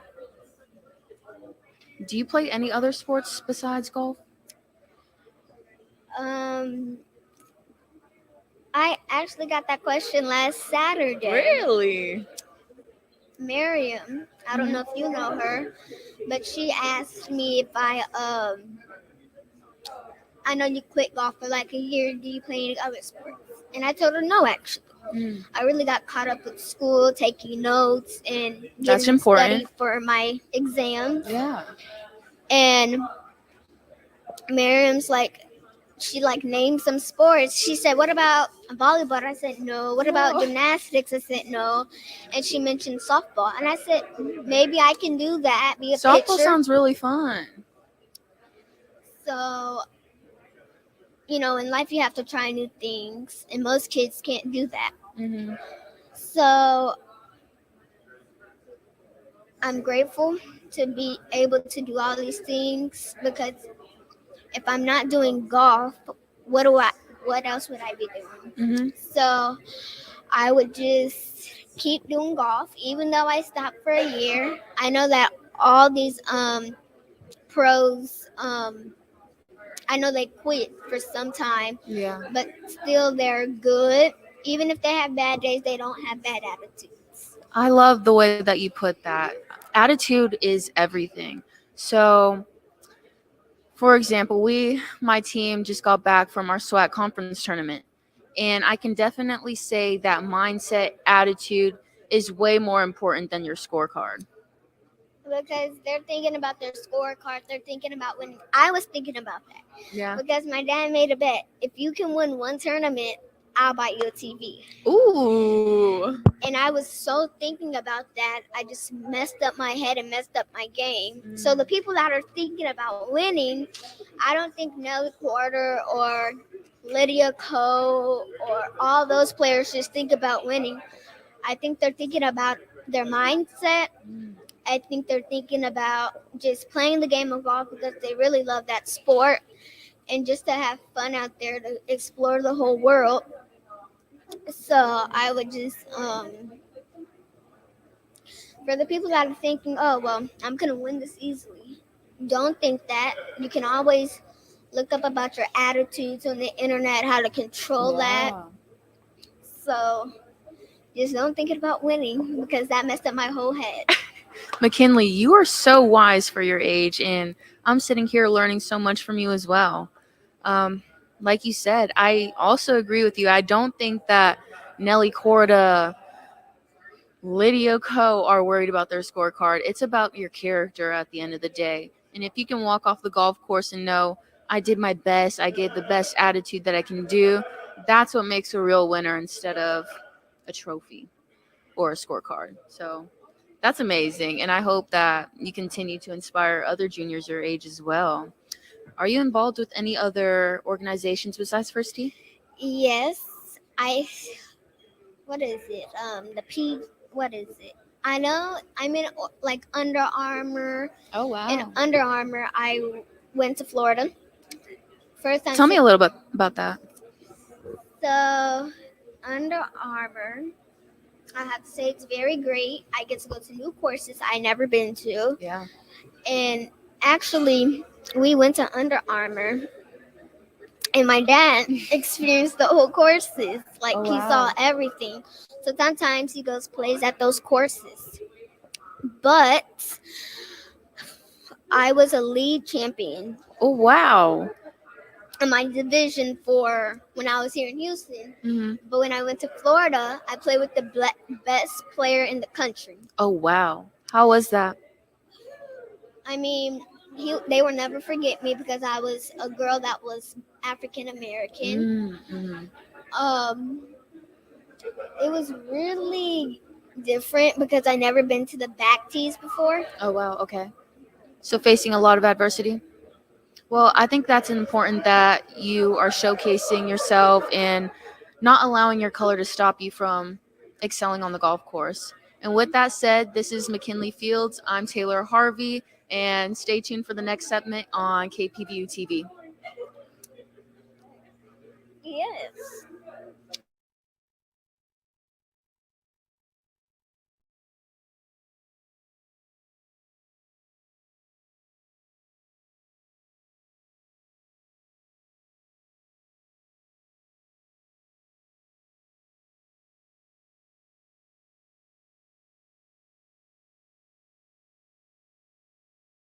I'm here with the set stylist. Thank you so much. Yeah, of course. So I just have a quick question for you. On the course today, what did you find to be your greatest weakness as well as strength? Something that you can overcome and something that you can improve on? I mean, when you're going through a practice round, you kind of want to identify like your strengths and how you can apply that on the golf course, and obviously like what you need to work on more. I think here is, I guess, knowing that you're going to have some tough shots and kind of where to place the ball, where is the perfect place to miss. I think that's where you kind of select your weaknesses and kind of adapt it to the golf course. It's a major, so you don't want to think that you have a lot of weaknesses. So, but you know, that's why my coach is here. That's why we're out here kind of prepping and kind of, you know, brainstorming like how many risks are we willing to take, and so we can, you know, maximize our performance this week. But yeah, I'd like to think I have a lot more strengths and weaknesses, but at the same time, you need to be realistic and okay, we need to work on this shot so we can apply to this golf course and play well. Thank you so much. Yeah, of course. That'll be all. –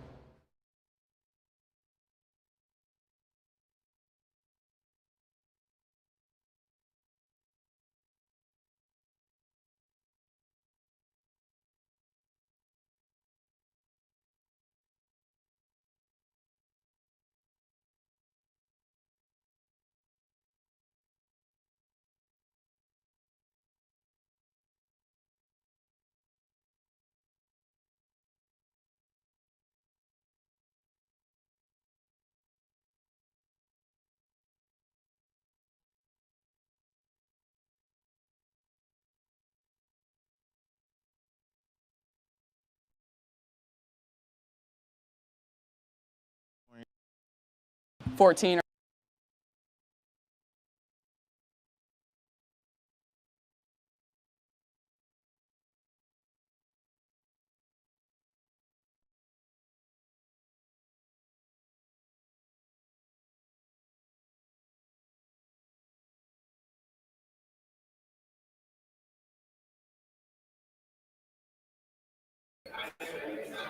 Hi, I'm Eric Lau reporting for KPVU-TV, and I have Dr. Beaumont Chapman here today. And Dr. B, how are you today? How's it been? Doing well. It's been wonderful being out here in the Woodlands, watching some great golf. Oh, that's great.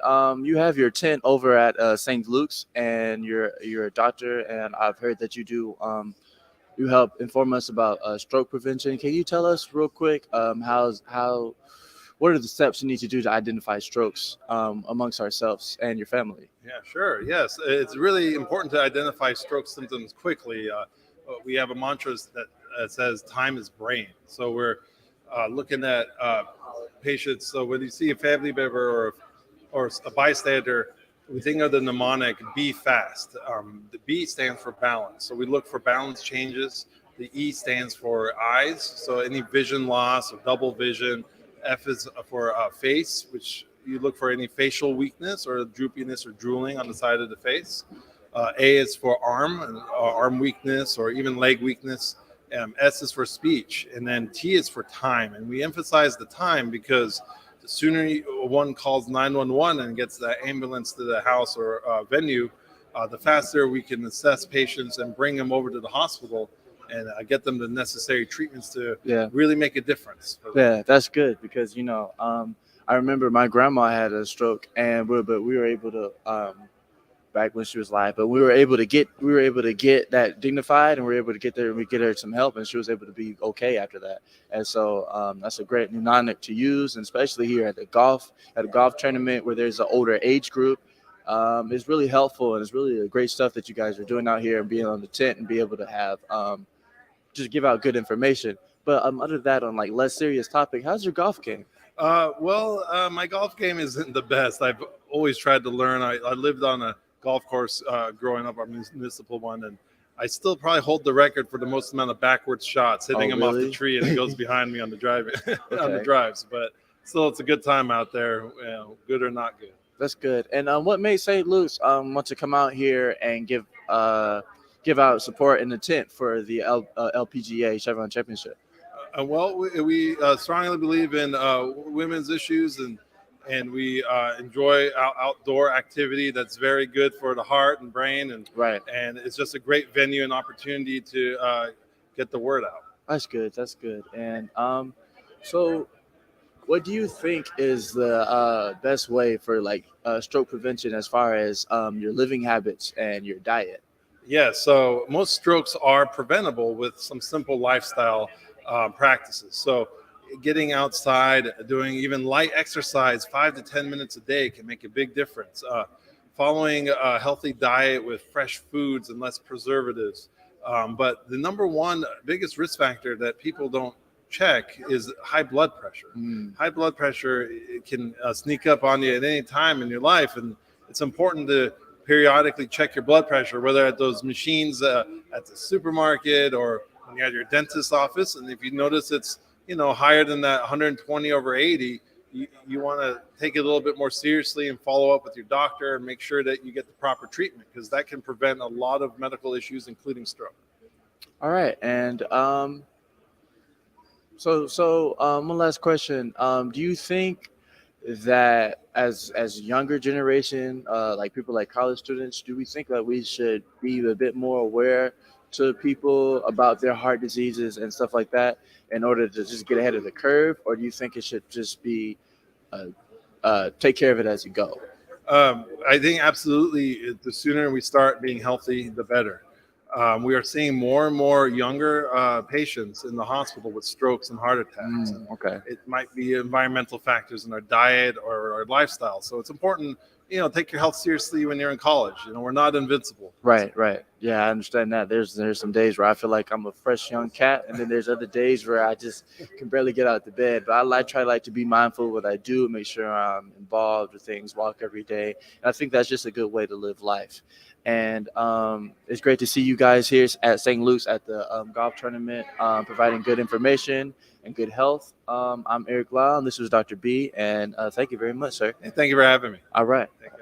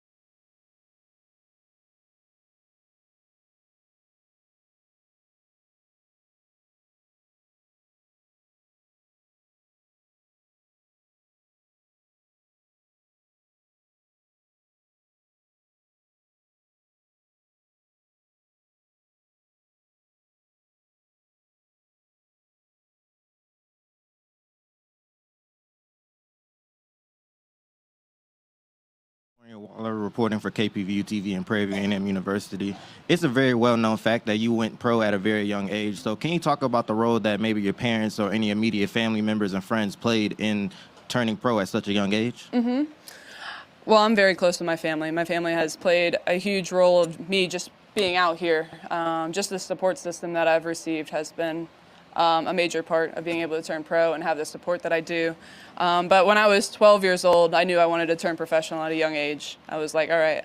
When I played my first Open at 12, I was like, all right, I'm going to work my butt off to be able to turn pro at 14 or 15 years old. And to be able to have the support that I did from my family and my small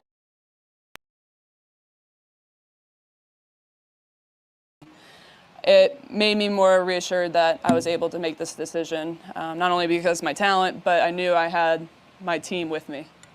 And you're obviously chasing your second Chevron Classic Championship. So can you talk about what winning this illustrious championship will mean for you and your career? Winning this one would mean the world to me.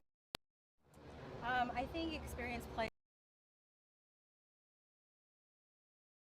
A high honor just to be able to win a major, but to be able to win the Chevron Championship with all the tradition and past champions behind it. I mean, there's nothing like it. There's a lot of traditions and history, and you know, when I jumped into Poppy's Pond, it was such a special moment. I had my family there, but I know Chevron will do this tournament right here in Texas, and it will be top notch. So I'm just going to take it one shot at a time and see where that takes me. Alasia Davis, Prairie A&M University, KPVU-TV. So you talked about working really hard, you know, starting at age 12. What preparation could you detail went into you becoming professional at age 15? What kind of work did I put into it? You know, a little background, I guess. I started golfing when I was 5, tournaments when I was 7, but I did online schooling 6th grade through high school, and I was out at the course 7-8 hours a day. Going out there with my brothers that play golf as well. So being able to have them and a few of their friends that golfed, I was always doing grinding on the range, putting, but I always had people to compete against and do competitions with. So that was like growing up, how I got to where I was at the age of 15, and always playing tournaments and playing in older age divisions, girls that were better than me. So I knew what I had to work on and what I had to improve on. So I always wanted a challenge. And after I turned pro, you know, learning the golf courses out here and dealing with everything else that comes to it. But I would say besides that, I mean, I'm at the golf course from 7:38 in the morning till 2, and then I'm training another hour or 2, so. And then last question, with back injuries being so prevalent in the sport of golf, how do you maintain your health and, you know, prevent those injuries? Like, do you do any special training or stretching by chance? Yeah, that's a great question. I do. I have a trainer in Jupiter, Colby Tellier, and I work with him 3-4 times a week, and we do a lot of balance and core work and lower body work, which is really important in the golf swing to build that foundation. And we make sure to do the right exercises for my golf swing, and making sure he'll always do an assessment on my body to make sure my weaknesses are what we work on, to making sure that they level out with my strengths. So it's always a matter of getting stronger and making sure that you're doing the right exercise with the proper form, and a lot of stretching. Okay, thank you. Yeah, thank you.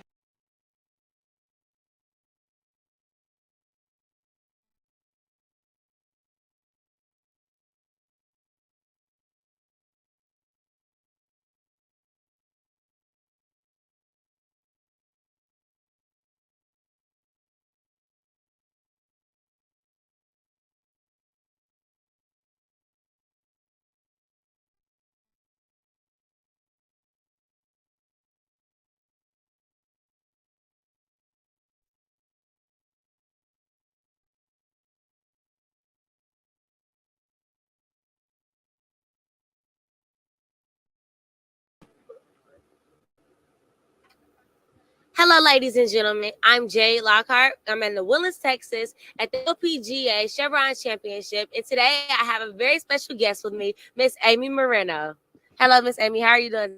Very, thank you. So, Miss Amy, I know that Nike is over at the tent, and you guys are doing a little bit of shoe designing. Tell us a little bit about that process. We are. So the Chevron team brought us in to do custom Nike tennis shoes as a giveaway. And we're doing 52 pair that are being given away every single day in honor of the 52nd anniversary of this particular tournament. So it's very interesting because we've got 4 kinds of shoes. Everyone comes in and we help them customize all their own colors, and then they're entered into a raffle every night. Oh, wow. So you're doing 52 shoes each every day. Yep. Every single day. How has the process been for you? Has it been entertaining, like interesting? Like, how has it been just having all these different designs? You know, this is a really fun event to be at because since it's LPGA, Yes. there's kind of more women than some of our events, and it's making it really fun because the shoes they're coming up with are all over the board, and they're having a lot of fun. And I think it's a really interesting way to kind of get people at this tournament like interactive. So they're having fun, so are we. Definitely. I know that you mentioned that you have 4 different types of shoes over there that's able to be custom designed. What shoes are those? So we've got the Nike Pegasus, the I think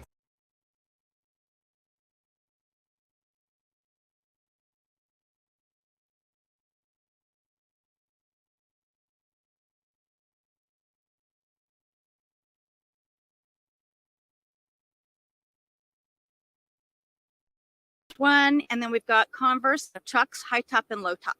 Okay, and everyone is eligible for this. Like, are they available in kid sizes as well to be customized? They don't have kids sizes, but the Converse actually go down to a size 5 for women and 3 for men. So I've had a couple of adults come in and put their kids info in, and hopefully they'll grow into them. Is this your first time being at a Chevron Championship yet? At a Chevron, I've worked for tournaments before, but this is the first time with Chevron, and it's beautiful, and they do a good job. Yeah, it is beautiful out here. So at the different championships that you guys go to, you guys always do the shoe designing? When it comes to golf, it's almost always shoes. We do other events that give away different things, but golf is usually always shoes. Miss Amy, I must ask you, have you designed a pair of shoes over there? No, because they won't give them to me. So I had to do it online at home. Okay. Pay for it. Right. So what has been the most popular shoe that people have been designing the most? So far this week, Air Force One. Air Force One. Absolutely. Yeah, I definitely can. I know that a lot of people customize on a day-to-day basis, so I can definitely see those designs. And I bet they look amazing. It's so fun to watch all the different color schemes people do, and if they put their initials or their kids' initials or their college colors, it's a really fun thing. Yeah. So, are you a fan of golf?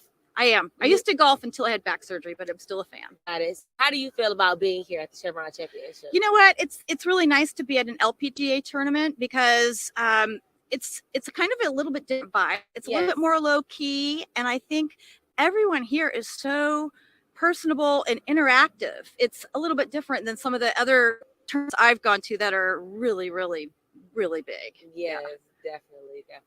Well, I'm gonna make sure to have everyone go over there and check out the Nike tents. They can go enter a raffle because, like she said, they're giving away 52 pair of shoes each day, which is amazing. That's a lot. Well, and the shoes value at around $130 a piece, so it's a pretty good little fun giveaway. And all we have to do, so explain the process to us. What do we need to do? We need to come over there to the tent, and then where to go from there. So you pick your shoe, we get you on an iPad, and then we kind of show you how to pick the different kind of fabrics and colors, and then really it's a lot of to play and design them. Right, and you're just being a designer for today, basically. Exactly. So may I ask, how long does the process typically take to complete the shoe design over there? Well, I've had some people who like all white or all black, and it takes them 2 minutes. Okay. And then I have people who like all kinds of colors, and it takes them an hour. But I would say most people are 10 minutes or less. Okay. And how long does shipping usually take to get to their house? Usually between 4 and 6 weeks, just depending on how long the backlog is at the warehouse. Yes. Well, thank you so much, Ms. You're Amy, welcome. My pleasure. Make sure everyone goes over there to the Nike stand here at the LPGA Chevron Championship and go check out the Nike stand so you can have a chance to customize your own Nike shoes. Thank you, Miss Amy. My pleasure.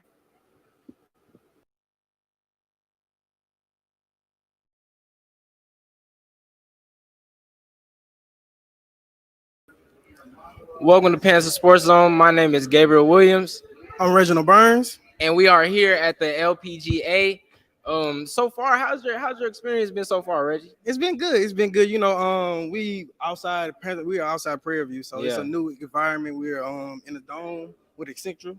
You know, have you been back there? I haven't got a chance. I heard they got VR games. Yeah, the VR nice. It's nice, real nice. It traumatized me a little bit. I ain't gonna fake. You know, I was in doing a little golf, and the ball just went. Oh, I skied. Hey, it's been fun. This is our first time filming outside of the studio, so it's really nice just to be able to see. We got our own personal dome So we've been taking time interviewing people. We got a chance to do 10-minute golf lessons. How that go for you? I know you got a chance to do it. See, I felt like I was Tiger Woods, but I'm not Tiger Woods.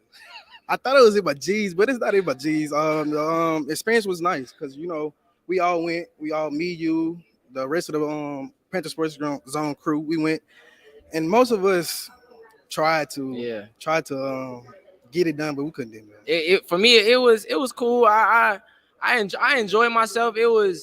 I never had a chance to. I never knew too much about golf until today. But actually getting a chance to try be in those shoes, I got a lot of respect for the people that golf, like Tiger, all those greats, because it take a lot of focus, a lot of arm strength, a lot of you got to lock in to do it. So what have you took? What did you take away from it?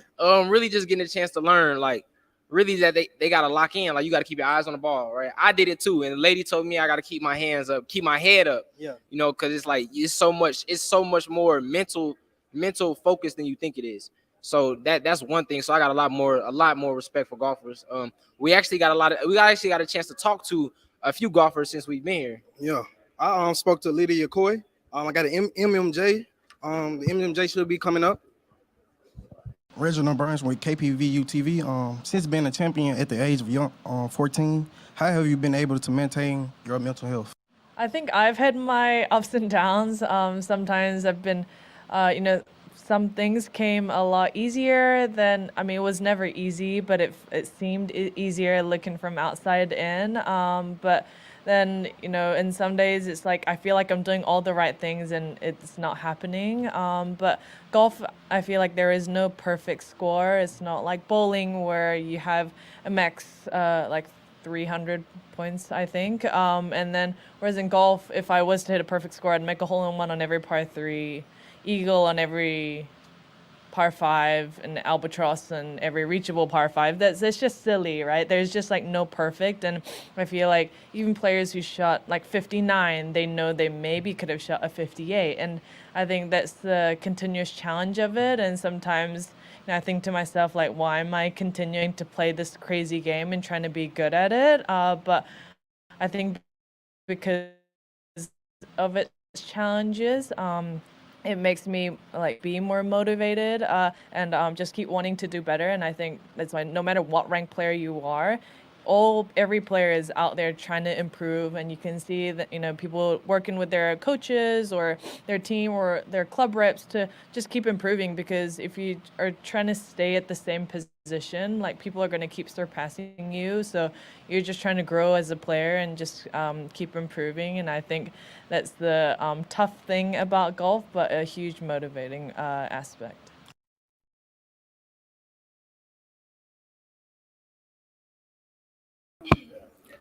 We're back. Lydia Coy, she leads the tour. She's the best, the top golfer in the women's league. She finished yesterday in tied 23rd at 71 in her quest to win a major for the first time since 2016. After up and down round with 3 birdies and 3 boogies. After starting on the back 9, she birdied on the 9th hole to finish on a pair after shooting boogies on holes 8. That's good. She's been out there, as I would say, because I play basketball, balling.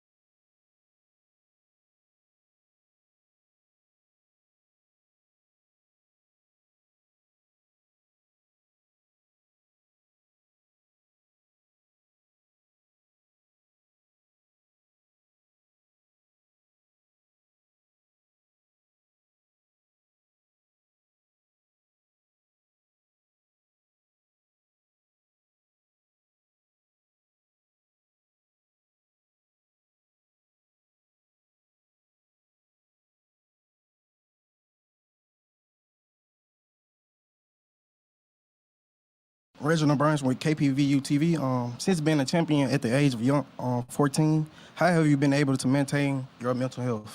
I think I've had my ups and downs. Sometimes I've been, you know, some things came a lot easier than, I mean, it was never easy, but it seemed easier looking from outside in.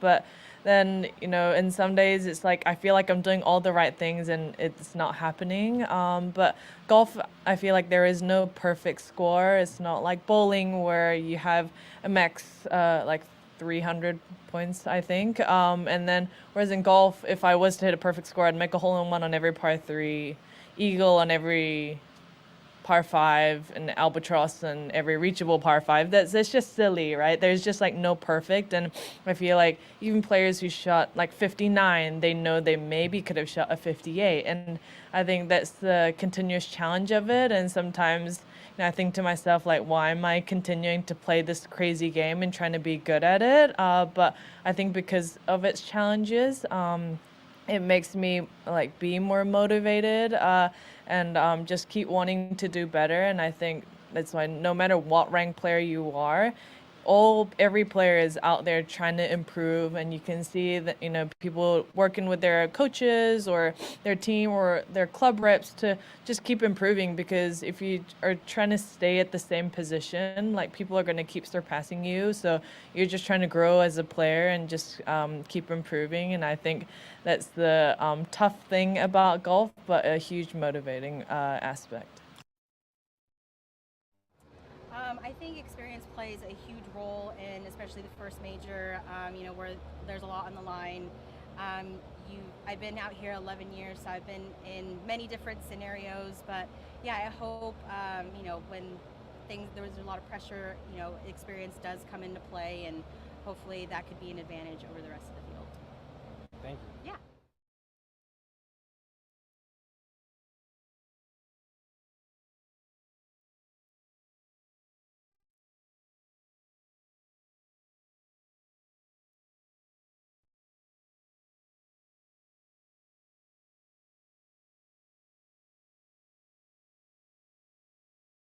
Welcome back to Panther Sports Zone. What did you think about Miss Lydia Cole that you had a chance to interview? She was very outspoken, and she made it natural it made it comfortable for us to talk to her. So it was real nice to be able to experience that for the first time.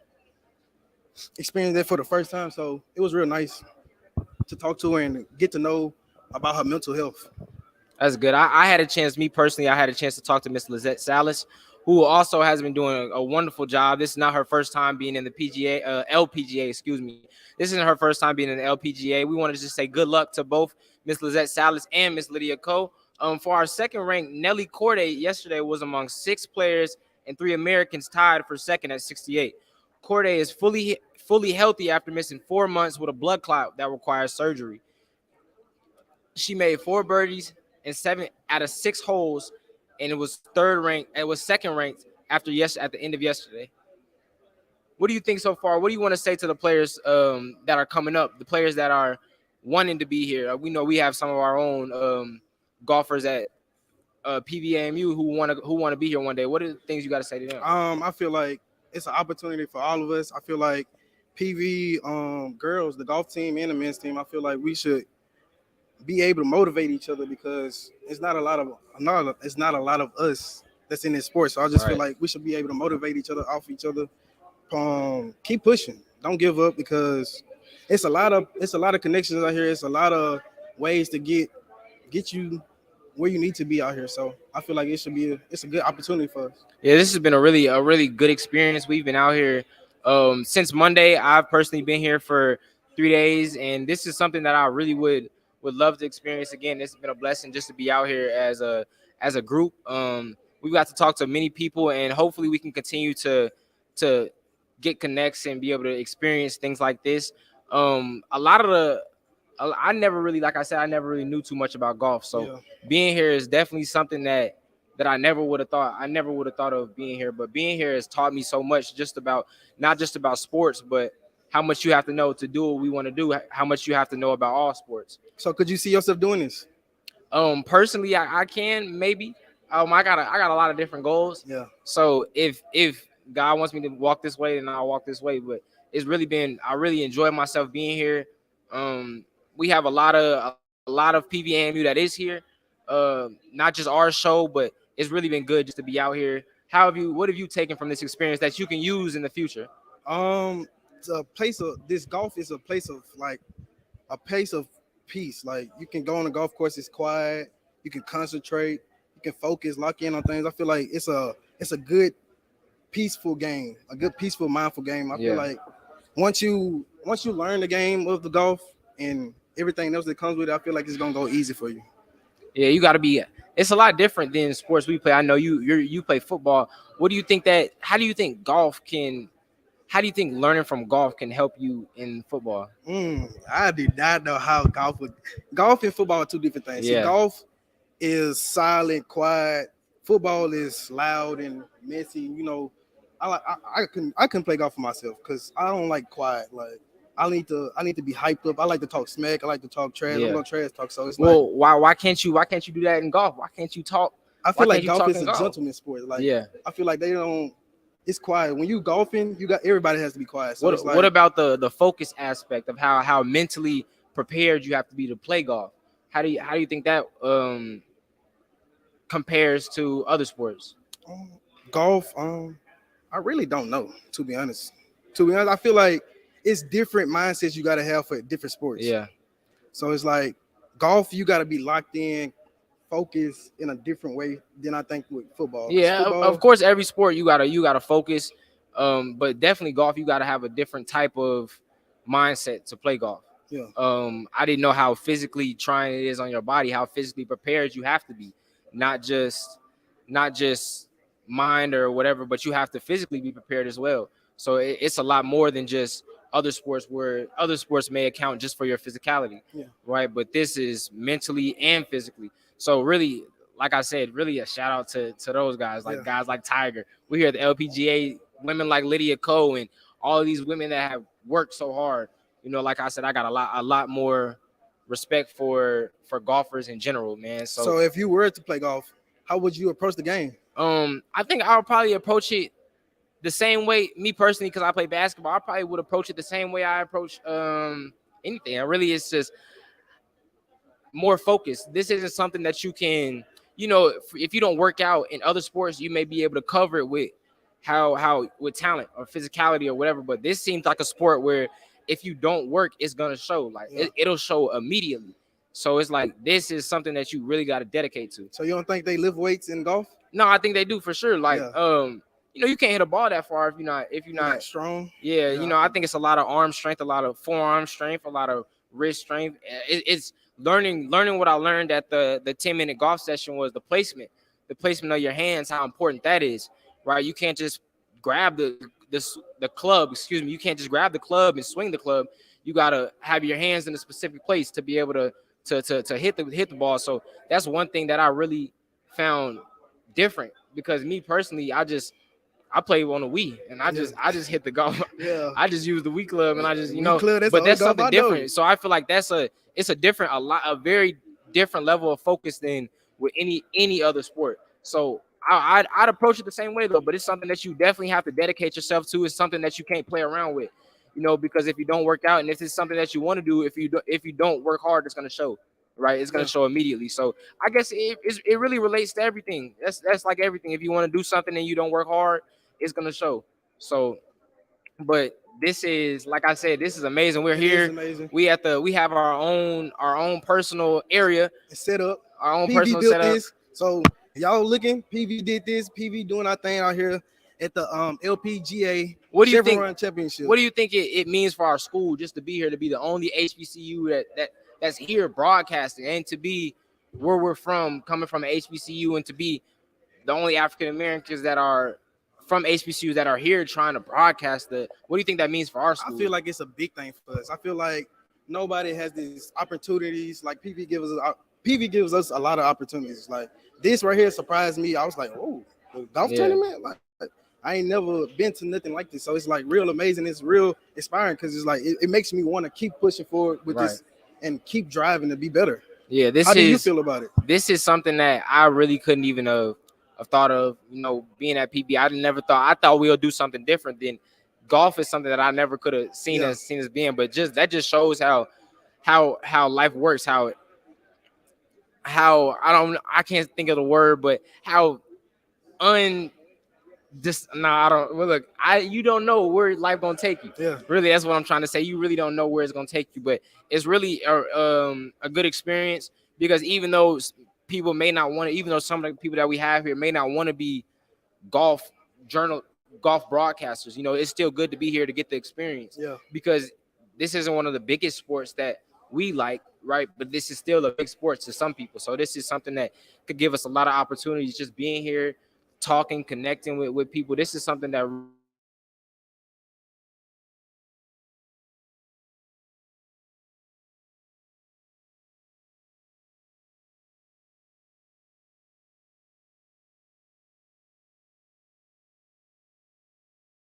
opportunities, trying to find things for students to do. So I really feel like, and besides just sports, just as a school in general, I really feel like this is a good outing for the school. Of course, we're being professional, representing our school in a good way. So I really feel like this is something that not just for our school, but all HBCUs, that it means a lot. You may not think about it right now, but you may think about it in a couple months, or like, man, we were the only ones that were there, right? So, but yeah, I'm really excited that we got a chance. So to since be you've been here, have you got any connects or networking with anybody? Like, I haven't got a chance to, communications? but I know there are. It's not just about me. I know a lot of every we came with. We're here with more than 30 students. So as long as somebody that's here is getting a chance to connect, that's good for all of us. So, but it's really I haven't got a chance to, me personally, but I'm gonna try. I mean, we got 3 days left, so hopefully I could meet somebody, or I could come and cross with somebody that I could speak to that can help me in the future. So that's really go. Have you got to talk to anybody? Yeah, I actually met with somebody yesterday about a travel agency company where they need people that's in broadcasting or in communication that's just want to come and show their talent off. So I got some connections. And it's good. This is being here again just for our school, just being here for PV. It shows that we're out here trying to find stuff to do. So even if we don't have any connects, they see PV students here. They may people that are in the position to reach out to PV. They may reach out to PV and say, hey, we want y'all communication program to do this, or we want y'all to come here, because being here, you never know who sees us. That's why PV we got to produces productive people. Yeah, PV produces productive people, productive Panthers. Yeah, so just being here is like, you never know who may see you, who you may come across that may say, hey, I remember them from that tournament. Hey, let me reach out to them and see if they want to come here and broadcast and help us cover this or cover that. So it's really just all about just while you're here, conducting yourself in the right way and handling your business. So they'll see that we're not here for games. We're here to actually do what we're supposed to do and excel and learn and get better at what we're doing. So I really feel like that's big for all of us as Panthers anyway. Yeah, no, most definitely is. Yeah. So this is KPVU-TV. This is Panther Sports Zone. My name is Gabriel Williams. I'm Reginald Burns. And we stay tuned for the next segment.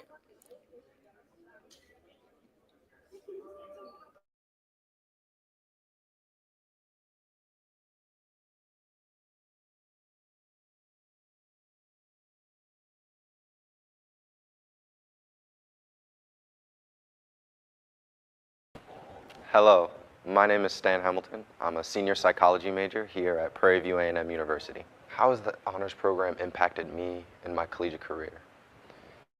The honors program has given me plenty of opportunities. I started off studying Chinese and taking honors colloquium, getting a chance to observe race and as a social construct, to explore language, which ultimately allowed me to go study abroad in France. I've had the opportunity to meet celebrities. I've given talks, speeches, been able to participate across all different types of academic fields of debate, and really just get a chance to express myself as a scholar. Third floor of the library.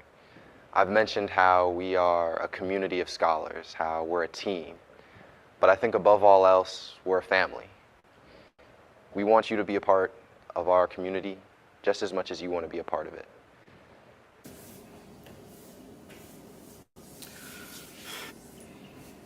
We testing new tripod, nice and lightweight. About to take off to Shanghai.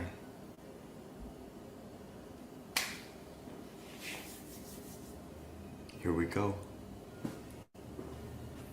Passport ready. TV honors going global.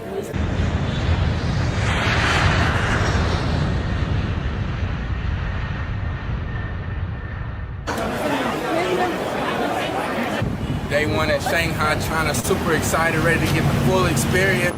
Today we're going to, we're going to campus. We're going to do our tour for Kappa. Morning, we actually talked about a brief history of Shanghai and how it rose essentially from the ground up and is now producing one of the largest GDPs of all the cities in China. I'm looking forward to seeing the good architecture in the trip. But like, I want to see the Great Wall because I want to see that view at the top. A part of making a global impact in our program is to have the students study the language or study the culture, see what they can take in and what we can do to bring it back to our university and how they can utilize what they have learned in their field of study. I like this main centerpiece right here because it draws your attention to the whole building as a whole. I can see myself designing something similar to this or maybe even better. This is my first trip outside the U.S., so I'm glad that we had this opportunity to come to one of the biggest cities in Shanghai, the biggest cities in the world pretty much, and just explore the scenery and get to meet the people over here. Today, I learned how to say directions like straight, back, forward, left, right. It's my birthday. It is really awesome to be celebrating it in another country, studying abroad. Shanghai has been great. I've tried all kinds of food. Everything that's put in front of me, I've tried it. I had jellyfish. It's probably been the highlight. I liked it. I didn't think I would. The texture is a little weird, but like the taste isn't bad. But like once you get past like the texture, the taste is fine. But everything else is good. I really like dumplings. My name is Trinity Brigham. I am a senior chemistry major with a biomedical concentration, minoring in biology, Spanish, and health, and I am the president of the student board of the honors program. I would say that the honors program means to me really trying to make a difference, really trying to build a community with those on campus, because in the honors program you have people from many different majors, business majors, chemistry, even history or art majors, and we all get to come together and just really make a difference on the campus, and I think that's what the honors program means to me.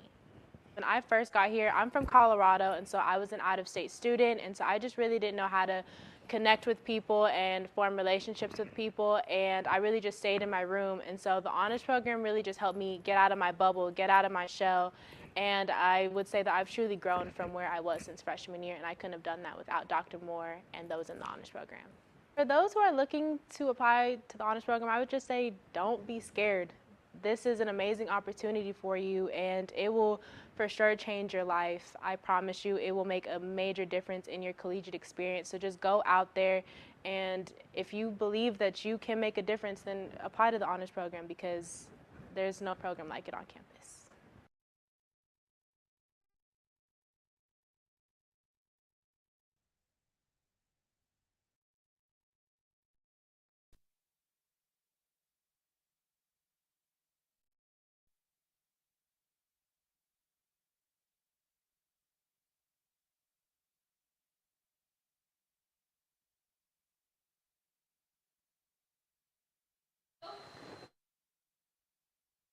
Hello and welcome to PVAMU's Coaches Corner, the show where we talk to the coaches and get an update on what's been going on in the season, what's been happening in the off season, and what's to come next season. And today joining me, we have coach of the soccer team, Coach Sonia Cavello. Coach, how you doing today? I'm doing great. How are you? I'm doing great. I'm doing great. Coach, thank you for joining us, and we're going to get right into it, because the first question would be, what has the off-season looked like for you, and what have you been focusing on during this off-season? The off-season has been focused on a lot on strength and conditioning. I think this is the time of year where we can push them in that area, where we don't always have games in every Friday, Sunday on the weekends. So it's been nice to, really get the players into the weight room at least 4 times a week. Right. And also being able to get them training on the field as well. So we have a smaller number in the spring than we do typically in the fall because we have a lot of seniors that have graduated. Right. So, it's been nice to get the players in with the smaller amount. We are able to do a lot of reps in a short amount of time to get the most out of the players in the spring as well. Right. Now, Coach, you talk about having a lot of seniors graduating, a lot of graduate students, and they're going off. You got players like, Quinn Josiah, Kalia Brown, Sonia Fuentes, key contributors to the team. So, and most of them, some of these graduating seniors were here when you first came to PV. So what can you say about that class that's leaving PV right now? I think they're a very strong class, great people, strong leadership that came from that group. And, I think they've done a great job to really set the example, the tone for our women's soccer program and building it to a championship program. Right. And I think they've done a great job also mentoring the younger players as well and provided, that installed perseverance in them to continue on and make sure that the program stays strong in the future as well. Right, Coach, and we talk about the future because you have 11 players leaving, and those going to be some big shoes to fill. So what faith do you have in these new kids coming up that they can take over? Yeah, we'll start with the returners. I think the returners is a strong foundation that we can continue to build off of. And then the new players that we've signed are going to come in and make an immediate impact. We're continuing to recruit a higher caliber player every single year, and I think they're going to come in and be able to play right away. But I'm very, very excited about the future, especially our returners. Our returners are very motivated. They want to continue to win championships and compete in the NCAA tournament.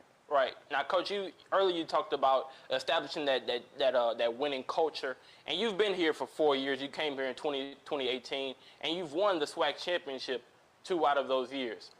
But tell me what did it take to establish that culture for you?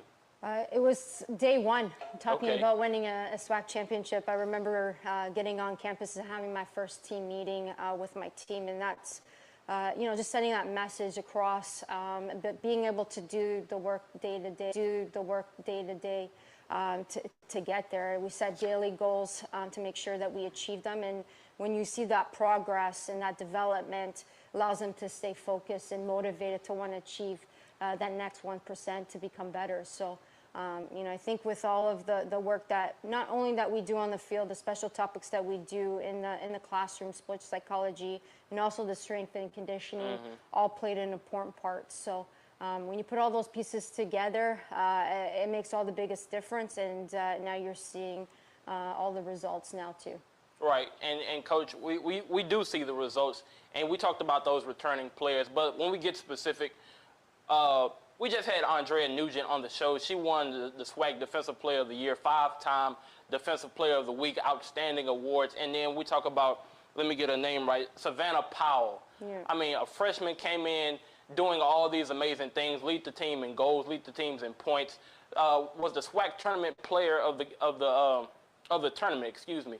So how confident is it for you to know that you have such great players returning to the team? Yeah, I think it's huge. I think when you look at Savannah, I've had a chance to see her years ago before she started putting a PV shirt on. Okay. And, I knew she's going to be great. She hasn't even hit her peak yet. She's just a freshman. So I know that when she was going to score that first one, the second one was going to come, the third one, the fourth one. She scored 6 goals later in the season there. And I think she's going to be big time for us as we go on throughout her 3 years. With Andrea, she does her job. She does her job great. And I think she's going to continue to break records in that area of the field, and not just at Prairie View in the conference, and I wouldn't be surprised in the country. Right. Now, Coach, you said something that was pretty interesting. You said that you saw Savannah playing before, much longer before she put a PV shirt on. So take me behind the scenes into your recruiting process. Yeah, I actually saw Savannah. She's from Texas, but Okay. I was out recruiting in California, and they had a team out there, and I just wanted to like drop by just Right. to see what they had. And she was young. She was like 14, 15 years old at the time, and you know, we were just happy that you know, she was able to come here. We were able to bring her on campus right away. As soon as she was allowed, at that time, grade 11 year, which is junior in high school. So, you know, and she was able to commit. She wanted to come to PV, and she really set the tone and the standard for a freshman as well, especially in her position, in her role. But she's going to be somebody that I think is going to be great for our program and will make a major impact in our conference as well as for Prairie View soccer.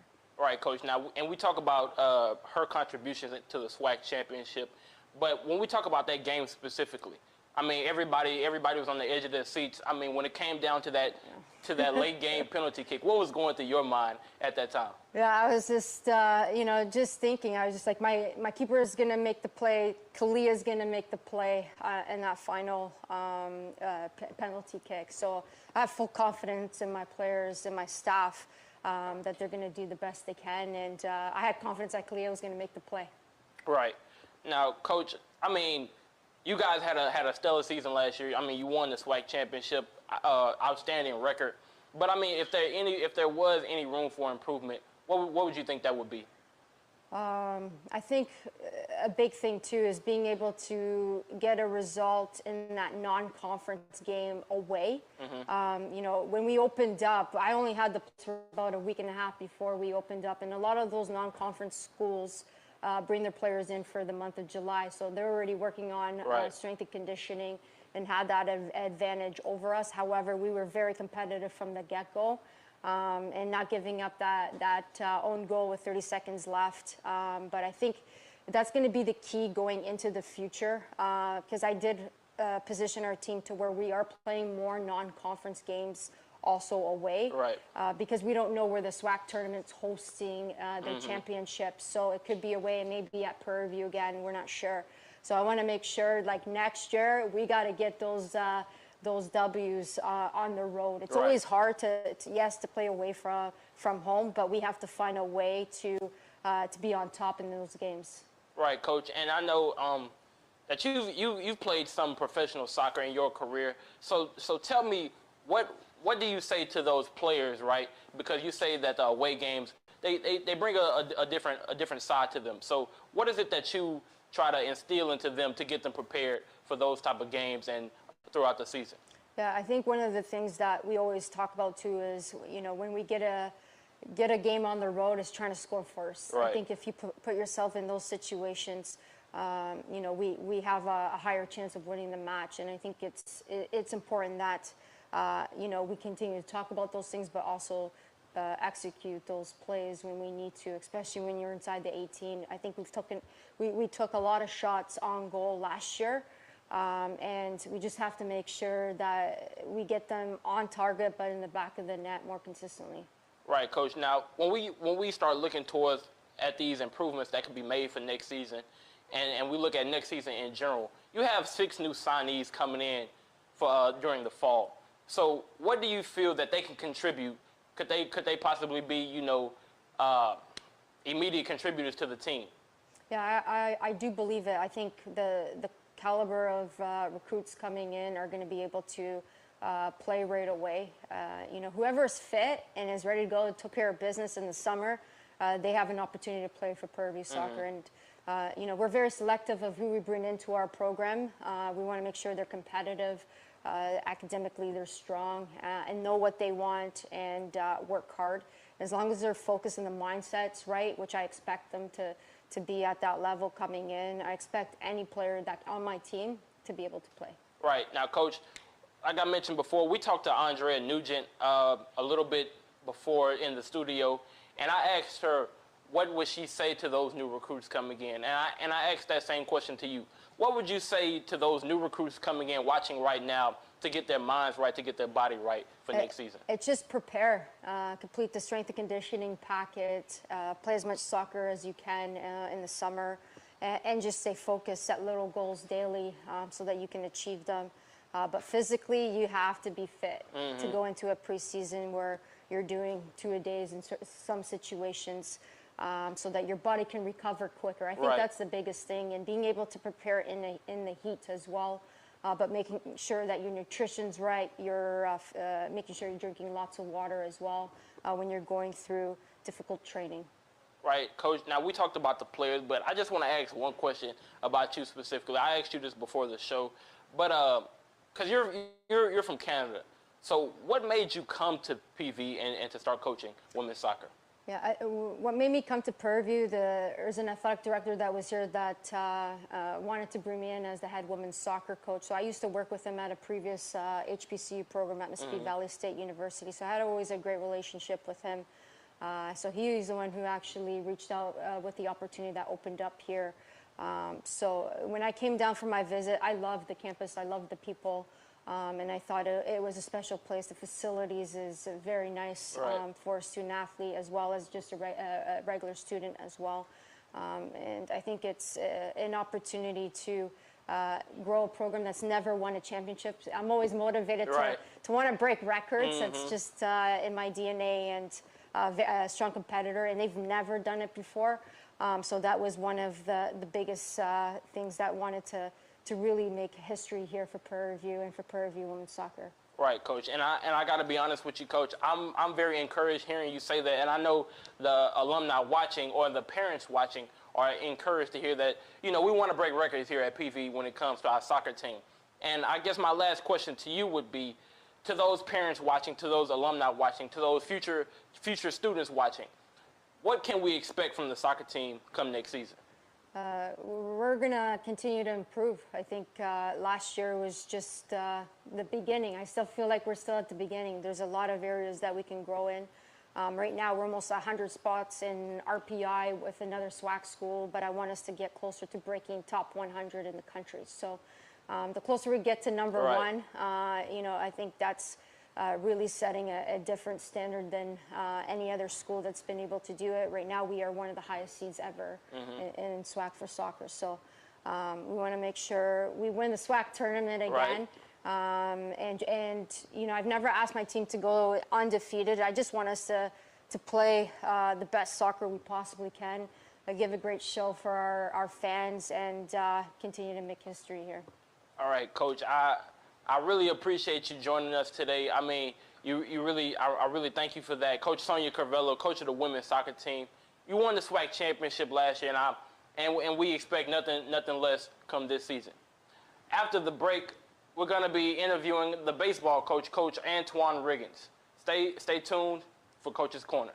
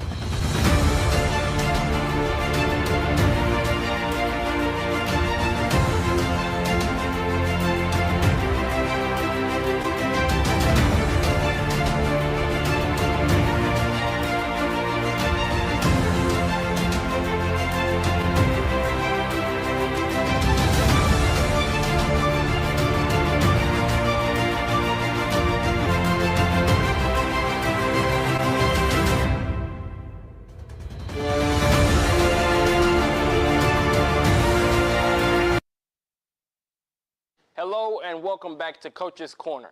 Joining me right now is the coach of the baseball team, Coach Antoine Riggins. Coach, how you doing today? I'm doing fine. How are you? I'm good, Coach. It's always good. It's always good talking to you. So, Coach, we're gonna get right into it because I was at the game yesterday when you played Jarvis Christian, and it was a bit tough for the first game, right? You had a few errors late game that may have cost the team a little bit more innings than wanted to be played. So in the next game, in the doubleheader, you guys came out 4-1, convincingly winning. So what were the adjustments made between those two games? Oh man, play better defense. We didn't have any errors in the second game, and we got the timely hitting. So the pitching was good enough. It kept us in the game.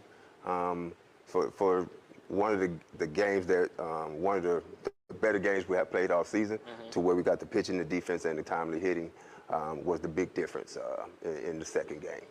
Right, Coach, and you talk about hitting because I've talked to some of the players, and one thing that they said to me was the difference between last year's team and this year's team was that they feel that they have better hitters. They can get on base more. They can have that better on base percentage, slugging percentage, and things of that nature. So would you agree with that assessment? Oh yes, yes sir. Anytime you're had a season like we had last year where we were scoring 15, 16 runs a game and maybe 30 runs in a series, it comes on timely hitting and understanding what we are as a team when it comes offensively. This year's been a little struggle because of some new guys that we put in place quietly don't understand what it takes to be consistent at the plate. We have shown signs of it this year where we'll score. I mean, we have 15 hits or we've scored 8, 12 runs in a game. We just haven't been consistent with doing it. We're not a home run hitting team. Right. We're a contact type of team to where we use our speed and our smarts on the base pads and we not being as consistent with it as it was last year, but we getting there.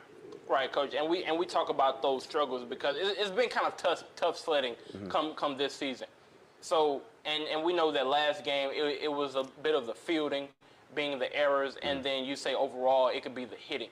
So if there was one thing that you could point your finger at, what would you say that needs to improve to get the team back in the way that it needs to go? Oh, defense.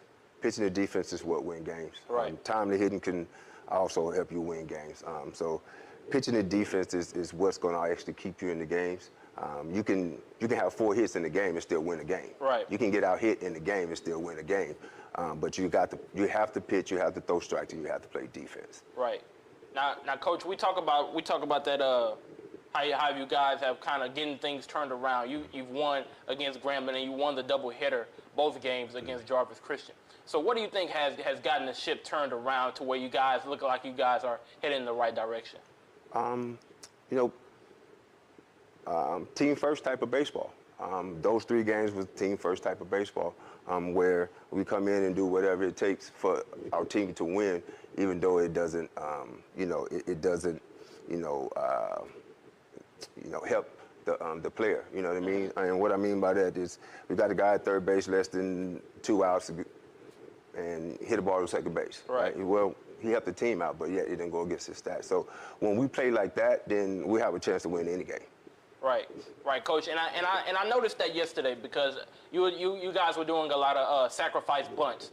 So what is it that you kind of instill into those players to make sure they put the team first rather than trying to get those individual stats? Fundamental baseball, you play good fundamental baseball, you have opportunity to win games. In situations to where we can sacrifice bunt, and you always got somebody at second base. When you always have somebody at second base, then you have a chance to score on a base hit. So we try to play fundamentally sound baseball, give ourselves a chance to win. It don't work out for us all the time. You definitely don't want to give up outs early in order to do that and then don't score. But if you go with the percentages, then I'm going to do it every time. Right. Yeah. I mean, Coach, that's honestly understandable because I always say that baseball is a game of ups and downs, right? You're gonna have your hidden slumps. Sometimes you may not be fielding the best. Sometimes the pitching may not be all the way there. But as long as you can capitalize on those key moments. But Coach, I want to ask you about one player specifically because every time I look at the stat sheet, his name seems to be at the top, whether it be hitting percentage, on base percentage, and things of that nature. I mean, great third baseman, Benjamin Ybarra. So tell me a little bit about him and how he's been that standout player. Wow, he's the ultimate team first guy, right? I think he's maybe hitting 350 right now, I think, but he can easily be hitting 400. He gives himself up all the time to help the team. He's a hard out, if not one of the hard outs in our conference, and that's the reason why I have him hitting in the 3-hole.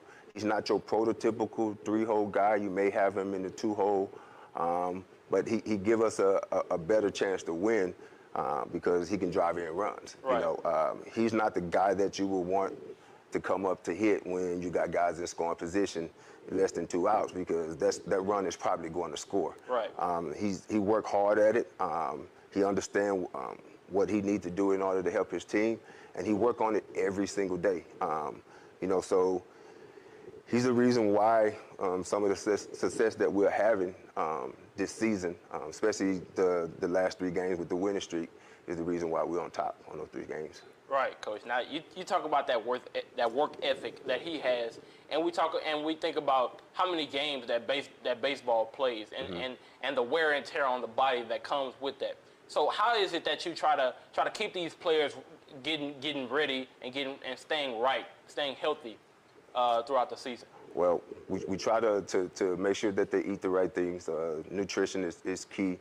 We have them in the weight room twice a week, and we tell them to take care of their bodies because you can't take care of your bodies and you can't be on the field. So we try to push the nutrition and make sure that they get in the weight room and make sure they get to see the trainers and stuff when they have any type of ailments and things like that. So that's what we try to tell them. Right, Coach, and that's encouraging to hear. I know that is encouraging to hear for all the people watching. And Coach, you've been here for 7 years now. So tell me what has it been to be a part of the progression of PV baseball, and how has it been under your leadership?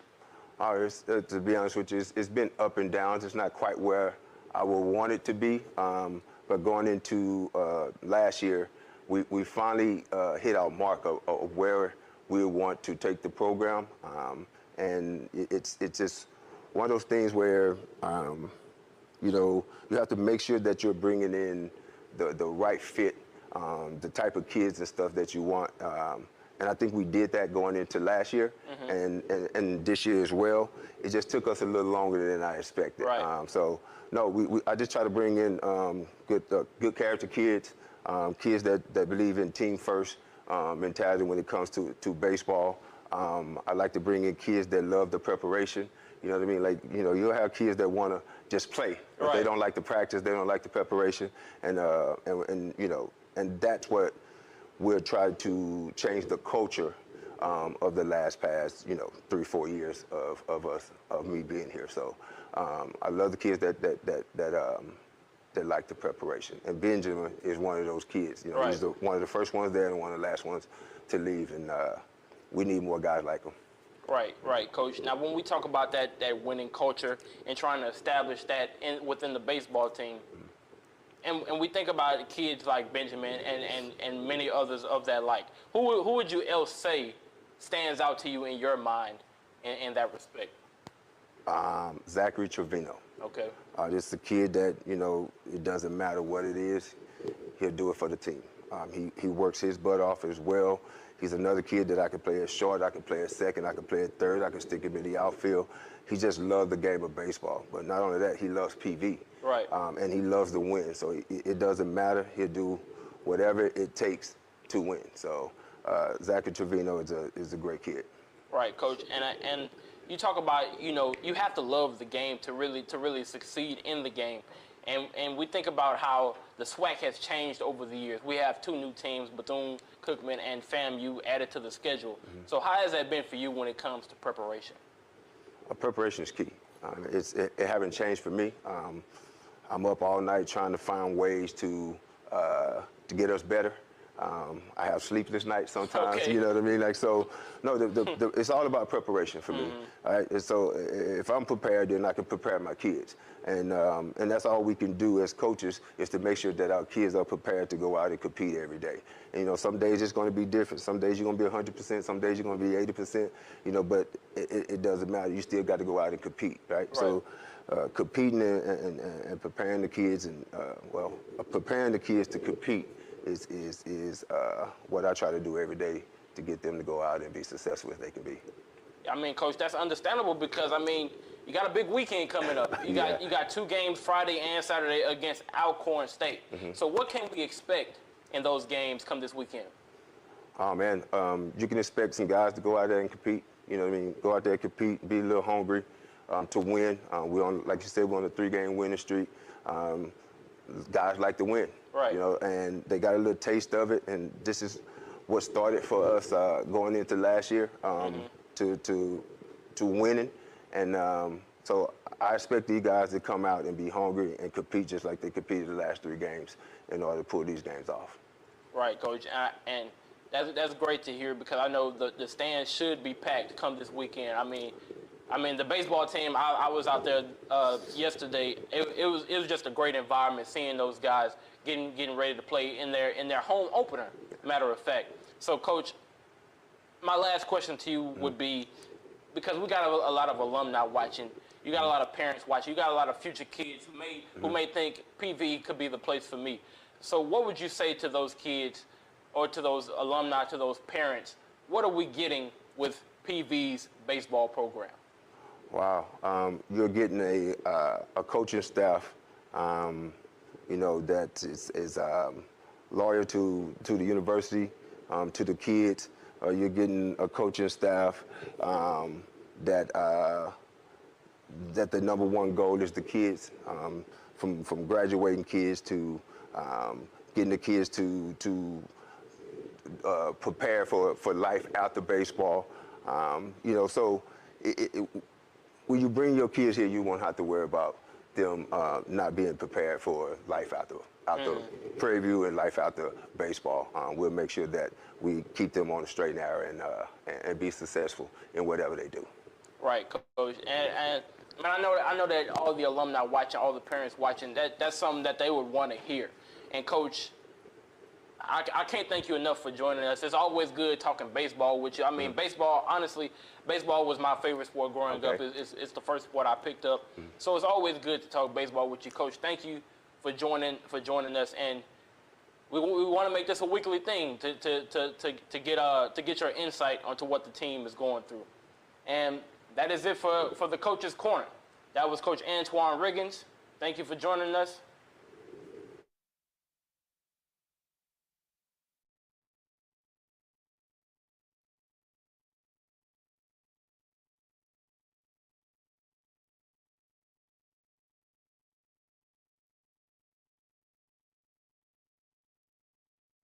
Hello and welcome back to the desk here with KPVU-TV. And it has been an amazing day. I mean, a day full of events. What you just watched was an episode of Coach's Corner, and it was beautiful. Today has been an amazing day, and it has continued with my guest here today. For the people who don't know you, please introduce yourself so they can get a better understanding for who you are. Hello, everyone. I'm Nelvie Williamson. I'm a veteran teacher with Houston Independent School District. I currently teach at Young Women's College Preparatory Academy, a 6 through 12 campus in beautiful Third Ward, Texas. Ms. Williamson, thank you so much for joining us. It's really a pleasure, especially seeing that you have an alumni along with you. So it's always good to have that Prairie View connection back here today. But one of the things, Ms. Williamson, that you mentioned in our brief talking before the cameras got rolling was that, you know, one of the things that you do at your school is that you encourage the young women there to attend HBCU, in particular Prairie View. So why is that? Why do you think it's so important for them to, you know, seek out that HBCU education?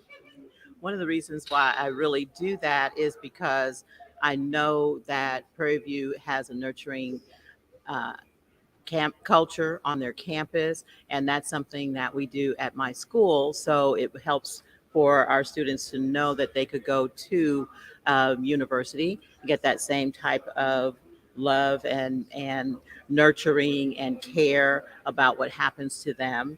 And I just love the culture of HBCUs, and I feel that that is important for our students to experience as well. Right, and I definitely can agree with that. The reason why is because I'll never forget in my time coming out of high school, going into college, I went to multiple college tours, right? One of the colleges that I visited was called TCU up there in Fort Worth. Yes. And it's a beautiful campus, right? Beautiful facilities. You know, I mean, I think they had a population of around 40,000 at the time. I mean, but still a beautiful campus. Then I came to Prairie View, right? And Prairie View still, don't get me wrong, has a beautiful campus, but we can imagine that, you know, in the ways that HBCUs have been underfunded, it didn't measure up to that of a TCU. But one thing that I noticed during my visit at Prairie View is that I instantly felt at home, right? I instantly felt a sense of belong, right? So I think what you're saying, you know, and encouraging those young women to seek out that HBCU education, I think it is a very true statement, and it is one to be heeded. But Ms. Williamson, I kind of want to transition to what's going on this week here at the Chevron Championship, because one of the things that I've been able to sit in on was a career panel held for HBCU women, in particular, young women in golf. And what they talked about there was, you know, everyone won't be able to make it pro, but what they will have the opportunity to do is to, you know, become the next aspiring businesswoman, right? Who can go into several different rooms and hold her own, right? And you talked a bit about, you know, how at your school you guys focus mainly on STEM. So talk a little bit about, you know, that real world preparation that you guys do over there. Yes, as I said, our school is a STEM-focused magnet school, and one of the things that we really want our students to leave our campus, knowing is how to, one, present themselves in any type of a room, and also to feel comfortable and confident that they have the skills and the knowledge that it takes to do their very best, not only in their courses, but in their career choices as well. So one of the things that I really appreciate about my school is the fact that our career technology chairperson is a graduate of Prairie View. Wow, okay. She's also a graduate of other colleges as well. So she has that different perspective. I have that different perspective as well, having gone to a PWI. Okay. But also my great-grandfather founded an HBCU. Okay. That's still going on. So I have that perspective as well. And I just want our girls to know that no matter where you begin, there's always, you know, other places that you can go, and that comfort level of being accomplished. That's really what we start at our campus and move forward. Right. Now you said your grandfather founded an HBCU? My great-grandfather, London Williams. Okay, for the people who don't know, because this is news to me, please enlighten us to the HBCU that was founded by your great-grandfather. My great-grandfather, along with a group of 4 other Baptist ministers, established Morris College in Sumter, South Carolina. Wow. Yes. Wow. That's part of my heritage. Education is in my DNA. Wow. Let me tell you, little did we know that we would stumble upon HBCU royalty here today at the Chevron Championship. I mean, you just came and graced our desk without us even knowing your background. So thank you for enlightening the audience to that. Okay. But yes.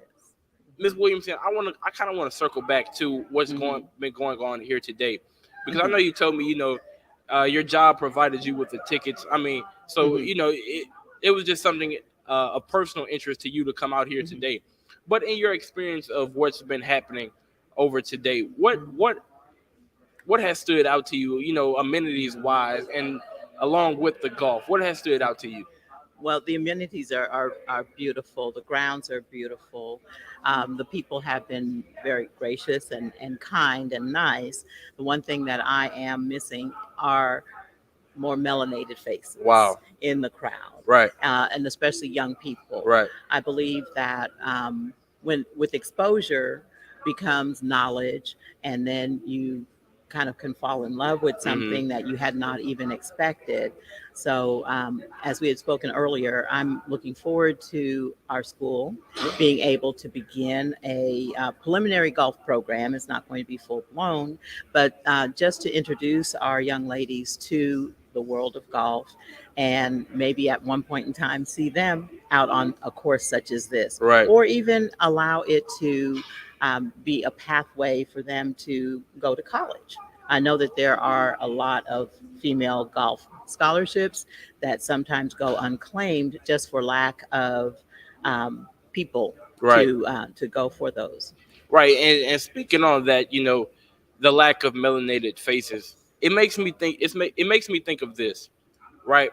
Because in the game of golf, although it is, you know, a sport in and of itself, one thing that is a cliche, so to speak, but I believe it holds true, is that business deals are made on the golf course, right? Yes. So not being on the golf course, it not only cuts you out of the sport, but it cuts you out of that some of that economic pie that you would otherwise be in had you been on the golf course. Right. So I think you make a very great, astute point when it comes to, you know, we need some of our people on the golf course. Yes. So, Ms. Williamson, I just want to say thank you so much for joining us. Oh, you're very welcome. Like I say, I mean, we were graced with HBC royalty and didn't even know it. It's really been a pleasure talking to you. Thank you so much. Of I really course. appreciate you all. I appreciate PV-A&M. I really, really do. I would go to PV when I was at Texas A&M Okay. for the culture. Right. Okay. So it was just one of those things. And it is a place that holds a special spot in my heart. I mean, thank you for saying that, because Prairie View, I think we all love Prairie View here. I mean, Prairie View has gotten us to the place that we are now. So thank you for saying that, and thank you once again for joining us. You're welcome. Thanks for the invitation. Yes, of course. Okay. So that was Ms. Williamson, and stay tuned for day 2. We're still live. We're still in effect. Stay tuned. This is KPVU-TV.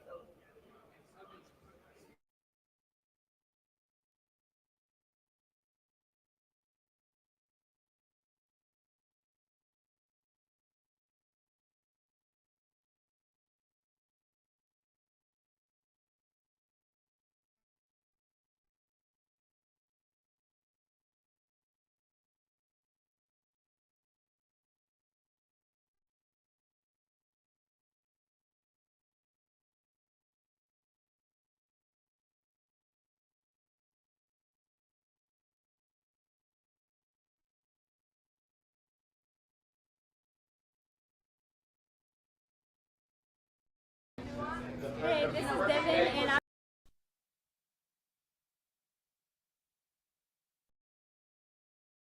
Brittany, Savannah, and we're at the LPGA Chevron Championship. And how are you guys doing today? Good. The weather turned out great, and we're having a really fun time. So who are you looking forward to seeing today? Anybody in particular? Natalie? That for you? Yeah, Natalie.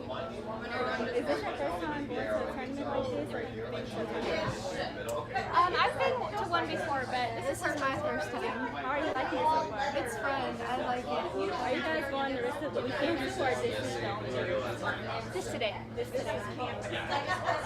Have you guys went to any of the vendors yet? Do you like any of the vendors? Like, Yeah. She just did the the golf simulator, and now we're in the shoe tent. Have you guys designed any shoes? Yes. Oh, cool. You know, if you win, they're gonna send you a pair of shoes to your house. I know that's awesome. That's cool. So I think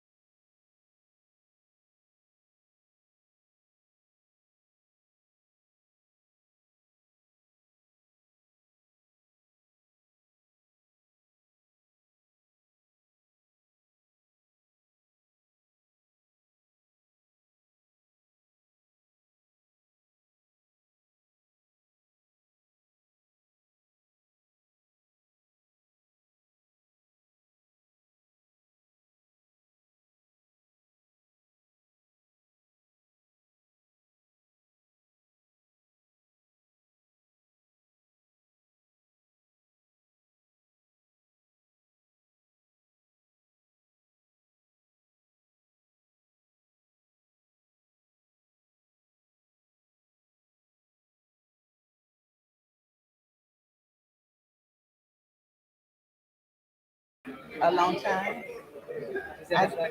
You, that's you, what question? You know what questions you're gonna ask me or whatever. Well,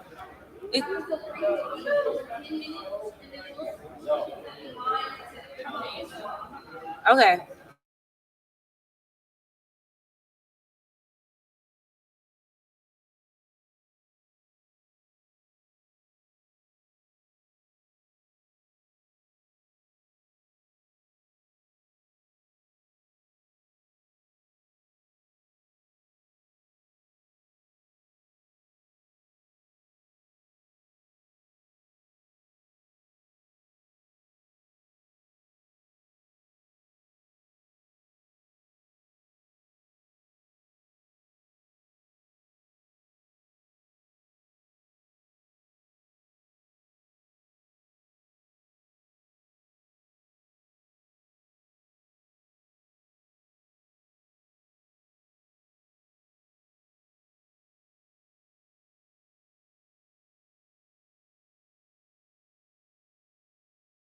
And here in the studio, we have Miss Cheryl Anderson. Hi, Miss Anderson. How are you doing today? I'm good. How are you doing? I'm well. So, can you just tell the viewers a little bit about what brought you out today to the event? So I enjoy golf from watching it on television mostly. My husband is a serious golfer, so golf is in our life. And so I had the opportunity to come out to this tournament. I've never attended an LPGA tournament, so I thought it would be a great experience. So that's why we're here today. Okay, so have you seen men professional golfers? Yes. You have? So what do you feel like has been the similarities and differences between the two being at this event today? That's a great question. I haven't been to many LPGA tournaments in general to really say a good comparison, but I would say that the crowd size is certainly much more comfortable here.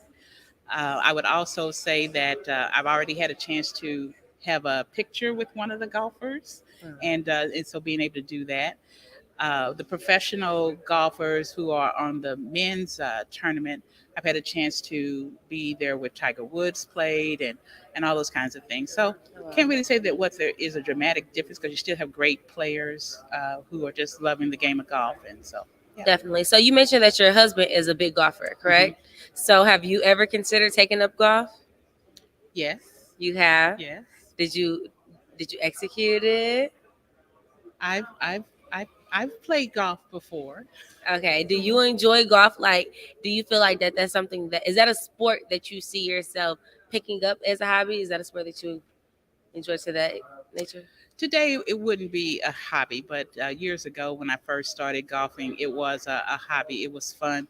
It was a part of a corporate organization that I was in, and we had a women's golf club, and so we would go out regularly, and I really did enjoy it. But it was probably more so for the fellowship, but at the same time, business transactions happen on the golf course. And so as a result of that, you want to be able to have at least some minimum set of skills. Right. And so it was fun to be able to do that. Definitely. So here at the LPGA Chevron Championship, they also have vendors set up outside. Have you had the opportunity to stop by any of the tents? No. So I know that Nike is out there and they're doing a shoe design. Yes, they're giving spectators the opportunity to come and design a variety of different shoes. So definitely should stop by there. They also have a golf simulator out there if that was something that you're interested in. Nice. No? Okay. And then in addition to that, PVAMU, we're also here and we're reporting in here as well as at the Lakeside. So what does that mean to you to have HBCUs here covering events such as this one? This is amazing. I mean, we were just walking by and one of your fellow students asked us if we had a few minutes to come here. And when I think about Prairie View A&M, my husband is an alum, my daughter is an alum, and I went to Texas A&M University. Okay. But at the same time, just to see the opportunity that Chevron gave your school to be able to be here, set up this area, get the experience, this is fantastic. I'm just really impressed with that. And I'm also impressed with the fact that you all are doing such work in technology. So one of my areas is in science, technology, engineering, and math. So I really promote that. And so I'm just really glad to see such wonderful, diverse students out here taking advantage of that. Yes, definitely. Thank you so much. I know on the other side they actually have a form of STEM set up. They have their the virtual golf course. Have you taken a look at that? No. No. Yeah. Well, they have that going on over there, so you definitely should stop by that if you get the chance to. In addition to that, the LPGA, this is their first time having it in the state of Texas. I don't know if you were aware. I did not know that. Yes, this is the first time that it's taking place in the state of Texas. Are you a Texas native yourself? I am. Okay, so what does that mean to you to have the tournament here in the state that you are a native of? I think it's always great to have a first, and especially for the LPGA, players. I think from a standpoint of gender parity and things like that, it's important that we demonstrate that. And the fact that it's here in Texas now is fantastic. I grew up in Fort Worth, and there is a different golf course, and so it was really interesting to see how long it took different kinds of players to come to that course. And so now to see that same thing happening here for women golfers here in Texas, this is fantastic. Definitely. We also have junior golfers here today. So we have high school students who they play golf at their level. They're out here seeing the professionals, and they're also walking around with some of PV's very own women golfers. To you, what does that mean to see the current generation of golfers lead the next generation? I think it's all about mentoring, and then further it's about legacy. So as a mentor, you're able to give advice, guidance, instruction as far as what it is to be successful. And the fact that they are Prairie View A&M University golfers, and that they are letting the juniors shadow them, that is just really awesome. I think that golf is a skill, an experience, and a culture that really our young people need to be exposed to more. And so then as a result, your golfers are being and leaving a legacy here, not just on the field, but also in the future. Definitely. So if there's any piece of advice that you can leave our viewers with today, or anything that you've gained since being at the LPGA Chevron Championship, what would that be? Well, I think about the fact that one, this is the first LPGA tournament here in Texas, and that it's also filled with women who are excellent in their sport, excellent in their skills, and the tenacity and the preparation that is taken to get here. And so the one thing that I would say to young people, and I get a chance to say this all the time, is one, make sure that you find your passion. So if your passion is tied into golf and this sport, then you would put in the work for you to be excellent at it. The second thing that I would also encourage is that when you're looking to do something that is different and not everyone is doing it, sometimes it really does take courage to be able to do that. And so be sure to take the risk and explore doing things that you otherwise would not do. The third thing I would say was have a mentor. You've got to have a mentor in this game. You've got to have a mentor in life. You got to have a mentor in your career. And then lastly, I would just say to just be able to give back, leave a legacy, and then to create other leaders. Create other leaders as you go through and as you grow into a leader. And then ensure that there is a wide representation of what happens in the future going forward, of folks in populations and colors that you might not normally see.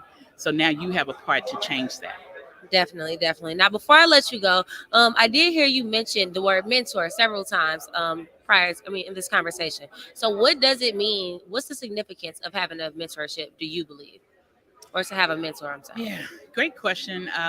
I myself was mentored by so many people growing up as a young person. And, in addition to what my parents laid for me as a foundation. And so, the story of mentor is that this was a part of a Greek mythology.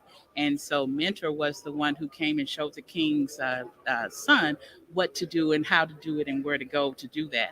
And so then that's exactly what being a mentor does. And so not only is it important to have a mentor, but it's important to be a mentor. Definitely. And because it's about showing and giving people guidance and direction and how to navigate different things and be successful and get to the other side.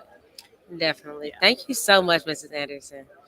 Thank you so much for talking with us today on KPVU-TV. Thank you for leaving our viewers with a little piece of advice. Thank you so much. Thank you. Thank you. Enjoyed that.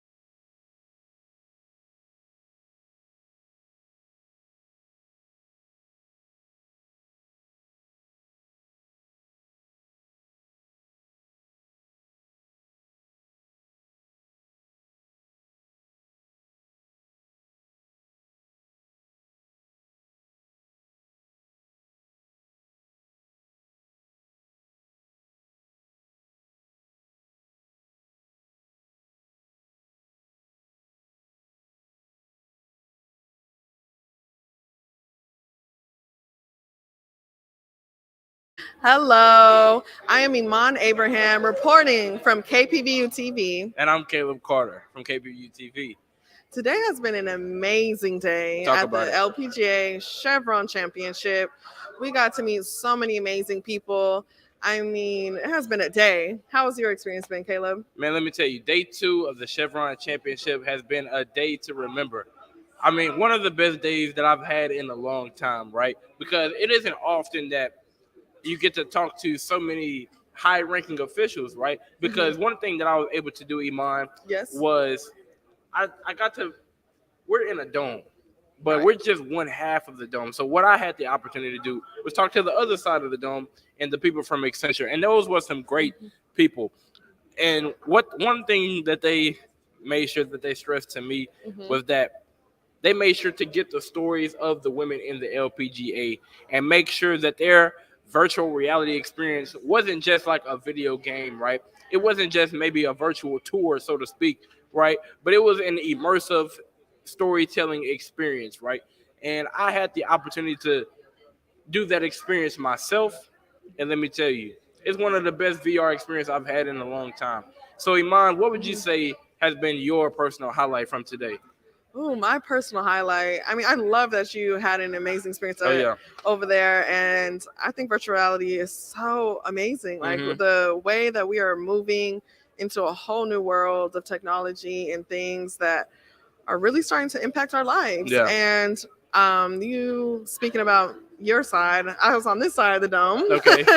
And I actually got to speak to some amazing junior golfers today. And I feel like that was just a really good highlight for me, being able to have them come up here on the desk, seeing that they're a little nervous at first, but after the first one, they're like, okay, I want to try. And I feel like being able to see their eyes light up and see them engaged and excited, and some of them even thinking about broadcasting and thinking about being on camera as well, and giving them this experience to be able to understand what it feels like to be on camera.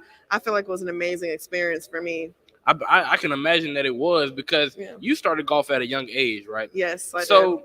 I can imagine that, you know, you kind of related to a lot of what they were telling you, a lot of the stories that they were going through. So this is just my personal interest question, right? So how was it, you know, coming up playing the sport of golf, and what kept you in that, you know? Well, I started off young, and my dad introduced me to it. So it was just kind of like dad-daughter time. So I enjoyed like just going out there, spending time with him. And I did quit a couple times, I'm not gonna lie. So I didn't stay in it too much. But what really made me realize I want to play this game was honestly, I don't know. I just keep going back to it. This game has a hold on me, and it just makes me smile. And being able to see these organizations that they're part of, like seeing First Tee, seeing Girls Golf, seeing Journey Through 18, and seeing that there's organizations and communities for these junior golfers. I didn't have that many opportunities. I was introduced to First Tee. I was part of that for a little bit, and I was part of Desert Mashie, which was organization based in Arizona. So being part of those communities, I think, really helped me and made me want to keep playing, seeing other people that look like me playing the game. I mean, that's amazing, and I'm glad that you got to have that experience. I mean, talking to people who, you know, you were once in their shoes, right? Yeah. But see, for the people watching at home, Iman is kind of downplaying her day, right? Because although, yes, talking to the junior golfers was great, I don't want to minimize that. But one thing that Iman isn't mentioning that she had the opportunity to do, along with our own Taylor Harvey, was go and interview Olympic golfer Miss Nelly Korda. So talk about that. How did it feel sitting with, you know, and asking questions to an Olympic golfer? Yeah, it was surreal, because you see these girls these ladies on the screen playing professionally. I mean, seeing the Nelly Korda win after win and having an amazing career in this game, and being able to be there up close and personal. I mean, this day has just been wild. I mean, I've seen junior golfers to now being here, being a collegiate golfer, and then seeing professional golfers up close and personal. And being able to ask some questions, I think, was an amazing eye-opener for me, because it's just a great world and game to be a part of, and being able to understand their mindset and what they go through their mind, and just hearing it from them, I believe helps a lot, and I feel like will help my game as well. So Nelly Corda, thank you so much, and I hope you do well for the rest of this tournament. First of all, once again, I have to say I'm glad that you had that type of experience, because like I say, it's not all the time that you get to sit and talk with someone who's done it before, someone who's been in your profession and did it at the highest level, you know, at the Olympics. So I'm more than happy for you that you had that experience. Thank you. But today isn't the last day of the Chevron Championship, right? We still have 2 more days, this Saturday and this Sunday coming up. So what are you most looking forward to come this Saturday and Sunday? I believe the championship round is on Sunday. So what are you most looking forward to? I'm excited to see who's going to win. That's what I'm looking forward to. I'm excited to just see these girls competing and to see who else is going to be here and be inside of our amazing dome. Right. We've had so many amazing guests already in here from yesterday and today, and being able to just really highlight not just PVAM universities, but HBCUs everywhere, being able to show that we are so much more and we have so much to offer, especially when it comes to our amazing media team here. And I'm sure you have so much to look forward to. I mean, this has been, this is your first event at a golf event. Yeah. I mean, what has this experience been for you so far? Let me tell you, if nothing else, it's been a learning experience, right? Yeah. Because you and I were talking before we came here for the tournament, and I was saying, you know, because I knew I was going to be broadcasting the tournament, and I was like, I'm not sure if I know the golf jargon all that well, but I'm gonna try to learn. You know, Iman helped me out. You know, so one thing that this tournament has done for me, it's opened my eyes to everything that golf has to offer. Right. So it's been a very, very insightful and amazing experience. Right. But like I said, the week isn't over. There's still day 4 and day 5 to be played. Carlton Woods Country Club. Stay tuned. Make sure you're tuning in. Iman? Yes. Thank you so much. And I am super excited to see what will be happening and who will be taking home that trophy on Sunday. And thank you guys so much for tuning in. Thank you, Kayla, for being here. And thank you for everyone from PVMU, KPVU-TV. So thank you guys so much for watching, and make sure to tune in tomorrow. This is Iman Abraham from KPVU-TV. And this is Caleb. Excuse me. We're signing out. Bye.